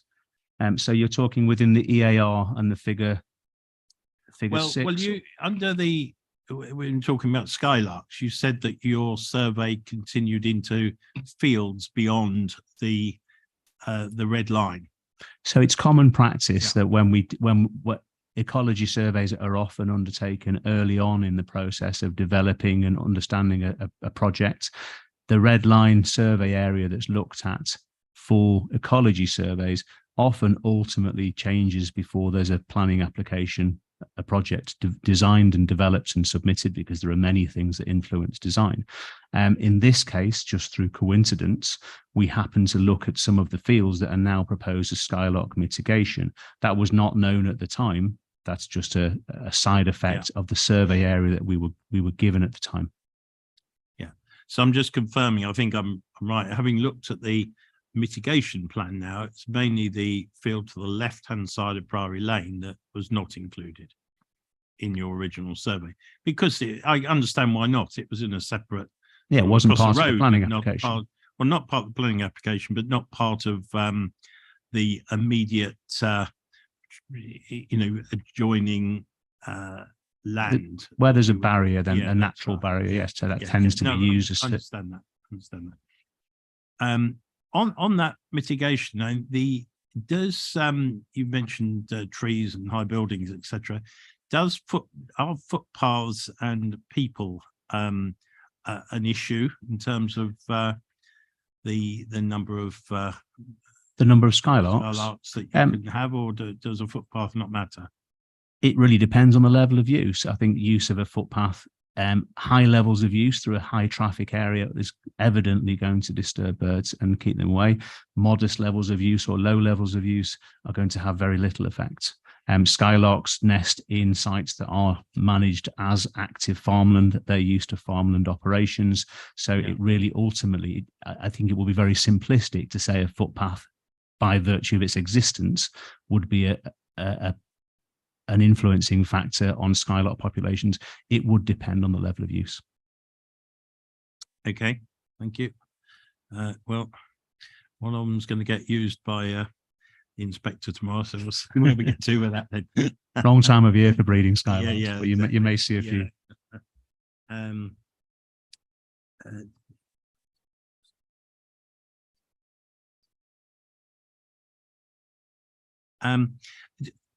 So in terms of the survey and the land, looking at your parts of your BMP, I'm interested. We've been hearing from the archaeologists that they're going to do a substantial amount of pre-digging on the site, some 250 meter trenches of 1.8 width.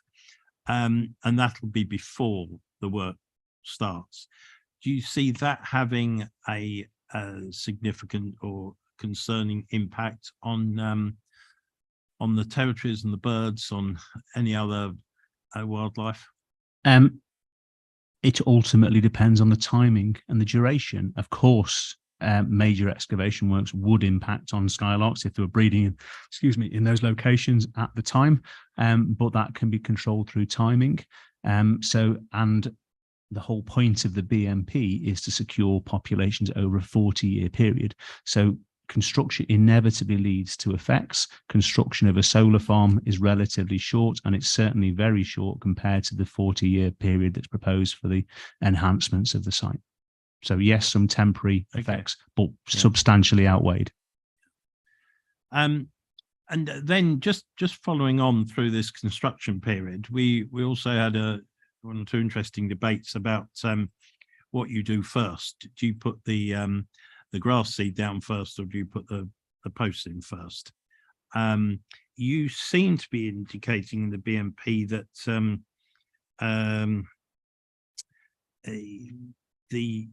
you would be putting the posts in first and then hand broadcasting the seed over the areas with the solar panels in.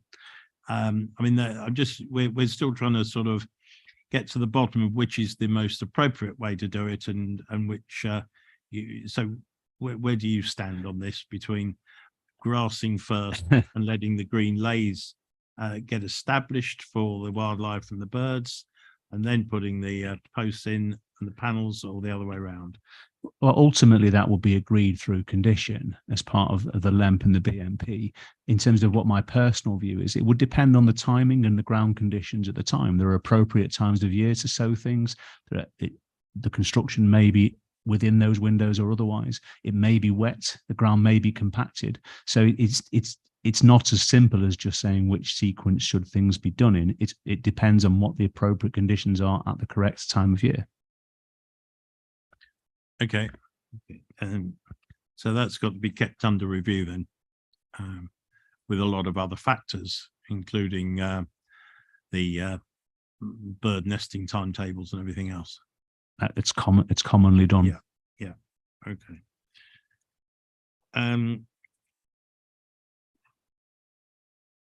Now, Mrs. Hamilton referred to the issue of ongoing ecology overview, and she felt that it should be beyond year 10, whereas at the moment it is just up to year 10. What are your views on that? It ultimately depends on the effectiveness of those 10 years and how it's managed. But I will highlight that there's a condition to consider this. So there are opportunities to look at that through condition. What we've delivered here is a BMP. It's quite clear in what its aspirations are. It also includes in section 6.3 of the BMP some fairly detailed requirement for contingency measures. So inevitably, there's a requirement to keep reviewing that process. Right. Okay. And back to the subject of bats, would you do a bat survey now with hindsight? And now will be well, not now, but will you do a bat survey as part of the conditions or the mitigation process? It's possible in time that will become the required standard, and the paper we referred to, the Tilsley paper, discusses that as becoming part of EIA. At this point in time, there's no guidance or requirement for that where you're not affecting bat habitat features. I'm using a term from the wind turbine guidance. Bat habitat features are entirely maintained within this site. So we follow the correct process at the time. There may be future changes in approach, but we don't know what those are going to be. So it will depend on the location. It will depend on the nature of the developments. It will depend on whether you are removing habitat features or whether you're enhancing a site. And by the right habitat features, Mr. Fern, are you referring to the hedgerows? Yes, essentially? I am, essentially hedgerows and woodland, and on other sites it might include watercourses too. Now there's going to be quite a lot of additional woodland and hedgerows put in. Logically, that should be good for wildlife generally. Are there any areas where you think the lack of openness that could result will impact upon any of the populations we've been talking about? Populations? No, I don't think so. I mean, we've covered skylark. There's other ground nesting birds that were mentioned earlier, but population level effects, you'd have to tell me which species you were referring to. Okay, yeah. Well, I'm just looking across the board to think the impacts of changing the dynamics, if you like, of the. There is also ultimately a real challenge in assessing biodiversity as a single thing. Earlier it was discussed about differentiating between BNG and species and so on. Overwhelmingly, the evidence with solar farms is that they've improved the biodiversity value of a given site, where the appropriate measures and ongoing management. Okay. Due to profit time.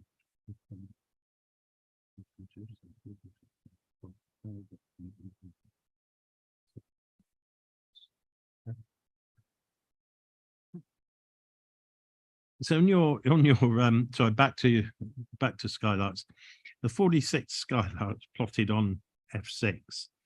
Did two plotted skylarks respond to one territory? Is the question. Those are not plotted skylarks; they're skylark plots.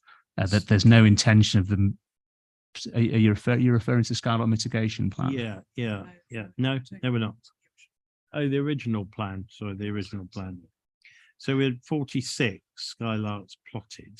Sorry, which is 19 territories. Yes. Yeah. So I think we've been talking, Mr. Harding, which plan are you looking at? We were looking at the. Are you in the EAR? We're in the EAR. Yeah. Figure 6. Number 6. Yes. Yeah. I see where you're going. So I think I must admit, I don't understand. I thought we were talking about 19 skylarks. We're actually 46 skylarks. No, actually, that's 19 territories. No, so no, that's not correct. If you look at the right, there's a key that has different color codes. There are 3 survey dates, as we established earlier. Right. The color coding on the individual species territories, the color is the appropriate survey date. So whether it was the first, second, or third. So there are more individuals plotted on there to show locations, but that isn't the total number of birds recorded. There are 3 lots of survey data on that plan. If you look at the right hand side of the plan, it's a survey date. It includes a date with a color on each date, and if you look at the corresponding species codes reference on the plan itself, they are colored to tell you which dates that bird was recorded on. So it's incorrect to say there are 40 something skylarks. Okay, that's quite important to understand. Yeah, but to understand that, say that there's potentially triple overlap in some cases. There's 3 lots of with data. 3 lots Yes, of data yes. on the one plan. Correct. Yeah. Okay. Okay, it's understood. Right. I think that's all for me, sir. Thank you. Thank you, Mr. Harding.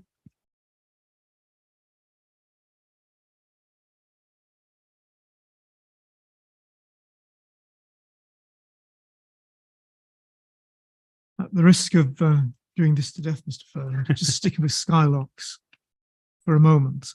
One of the points that you made earlier in connection with Skylocks was that on the mitigation plan, I think you said that these weren't nesting areas. Yes. Presumably then they're areas for Skylocks to forage. Yes, and they'll nest nearby in usually in the crop, and often they'll walk short distances. So they don't nest within the plot itself. They nest within cover, so the nest is hidden. Yes. And then but they need food very nearby to be able to provision. So the plots provide foraging. Correct.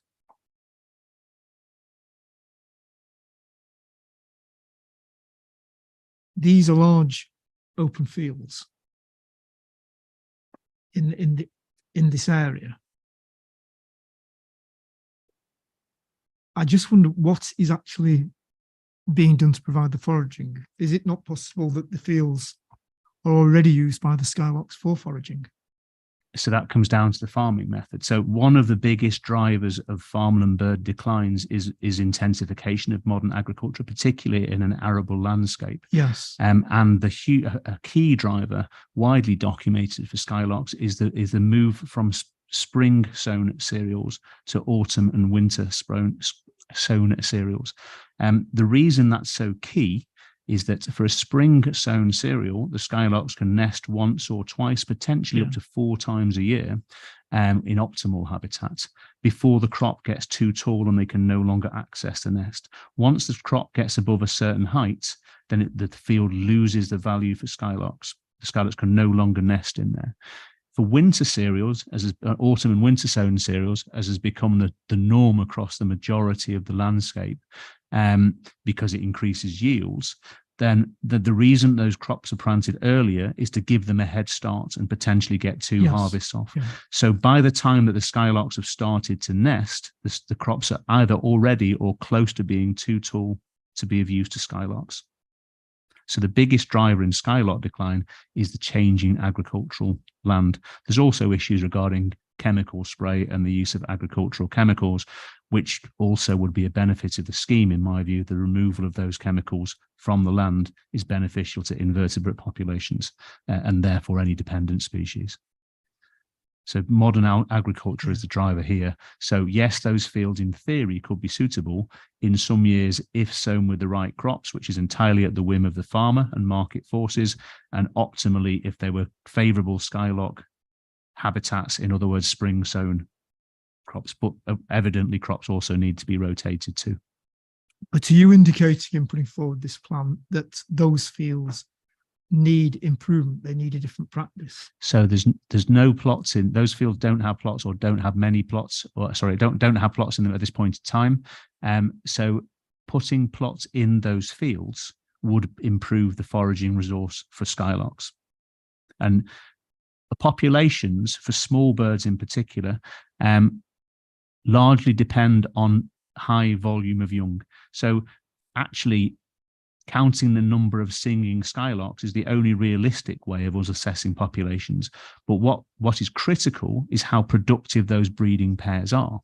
In higher value crops and higher value habitats, Skylocks could nest up to 4 times a year and have multiple young per nest. If they can only nest once per year because of the crop type, then by definition, they produce lower numbers of offspring and the population suffers. Small birds have very high mortality rates and therefore breed by numbers, breed by volume. So by provisioning the Skylock plots, you're enabling them to breed and produce higher numbers of young.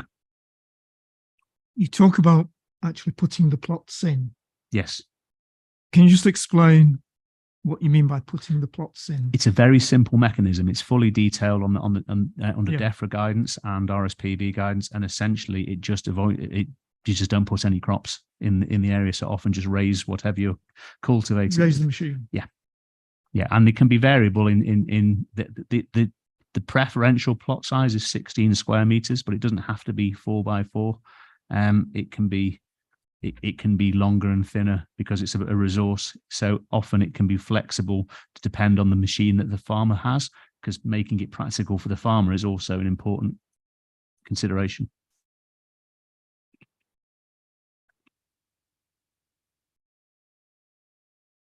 Right. Thank you. Mrs. Hamilton was critical of the way you dealt with two other species of, I think, ground nesting birds, the grey partridge, Yeah, and yellow wagtail. yes. What's your response on those two? We've concentrated essentially on skylark. We have, and that's been my experience recently at solar farms, and perhaps that's what Yes. we've done in the EAR. But I can deal with those two species if you'd like me to. Please. Okay. Grey partridge, so that's the native partridge we have in the UK. It's a declining species. While it is a ground nesting species, it overwhelmingly nests in close proximity to hedgerows and margins. There's plenty of literature to that effect. They don't nest in the middle of fields. So by us increasing the margins, increasing the edges around the site, then my personal view is that grey partridges are unlikely to be affected by the proposal. I can draw you in the attention to CD 110, which was part of my evidence, a paper called Solar Habitat Ecological Trends on Solar Farms in the UK. And within that, once you have it, you can see there's a figure 9 on page 22.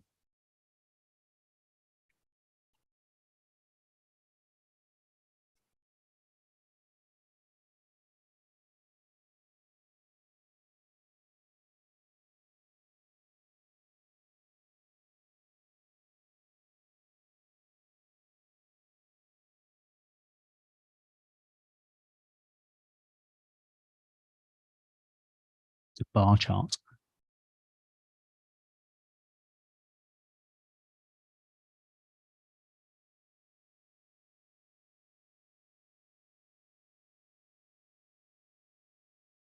Bar chart of bird species. Correct.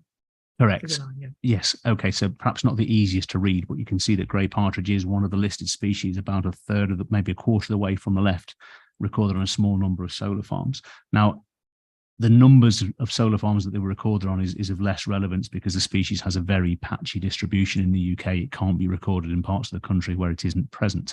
But it does evidence that grey partridges have been recorded within solar farms. And given that they are a species of field margins rather than central open fields, and it's not uncommon to see them down a lane when you drive, for example, then it's entirely reasonable to expect them to utilize the margins around the application sites. And the yellow wagtail? Yellow wagtail is a migrant species, so it's a sub-Saharan migrant. Numbers have declined very substantially. They too depend on crops. They do nest in open fields. They can and would be displaced by a solar farm, but numbers fluctuate very substantially year on year. The skylark plots that we talked about before, for skylarks, RSPB guidance on those for yellow wagtails also talks about there can be benefit for yellow wagtails from skylark plots. They are more of a bird of wet grassland than arable fields. It's the very variable in their numbers year on year, as many migrant species are, hence bird surveys being a snapshot. So there is the potential for some displacement, but in my view, the low numbers of yellow wagtail, the provision of skylark plots and the fluctuation populations is a minor negative. And it's substantially outweighed by the benefits for all other red and amber listed species, with the exception of skylark that we've talked about before.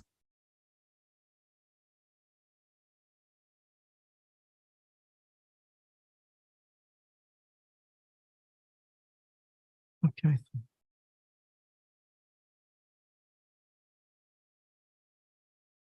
You mentioned, particularly in relation to the grey partridge, what's the reduced effect on it because it's a bird that goes to the margins Yes, of the site. yes. At the margins of the site, bearing in mind that there are proposals for some buildings in that location and access arrangements, how would that affect biodiversity and particularly species that are attracted to the margins? How would access attract them? No, Sorry. no, the development, the parts of the development that are being placed around the edges of the fields, such as access tracks and the various buildings. It's likely that those parts of the site would be less favourable.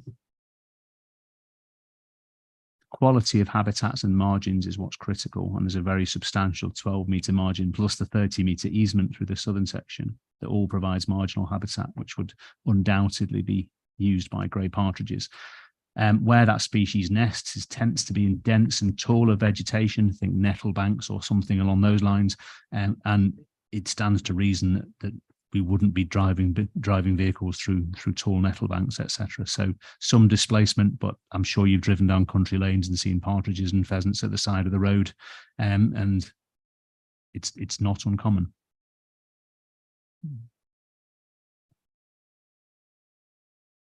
And I imagine you're aware of the suggestion in connection with the response relating to the fire service for an access track around the perimeter of the whole site. I am. How would that affect your view on species that favour the edge? It would eat into parts of the habitat, but considering the extent of the 12-metre margins, it would be modest. There was still overall a substantial gain. A fire track would be used rarely, so it's not going to cause regular disturbance. I would hope not.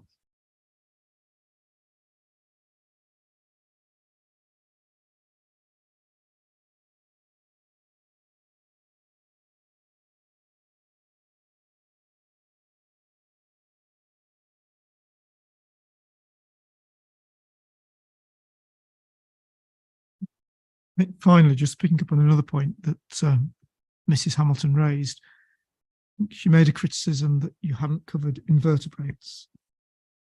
I just wondered about your response to that. Sure. So earlier I mentioned that the development is predominantly within arable fields. It takes the cropping areas out of production. I think we'd all understand that those intensively managed crops that are sprayed with chemicals to reduce invertebrates are not invertebrate-rich habitats. It wouldn't make sense to survey fields of wheat or oilseed rape for their invertebrate diversity. The avoidance principle that we talked about earlier in terms of bats and retained habitats, all of the high-value habitats, or the higher value habitats, I should say, on site where invertebrates are likely to occur in excuse me, in relatively higher numbers, are to be retained and enhanced. So it's very clear that there's a substantial benefit for invertebrate species. You also then add the removal of chemicals from the environment, and doing a survey of invertebrates would not add anything to the impact assessment. We would still come to the same conclusions. So it would be disproportionate in my view. If we were to be removing large areas of hedgerows or introducing chemicals or something to the environment, then I would agree. But in this case, that we're not.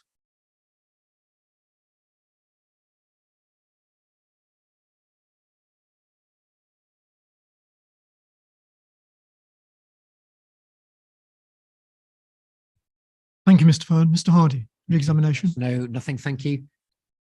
Thanks, Mr. Fern. Thank you.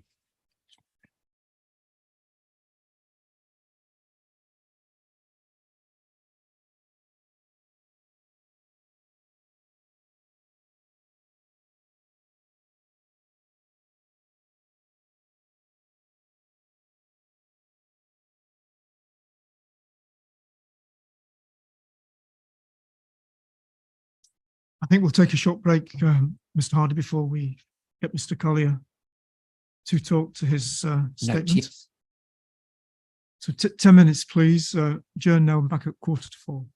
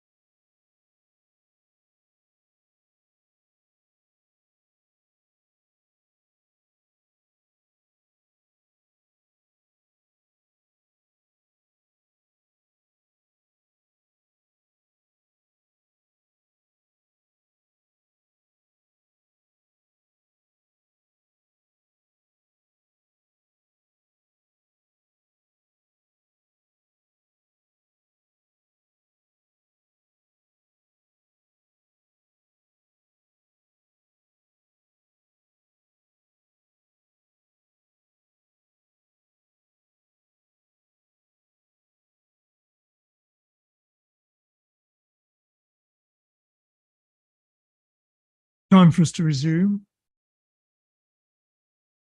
Mr. Hardy, your last witness, please. Thank you very much. Last man standing and somewhat of a guest appearance. See, Collier, you are an investment manager, the investment manager with AGR Renewables. Is that correct? That's correct. You've been here all the time. So you've heard all of the evidence, and you've been asked to prepare a note in relation to the choice of site with a particular emphasis on the electrical apparatus, so the electrical justification for being where we are. So could you take that note? We're not going to read all of it because people have had time to do that, but I do want to just pick up on a few points. So heat maps and the connection process. So your section 1.2. Could you tell us what's a heat map? So the heat map is an online tool that generally distributed network operators such as UKPN publish and used to publish, which gives a high level overview of the state of the grid and its ability to accept new grid connections. It focuses on two things: capacity and curtailment. And in terms of capacity, it's whether you can connect or not. And in terms of curtailment, it's whether once connected, will your project be turned down or switched off, depending on the actual state of the grid at a particular point in time. Okay, so in your note, you identify those two. 1.5, you talk about capacity, and 1.6, curtailment. You say the DNO has moved, so district network operator, DNO, has moved to offering active network management connections rather than firm connections. What are they? So a firm connection is when you will get a dedicated and firm connection for your project. That means that you will not be susceptible to be turned off during times of particular constraint on the network. And by that, it is generally to do with what the generation profile is at that time on the network. So if you're in an area with lots of solar generation and you want to connect a new solar project, it is likely that your connection will be curtailed more often if the sun is shining. And what you tell us, curtailment's a critical issue because it was only an estimate from the network and it increased the risk exponentially for a project being turned off at any time. So if a project gets turned off or if there is curtailment, what's the financial position? Is compensation available for that or not? No, there isn't. That's why it's a flexible connection. If you want a firm connection, the sort of quid pro quo is a massive grid connection cost and significant upstream reinforcement. So you generally, in fact, all connections now are active network management connections. Right. So you've got fixed, you've got variable, yeah. And if you've got high levels of curtailment, then that makes it difficult to deliver. Okay, over the page. So outcome then of the heat map and capacity availability analysis. Can you talk us through that? Probably just read 1.8 and that might be good. Okay, the heat map identifies groups of substations that may have a capacity, but further analysis is required to determine if they would be suitable for a solar project. The key considerations are the physical size of the substation, so the physical size and capacity of each of the substation and the transformer within that. For example, if there is a 10 MVA transformer, you couldn't, even if a 10 MVA transformer could accept 100% of its capacity, it could still only connect 10 MVA of generation. Okay. The location of the substation in the network, so connecting generation at the end of the network at lower voltages is more difficult. Connected generation would drive power flows upstream, which in turn would be subject to network constraints, including cable sizing, fault levels, and capacity. This would likely result in upstream reinforcement works. Okay. Physical location? This affects the cable routes with the aim of avoiding long cable runs through towns and urban areas distant from potential land holdings for solar arrays. Okay, as we looked on the figure in the planning statement, of course, that constraint map, there were a series then of substations identified. 1.9, you referenced that from the planning station. So we've got East Harpenden, North Hitchin, North Stevenage, Reed Primary, Stevenage Primary, South Hitchin Primary. You then talk about the constraints at those. Do you just want to go through the table at paragraph 1.9, what the constraints were? Yeah, so East Harpenden is it's a very small substation. It's next to a sewage and water plant. The land ownership is unclear, and the constrained connection route would go through a residential area. North Hitchin is located within an urban setting, disruption to residents and the cost of the cable route, and site is bounded by train lines, so getting there would be an issue. North Stevenage is located in an urban setting. Issues would be disruption to residents and cost of the cable route. Reed Primary, the issue here is its technical size, position at the network, and the existing generation at the substation. All of these would make it unviable to connect to scheme to the network at this time.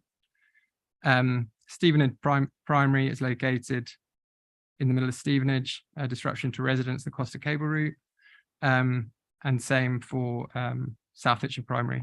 Okay, now there's a particular interest in Reed Primary, so we've got the asterisk at the bottom. Do you want to just read that? Reed Primary is located at the end of the network, feeding back to Cherry Green, Nebworth, Warren Springs, and Stevenage. A schematic of the network is shown in Appendix 1 and shows its location. The substation is small and not capable of connecting large-scale solar or generation to the site. Even if it were possible, the reinforcement required upstream of the substation would be significant and not viable. Okay, so a bit of artwork if you want to turn to Appendix 1. Yeah. And what does that tell us? So you can see if you start at Wymondley, Wymondley is connected to Stevenage, Stevenage connected to Warren Springs, Nebworth, Cherry Green, and then up to Reed substation right at the top. So it's sort of analogous to a tree, and sort of trunks of power are going to branches and then down to twigs and leaves. Essentially, Reed would be right at the end of the branch. Okay. We, as the appendix or exhibit to your statement, there's the table. So we've got a supplementary table. It's headed for good connection and site identification. So could we just look at that? That's table 2A. Yeah. And then down the third column, you can see the substation names. So you'll see, for instance, first of all, North Hitchin Primary 33 kV. Can you tell us what the other columns show? So you've got, taking the first line, this is looking at the transformers within Eastern Power Networks area at these particular substations. So the first one is the transformer at North Hitchin Primary. It's a 33 to 11 kV transformer. You can see that by the HV voltage and the LV voltage. Yeah, the step down here. And then you can see the transformer rating in MVA, and it's given in summer and in winter. Summer is lower because the way that they sort of rate these transformers is they assume that effectively in fault conditions, the cooling in summer transformers get hot, they need to be cooled. When it's very hot, the transformers derate to 18 MVA. Okay, so you've got figures for all of those substations. Immediately, you'll see that Stevenage grid is at 132 and Wymondley grid is at 132. Now, there are two, the STEV 11, the STEV 12, and there's Wimger 1A and Wimger 1B. Why are is that? Sorry. So if you go down the Wymondley. Yeah. Yeah. So why are there two entries for Stevenage and two entries? Well, in fact, there are multiple entries for all of them. So North Hitchin, there's 31 and 32. Why is that? Yes, I think it applies to all except Reed. Yes. Why is that? So each substation could be made up of multiple transformers. So is that a side by side situation? You've got one location, but you've got two transformers. Yeah. So you'd have, substations like Wymondley GSB has loads of is a massive substation with lots of transformers. Yeah.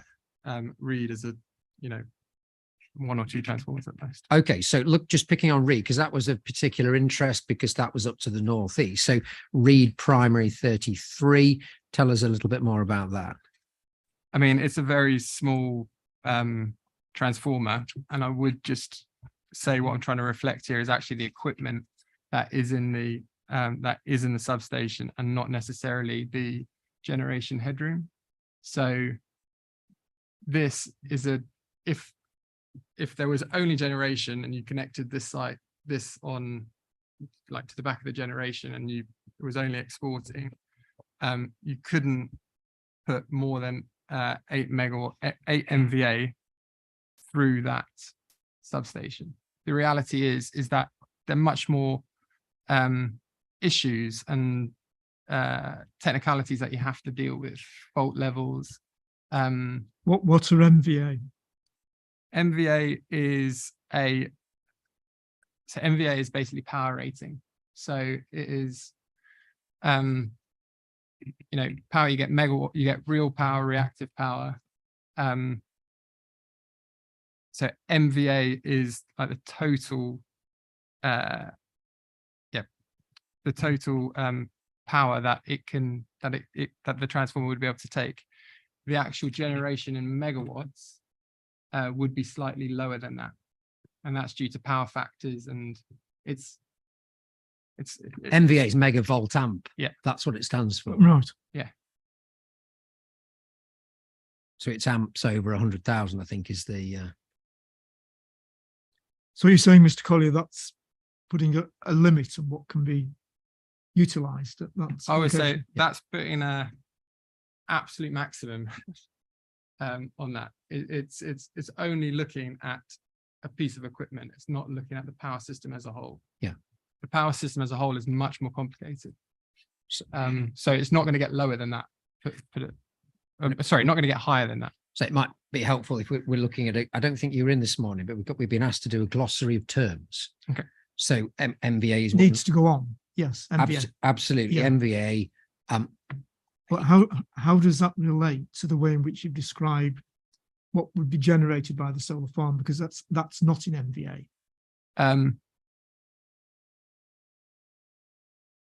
So it is now, without getting this is going to get technical into terms of sort of power factors and leading and lagging angles, but effectively MVA is about like 10% more than megawatts. I don't want to give evidence, but do you want me to try and help? Please. So megawatts, so MW stands for megawatts. That's equivalent to 1 million watts.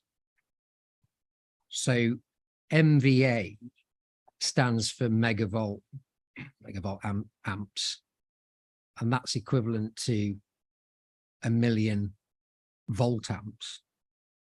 Megawatts you would use to measure the power output of a generator, whereas MVA is used to measure electrical loading.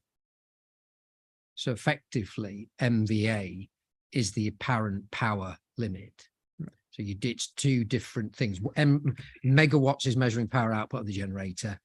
MVA used to measure the electrical load of a system. That's the difference. So we can obviously set that out in the note, but the question where it comes back to, and I think this is the critical question, I suppose, Reed Primary 33 kV with its MVA rating, is that suitable to take the generational capacity from this solar farm or not?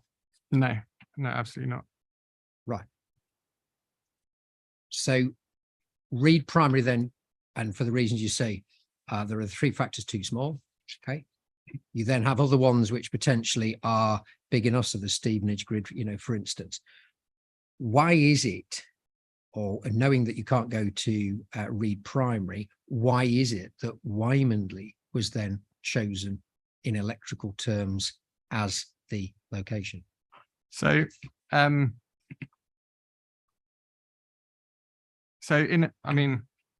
broadly in that area, there is capacity. There was deemed to be capacity from the heat map.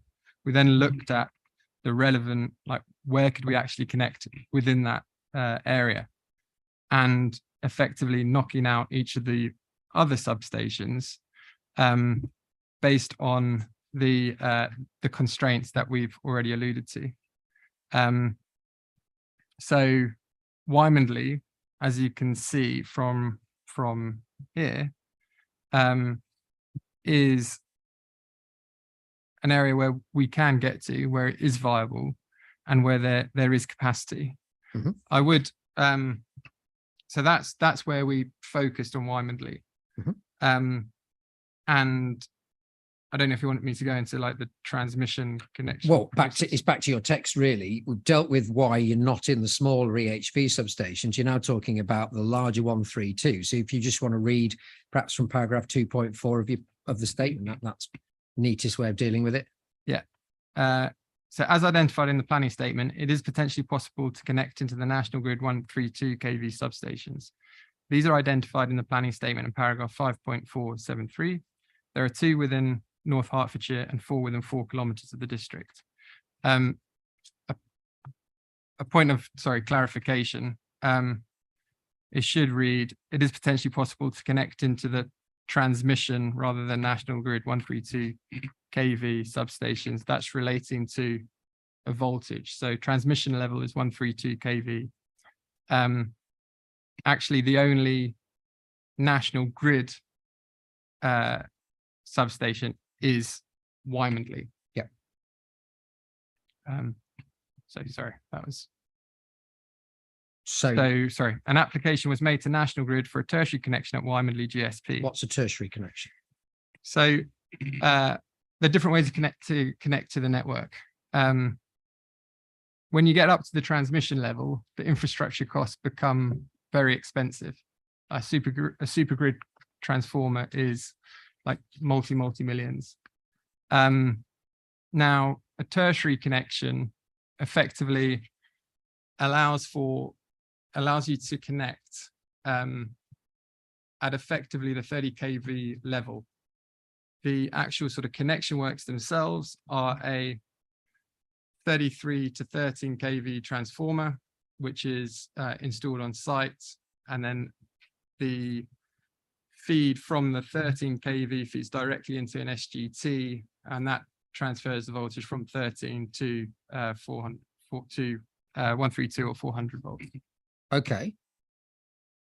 Um, So the other connections then, so you say there's an availability there, or there's a 33 to 33/13 kV connection. What would the other connections have resulted in then? So at the other substations. Yeah. So, looking at so generally it would have resulted in a 132 kV connection, which is very expensive.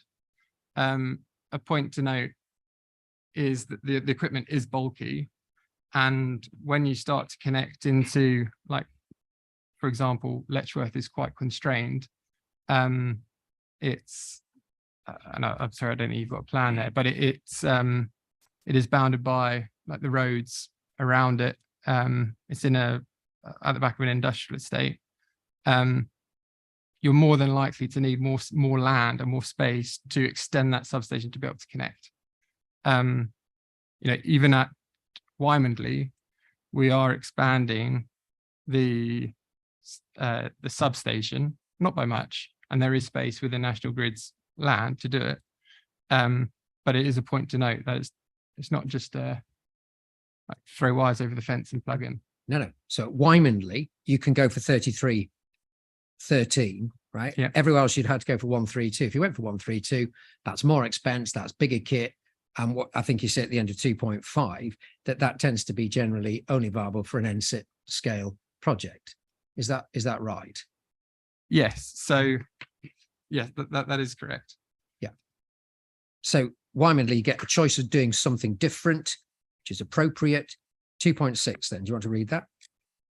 A key point of difference for transmission connections is that they could be secured at that time without having identified a specific site. This meant that developers can secure the grid connection and then run a detailed site assessment across a number of sites, approach landowners and identify a site that is deliverable and available within an appropriate distance, 4 kilometers from the connection. Okay, so that's the next point. So we've identified or we've explained why Wymondley. Okay, so you identify that. But you then have a second layer of consideration where you go, all right, well, we've got the point of connection. How far away from that are we going to look for a site for generation? So you've elected 4 kilometers. All right.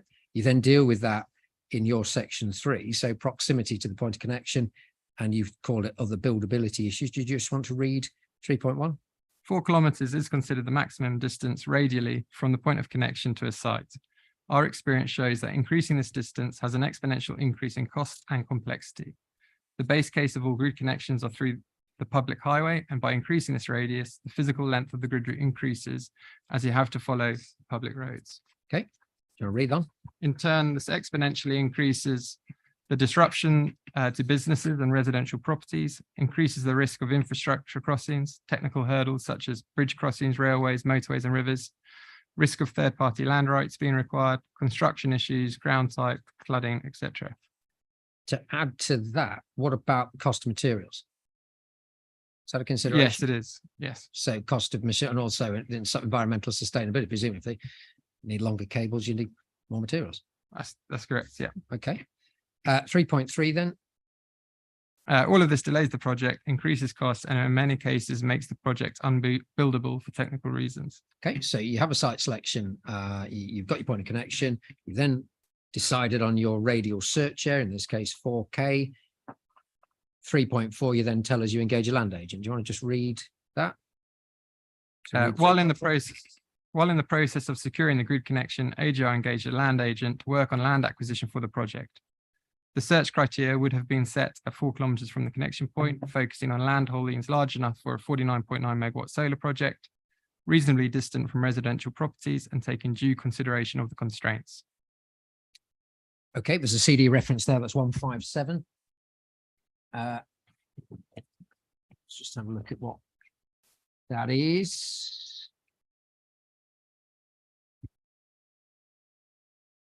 That's the proof of evidence from Mr. Hoyle. Is that a reference to That's his appendix. planning? Oh, his appendix. Okay, right. 3.5, do you want to read? There were a number of landowners that were interested in engaging on this project. Some were further to the west, which may have impacted on the AONB, and another site further to the south, who was already in talks with the developer. I believe that this landowner has gone on to secure consent for a battery project and has an application in for the Spareberry farm. Screenshot of these proposed land holdings can be seen in Appendix 3. Okay, do you want to just turn to that?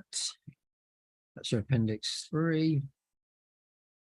Actually, while we've got those pages open, you can see the you can see the North Hitchin and South Hitchin, but also the Reed Primary. You can see the small size of that. And then Appendix 3, yeah. So this is taken from an email and communication with the land agents at the time. And effectively, we and together with them were identifying plots of land in proximity to Wymondley substation that we thought could be viable. So these are examples of the types of land holdings that we were looking at. Yeah, so you can see the area to the west. Firstly, it's actually far off, and secondly, that is on the, if not in the AONB. Right. So you have your point of connection, your agreement, you set your radial area for search, you set a land agent on board, and then you narrow that down to 3.6. Do you want to just read that?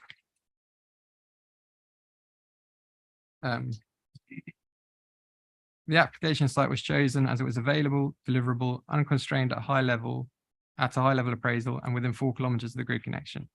At that point, we engaged Axis to undertake the necessary environmental studies to inform the preparation of the planning application. And at that point, it then becomes a project, and here we are Yeah. through the planning process. Okay. In terms of the order, so what the language Mr. Hall used, I think was methodical, I think was systematic or somewhere else in that language. In terms of that process, point of connection and going through those stages, is the process that you have undertaken or AGR has undertaken here at Wymondley, is that the same, or is it different to other search sequences that you've undertaken elsewhere in the country? I think I would say it's a very good example of what we do, and better than other projects that we do see. A lot of projects that we come across are actually down with existing relationships or where we've been approached. And obviously that is different to being able to find the grid connection and find a suitable site for that grid connection. Right. The obvious point, looking at, let's just get to the kind of crunch question, if you like. You look at the map, 5.2, and there's the areas in yellow, and there's the cross hatching. We perhaps all draw it up. So it's CD2. Just to make the point.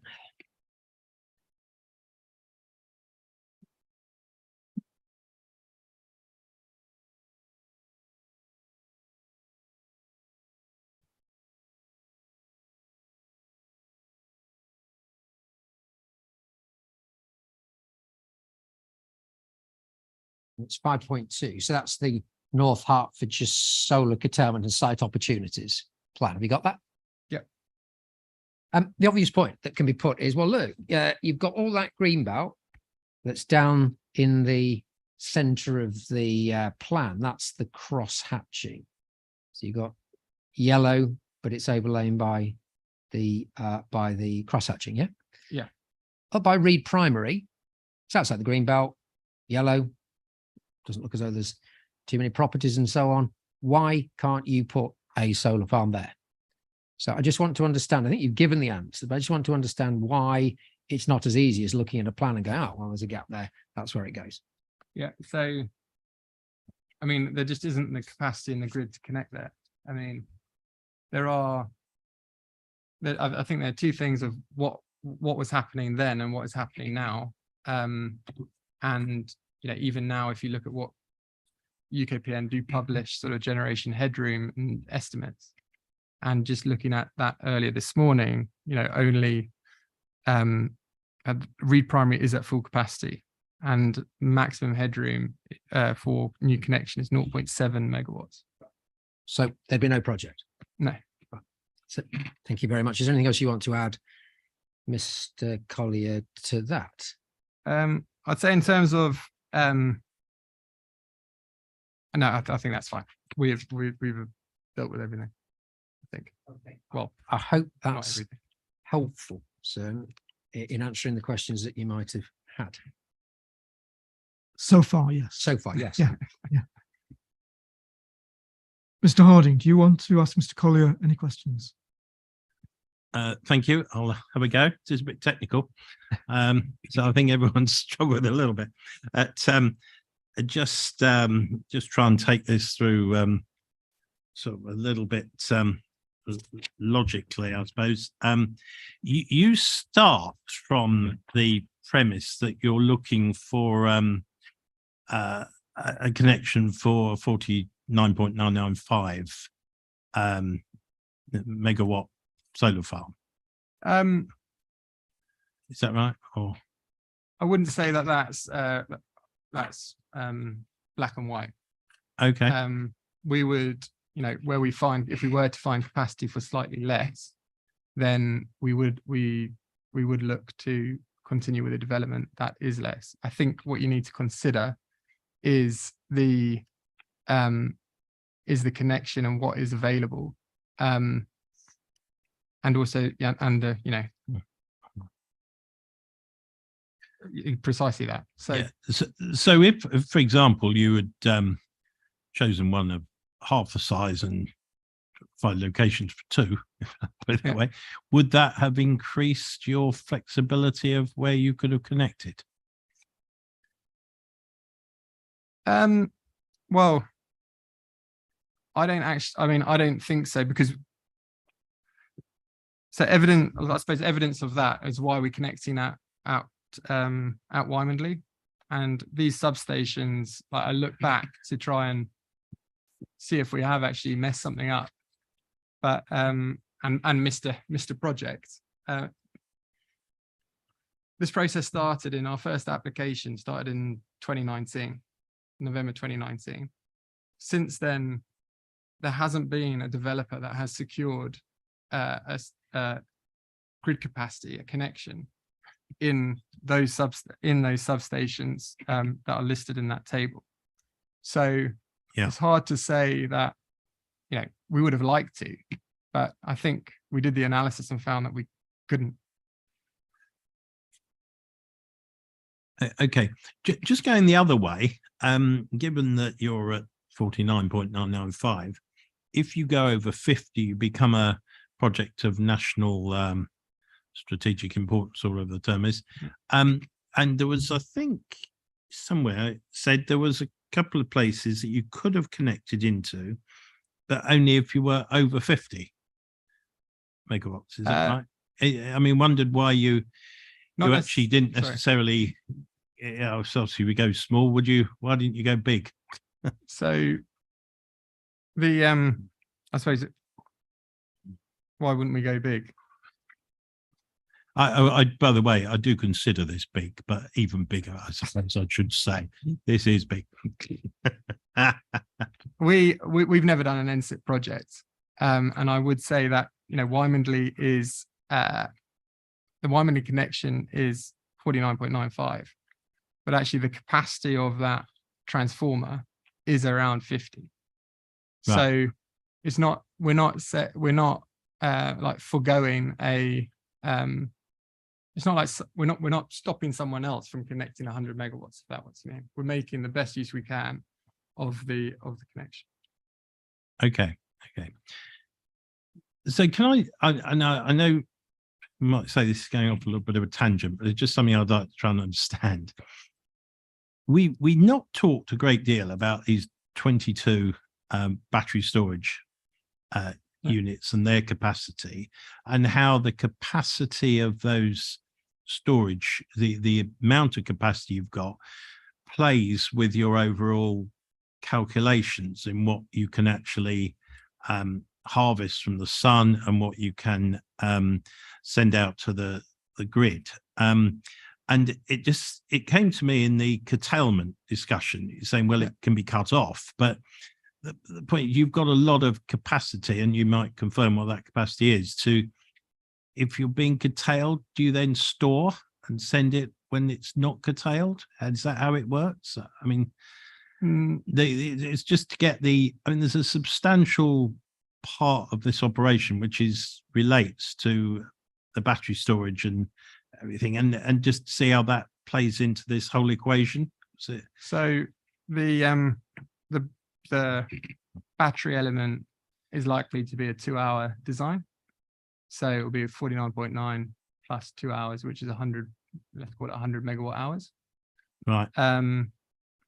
Now, in terms of curtailment, and I think you're talking about peak shifting, basically, you need a lot of storage.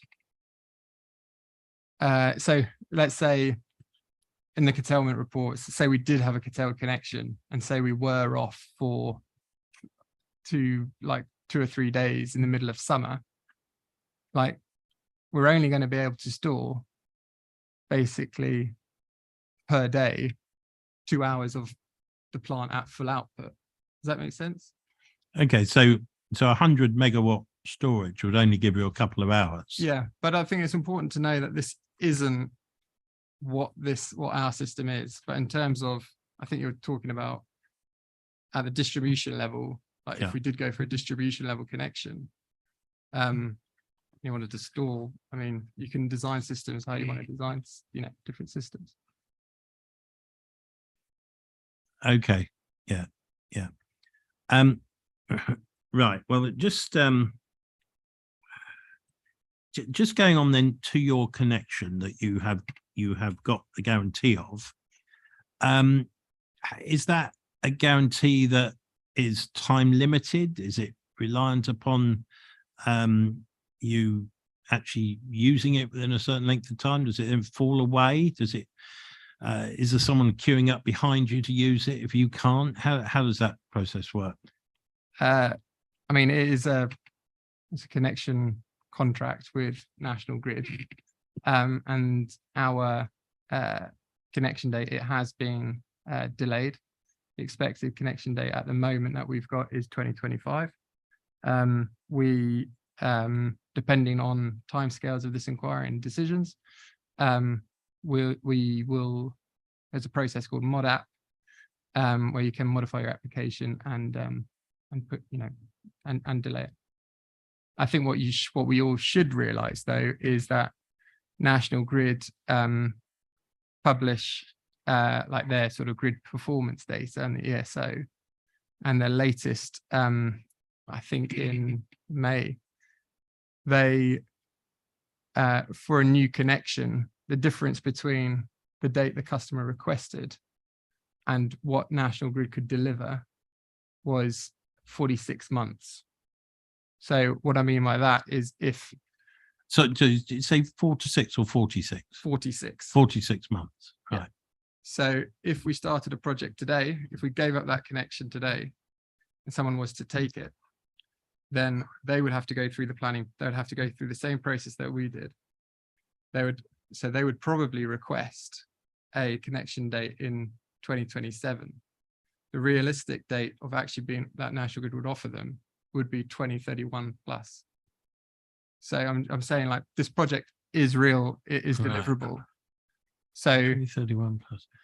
So even though that connectivity is available and there, it would have that sort of delay built in. That is absolutely 100% correct. Yeah. And that is how you'll see it published all over the press about how National Grid are struggling to connect projects. And you'll fall to the back of the queue. And the queue is 320 gigawatts long, mainly of large scale battery projects. They don't generate power. Like they don't generate renewable power. This project can generate renewable power and it can be connected in 2025 or 2026. Yeah, no, that's interesting because we are becoming aware that there's lots of battery projects being talked about around the parish as well now. I don't know how that would all factor into the thing, but anyway, of course they take a lot less land, but they're only storage, they're not production, as you say. Yeah. So can I move on then to site selection, the substation selection, and I followed most of those through and understood those. The one that wasn't on this HV substation list, which I did just want to understand more, was Letchworth, or I couldn't see whether it was just Letchworth or Baldock. It's on the edge of the two, isn't it? I think. Yeah. So sorry, that's correct. So these are the these are not the 132 level substations. These are so this doesn't include Letchworth. So in the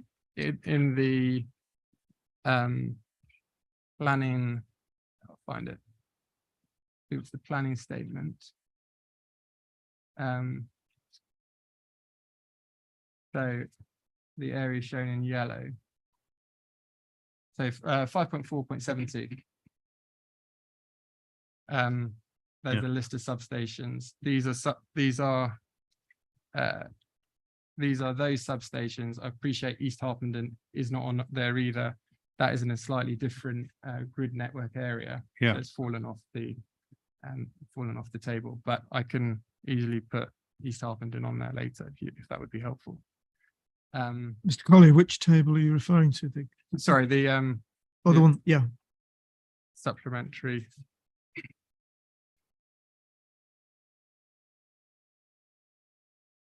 Yeah, are you saying you could add East Harpenden and Letchworth to that schedule?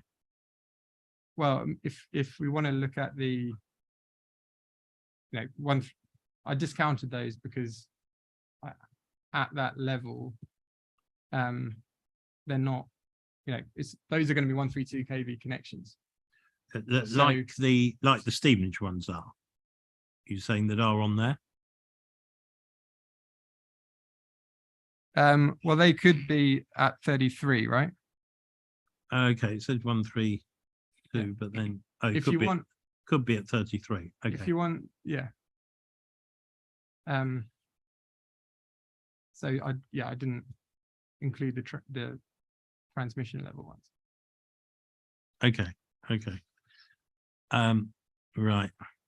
So I guess why I was interested in the Letchworth one, because I'm sure we all sat here yesterday with our yellow coloured pens and just marked where we thought we could have located you if you'd asked us. And funnily enough, it probably wouldn't have been where you are now. But there does seem to be this area, which I do acknowledge is right on the very edge of your red circle, but it's broadly around the Letchworth Gate motorway off and up to the Baldock bypass, that seems to have a route through to the Letchworth substation. It's pretty close, without going across any residential areas. So that was why that one interested me. What you're saying is the Letchworth substation is difficult to access or doesn't have enough space or something, but. And it would be because it's a distribution, that's transmission voltage. It isn't a distribution network, which means the curtailment would be high. I'm sorry, I'm not hearing you very well. Sorry. Yeah. So if you're looking at the, I'm looking at the figure 5.2, and you've got Letchworth, which is within the red curtailment area. Yeah, you've just gone into the red curtailment, the edge of the red curtailment area, haven't you? Yeah. So it would be high curtailment, and it also is likely to be a 132 kV connection. You would also have to cross the A1M with your grid. Is that what you're saying? Come in from to the east of Letchworth? Yeah, that area? Yeah. Okay. Right. Understand that point. So it was, or you, as your other example shows, it would have been just to the west of Stevenage, or out towards the west of Hitchin or southwest of Hitchin. Yeah. Okay.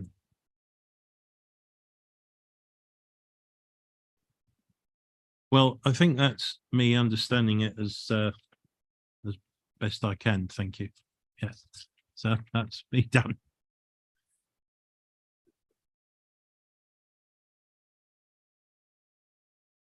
Thank you, Mr. Harding. Mr. Collier, there's a few points I'd like clarification on, and this may risk going back over some of the ground that you've already been over, but I hope you will put up with that. Just to try and make sure that I'm clear as to what you're trying to get across.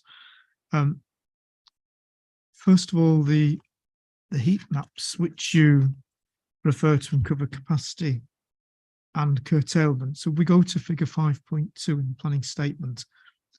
That showed areas of solar curtailment. So are the heat maps picking up that component, and do they reflect what, to an extent, what figure 5.2 shows? Yes, it's I'd say curtailment and capacity are also quite interlinked. In areas of very high curtailment, it will generally mean the grid is very weak, which means that the likelihood of getting an actual connection will be low anyway. I see. So it's and is the reverse true in the areas of low to moderate curtailments, more chance of a connection? That is right, yeah. And yeah, that is correct. So although we haven't got the heat maps, as far as I know, do the red and yellow areas on figure 5.2 reflect what the heat maps were showing you? Yes. Yeah.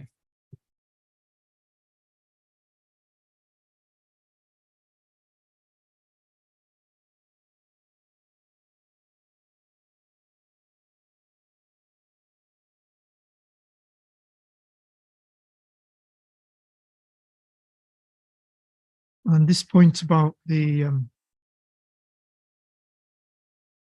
4 kilometers that Yeah. you've mentioned, and you deal with that at 3.1, and say it's based on your experience of the effect of increasing that distance. Yeah. Is that an absolute? Have you ever proceeded with the development where that distance has exceeded 4 kilometers?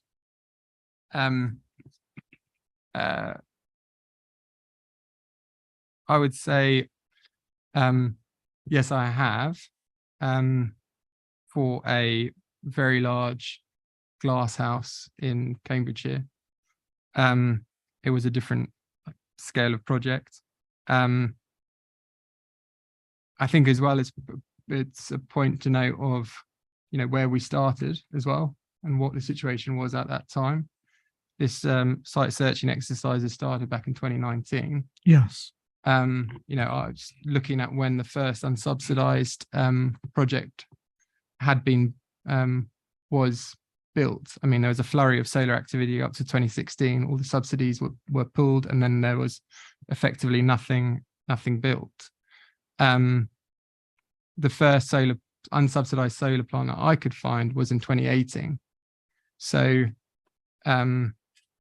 it was, you know, when we started looking for these sites, it was at the very, I would suggest, the forefront of unsubsidized solar.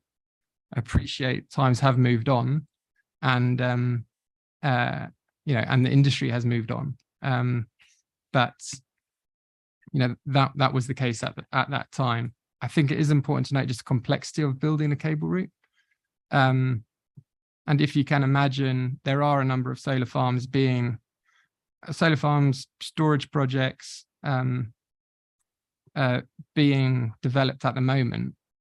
And I don't think Hertfordshire County Council will be very pleased if you had like 2 projects trying to connect into 2 substations in the same town with potentially 10 kilometers each of grid route to lay. So that is one, you know, that's I don't know, and not particularly relevant, I don't suppose, but there are other issues in terms of our grid route is actually quite short at the moment, but we have seen, you know, it is a real issue that has been raised by local residents of the disruption that it may or may not cause. We are, the further you go away, you do risk going over, you know, issues that are difficult to cross. I think if one of our junior developers came to me today with a site that wanted to cross the A1M, I would be hesitant to go forward with that.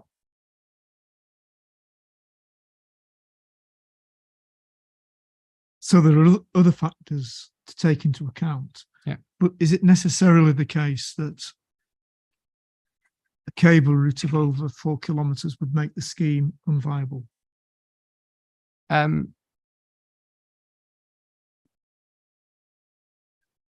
can understand that it may make it more complicated and more difficult to carry out, but is that the same as saying it would not be a viable proposition?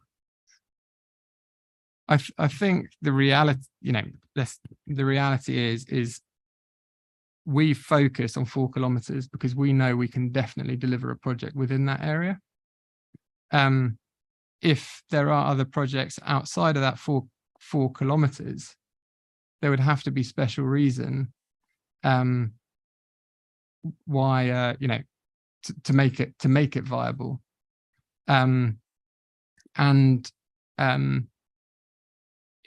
By that I mean, so this site is 200 acres. the next site that's 200 acres isn't going to be, 4.1 kilometers away. It's going to be much, potentially much further away. So, we really do try to stick to 4 kilometers as much as we can. Yeah, I don't think you answered the point about viability though. Is it? So is it necessarily unviable if it's over that distance?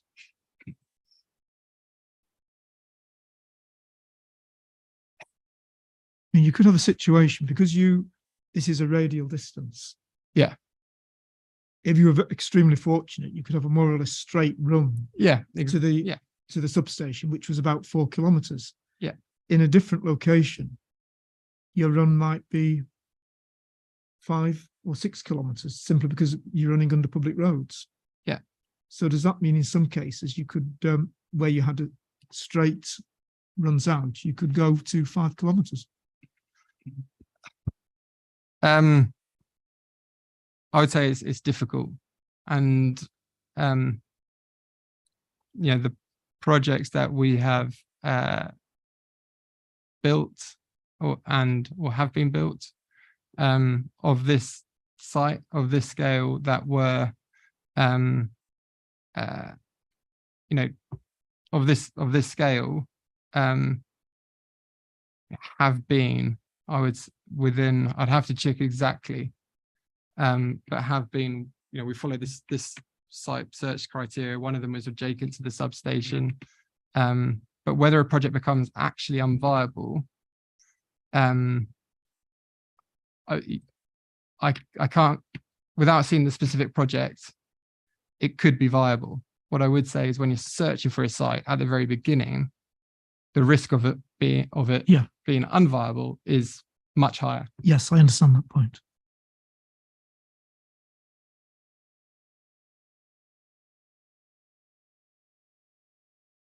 And I think last thing I'd like to ask you about this is 4 kilometers in effect an industry yardstick? Is it used by other operators? I would suggest yes.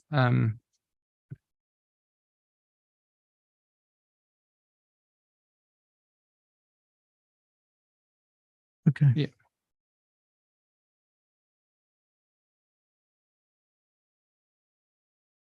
And can I just caveat that? Yes, of course. That answer. Like 4 kilometers is applicable for this type of connection. Currently in the industry, and what is kind of industry stranded at the moment, is, as we've seen looking at these substations, going down at the smaller scale, like, smaller being less than 50 megawatts, the substations are difficult. What is happening more and more, and where I think more the capacity is being built, is at the other end of the scale, where it's like 100 megawatts, 200 megawatts, 300 megawatts. At that stage, obviously, you wouldn't be looking at 4 kilometers. The site would be able to tolerate a much longer connection. Yeah. And there's a different process for all of that. Yes.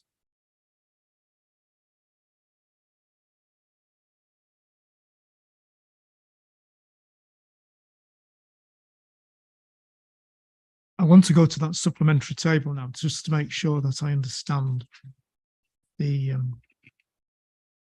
point you were making, which I think was about compatibility of the substations with the operation.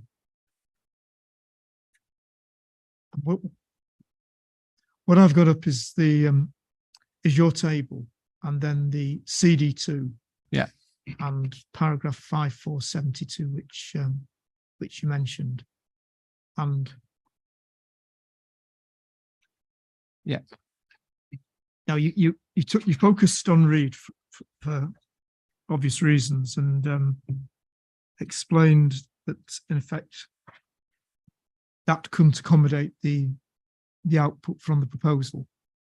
Now, the first question is, when you're looking at that supplementary table, which of the columns should I be focusing on in terms of the compatibility between the substation and the solar farm?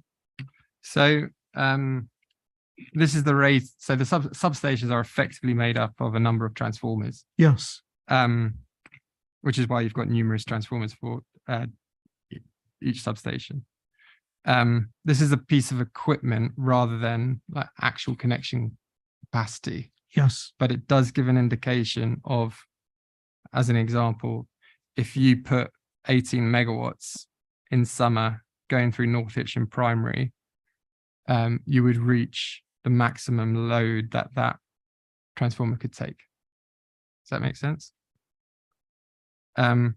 Without considering anything else. Right. And maximum load that the Being- transformer can take is So, in the example you were giving. so for example, our project is 49.9. So Yes. it obviously would far exceed what that particular transformer could take. Well, you referred to some, so you're looking at the 18. Yes, sorry. Yes. Right. So is that the column I should look at?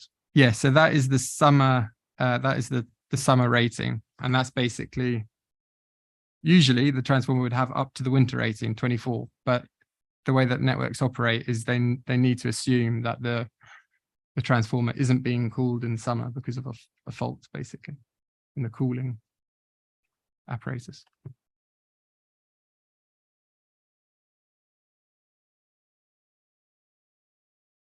And is it appropriate to make it, when you say that North Hitchin, it's 18, Mm. couldn't accommodate the 49.9?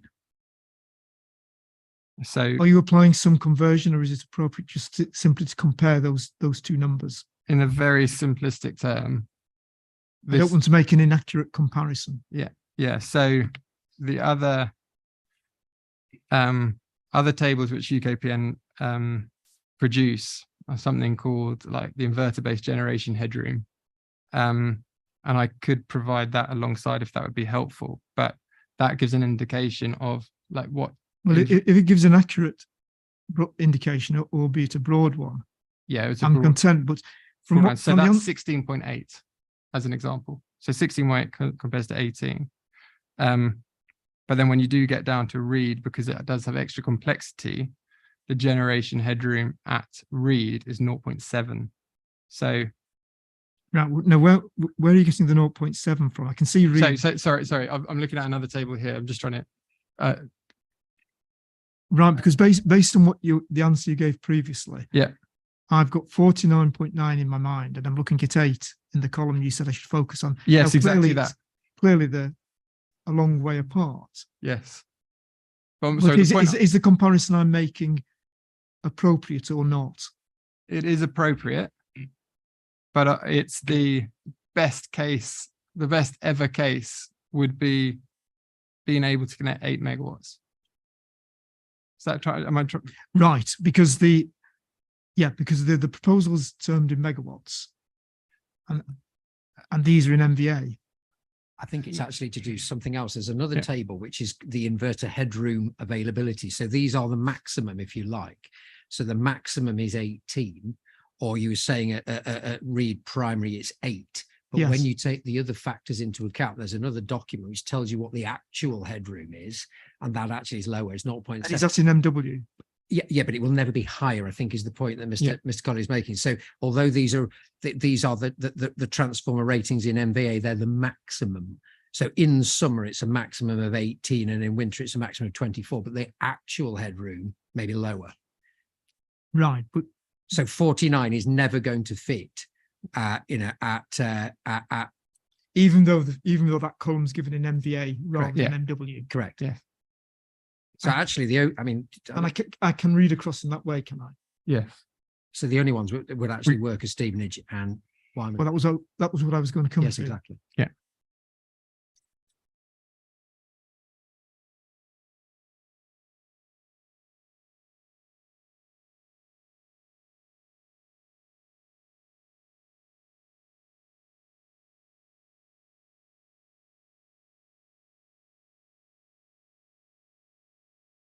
So Stevenage and Wymondley, in technical terms, they would fit. And just that yes, it is Stevenage primary, isn't it? Not because North Stevenage is listed elsewhere. I mean, yeah, exactly. Yeah, so if I go back, sorry to labour this, okay. Ms. Scott, I just want to understand exactly what the situation is. If I go back to 5472 in CD2, although the sentence before the list of substations says that the following substations are identified as having capacity, that's capacity in general terms and not in relation to your project. Is that right? Yes, that's correct.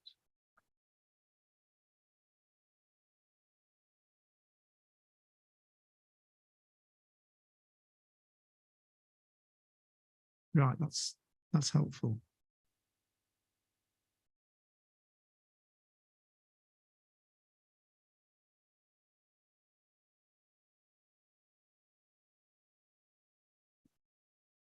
So just staying with these for the moment, that whittles it down to Stephen and Wymondley. Yeah. And we then go to the table you put in paragraph 1.9.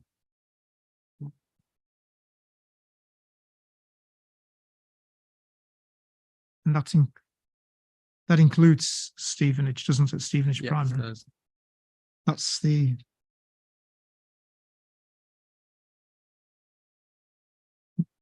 Now you mentioned constraints, urban setting, disruption, and cost of cable route. Do any of those mean that a scheme simply couldn't proceed, or are they just disadvantages? the location of where Stevenage primary substation is would mean that, you know, it wouldn't proceed. Why do you say that? So Stevenage primary has the A1M to the west of it, immediately to the west of it. Yes. It has, and then it has yeah, it's in the middle of Stevenage. I don't know how you would get a grid route like out of there. It would be extremely complicated. You've also got the railway line that goes which is to the east. Yes. We have, yeah, we know Stevenage quite well. We built a CHP project right next to it. And the question is where, I wouldn't know where to start, to be quite honest, on that site. So sorry, just point of clarity. I'm looking at this plan here, Yeah. and I'm trying to see which. There's a number of Stevenage which? yellow stars on there. I'm just trying to understand which one it is. Figure 5.2 starting, which is the North Hertfordshire. So that's CD2, Right. figure 5.2. Yeah. You'll see Okay. Stevenage primary line to the east of the A1. Right. In So the, it is the one that is just almost on the A1. To the east. Yeah, Exactly. Italian. Yes. Yeah. On the constraint map, Mr. Harding. Yes, I think it Yeah. is. Yeah. Okay. Sorry, Mr. Colley. Go. no, I lost my, I think I was finished. I don't know. Do you have any? I've lost my train of thought. You asked about where you would go, how you would do that, and your How you last do word was you wouldn't know where to start with that site.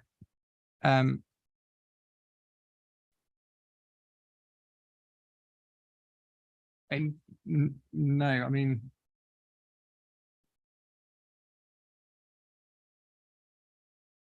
are you sort of what areas of land I would identify to do that? I mean, as a start, you'd have to. We built a project right next to Stevenage grid. Yes. I know that there's no room for like a directional drill underneath the A1M there to be able to like pop out the other side. I believe that land allocation that isn't Greenbelt. I might be wrong, but, and I'm maybe is, and that is in the plan, I believe, for housing or something there. I just wonder, Mr. Collier, if I've been asking you about the right substation, because my intention was to deal with 5472 first. And which is why I focused on Stevenage, but looking after I dealt with your supplementary Oh. table, but your supplementary table, the one that would take it is actually Stevenage north. Grid, which I think is in the next paragraph. Yes, that is right. Yes. So Stevenage Primary is separate. Stevenage Primary, Stevenage Primary and Stevenage Grid, it's a bit confusing, but they are located right next door to each other. So they're in the same position. Right. So there's the disadvantages that you talked about for Stevenage Grid. Are you saying that they would equally apply to Stevenage Primary? Yes, I mean, they're the same.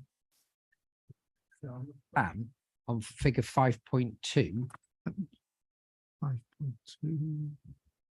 Sorry, Yep. you'll see that there's red and blue. Yes, in the same circle. Yes, so Stevenage Primary is red. Yeah. And Stevenage Grid is blue, so they're at the same, Same they're location. co-located, yeah.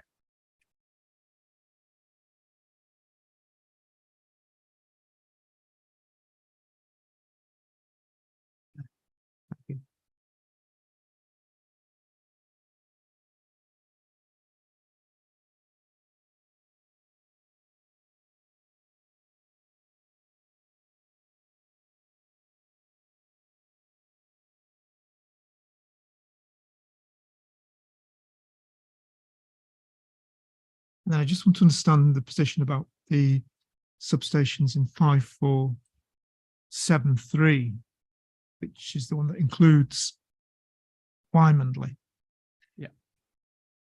And I think you cover this in your paragraph 2.5. And these stations, Letchworth, two at Luton, Melbourne. Those three aren't in your supplementary table. No, they're not. Stevenage Grid and Wymondley are. So What's why does in terms of what we were talking about before and that compatibility? How does that relate to Letchworth, Luton, and Melbourne? So, so for a start, so I focused on the, in that table, Yes, I did focus on the distribution network substations yes. rather than transmission network substations. I can provide more detail on them now. Melbourne is, I'm now looking at the figure 5.2, which is the heat map again, but it does have the grid labeled. So the only national grid substation in this area is Wymondley, GSP, which is the grid supply point. The only one in that paragraph is the Wymondley one, because Yes. we in Yes. fact already discussed the others. Yeah. But just to run through with reference to the plan, it might be easier to Okay. look at the issues with the other ones. Are these constraints you're going to tell me about? Yes. And curtailment.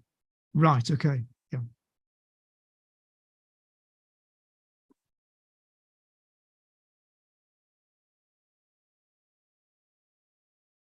So Melbourne grid is at the top right, It is. Yes. Just Just outside. north of the district, isn't it? and that is in an area of constraints. There's a lot of solar projects around there.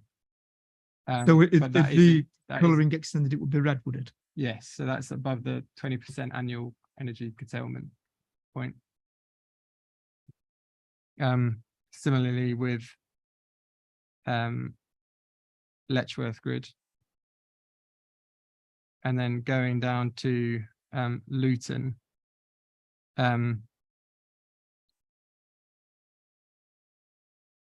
This is an assumption, but I can just see how that red is going. That is also red. I think my Right, your assumption is that the red spreads west. my but fundamentally, when you're getting to that level of connection and the Yes. transmission level connection, you know, we focused on getting the tertiary connection rather than like a 132 kV connection.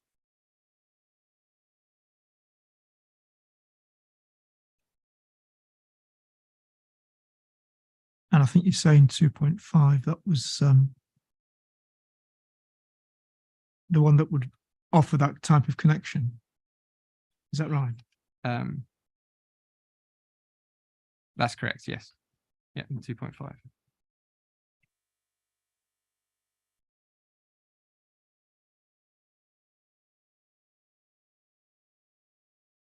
Putting the curtailment issue on one side, in the same way that you explained in relation to your supplementary table, that only Wymondley and Stevenage grid were compatible with the output. What's the position in that second set of substations that are in the planning statement? Are any, in terms of compatibility, as I'm terming it, with the output?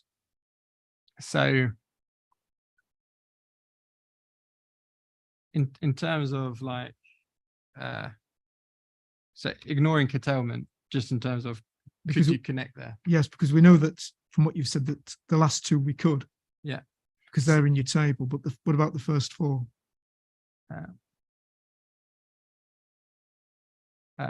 So Melbourne, to be frank, I haven't looked at the specific like land constraints around that area. It's like very far to the northeast. I'm not thinking of land constraints. I'm thinking of the equivalent information to the penultimate column in your supplementary table. Okay. I think you in the supplementary table, I would expect that you would see transformers. You would see large transformers in those substations. Right. So Yeah. if we were looking at it in the same way we looked at those other substations. Yeah. If other things weren't constraints, they could take what the solar farm would produce. Without looking at anything else. Yes. Yes. Yeah.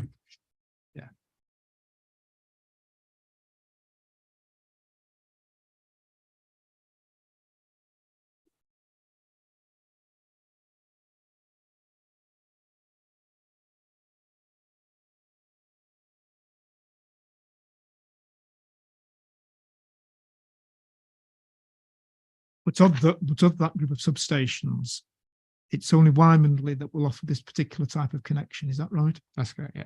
It's a national grid connection that offer And only tertiary. only National Grid substations will offer that. Yeah.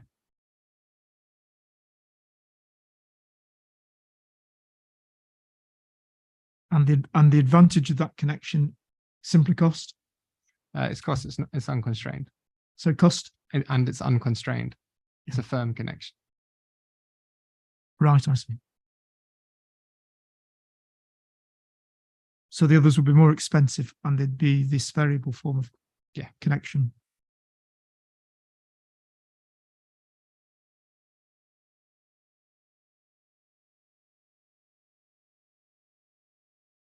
Oh, yeah.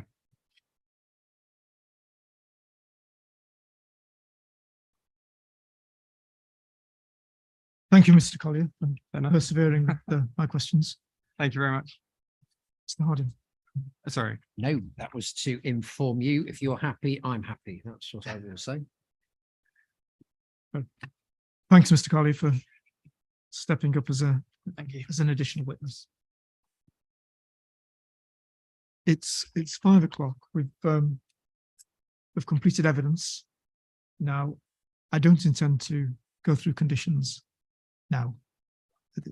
I'd like a little bit more time myself to look at them, and I think we've already had a full day. So I'd like to come to those on Friday.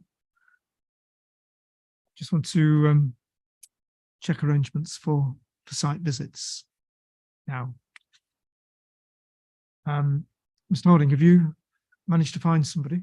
Yeah, I think Paul Kennedy at the back is Kennedy. going to join you. I think I'm going to take up the offer of a day writing closing statements. Thank you, sir.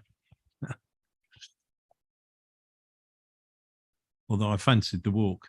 Well, that may Yeah, depend on the weather. yes, it does. Right, so Mr. Kennedy. Yeah. Okay. And in terms of start time, I mean, as an opening suggestion, I would go for the earliest time that I could get there, which I think would be 9 o'clock, provided that doesn't cause other parties any inconvenience. If it's difficult for anybody to get there at 9, I'm happy to start a little bit later. You good? Yeah, good with 9. Yeah. Mr. Robinson, are you okay for 9? And Mr. Kennedy is, yeah.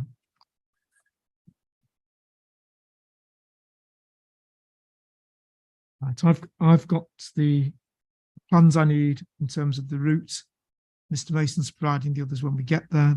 That's good. From the questions that were being asked earlier, I think arrangements have been made to incorporate a lunch stop, which is also good. Yeah.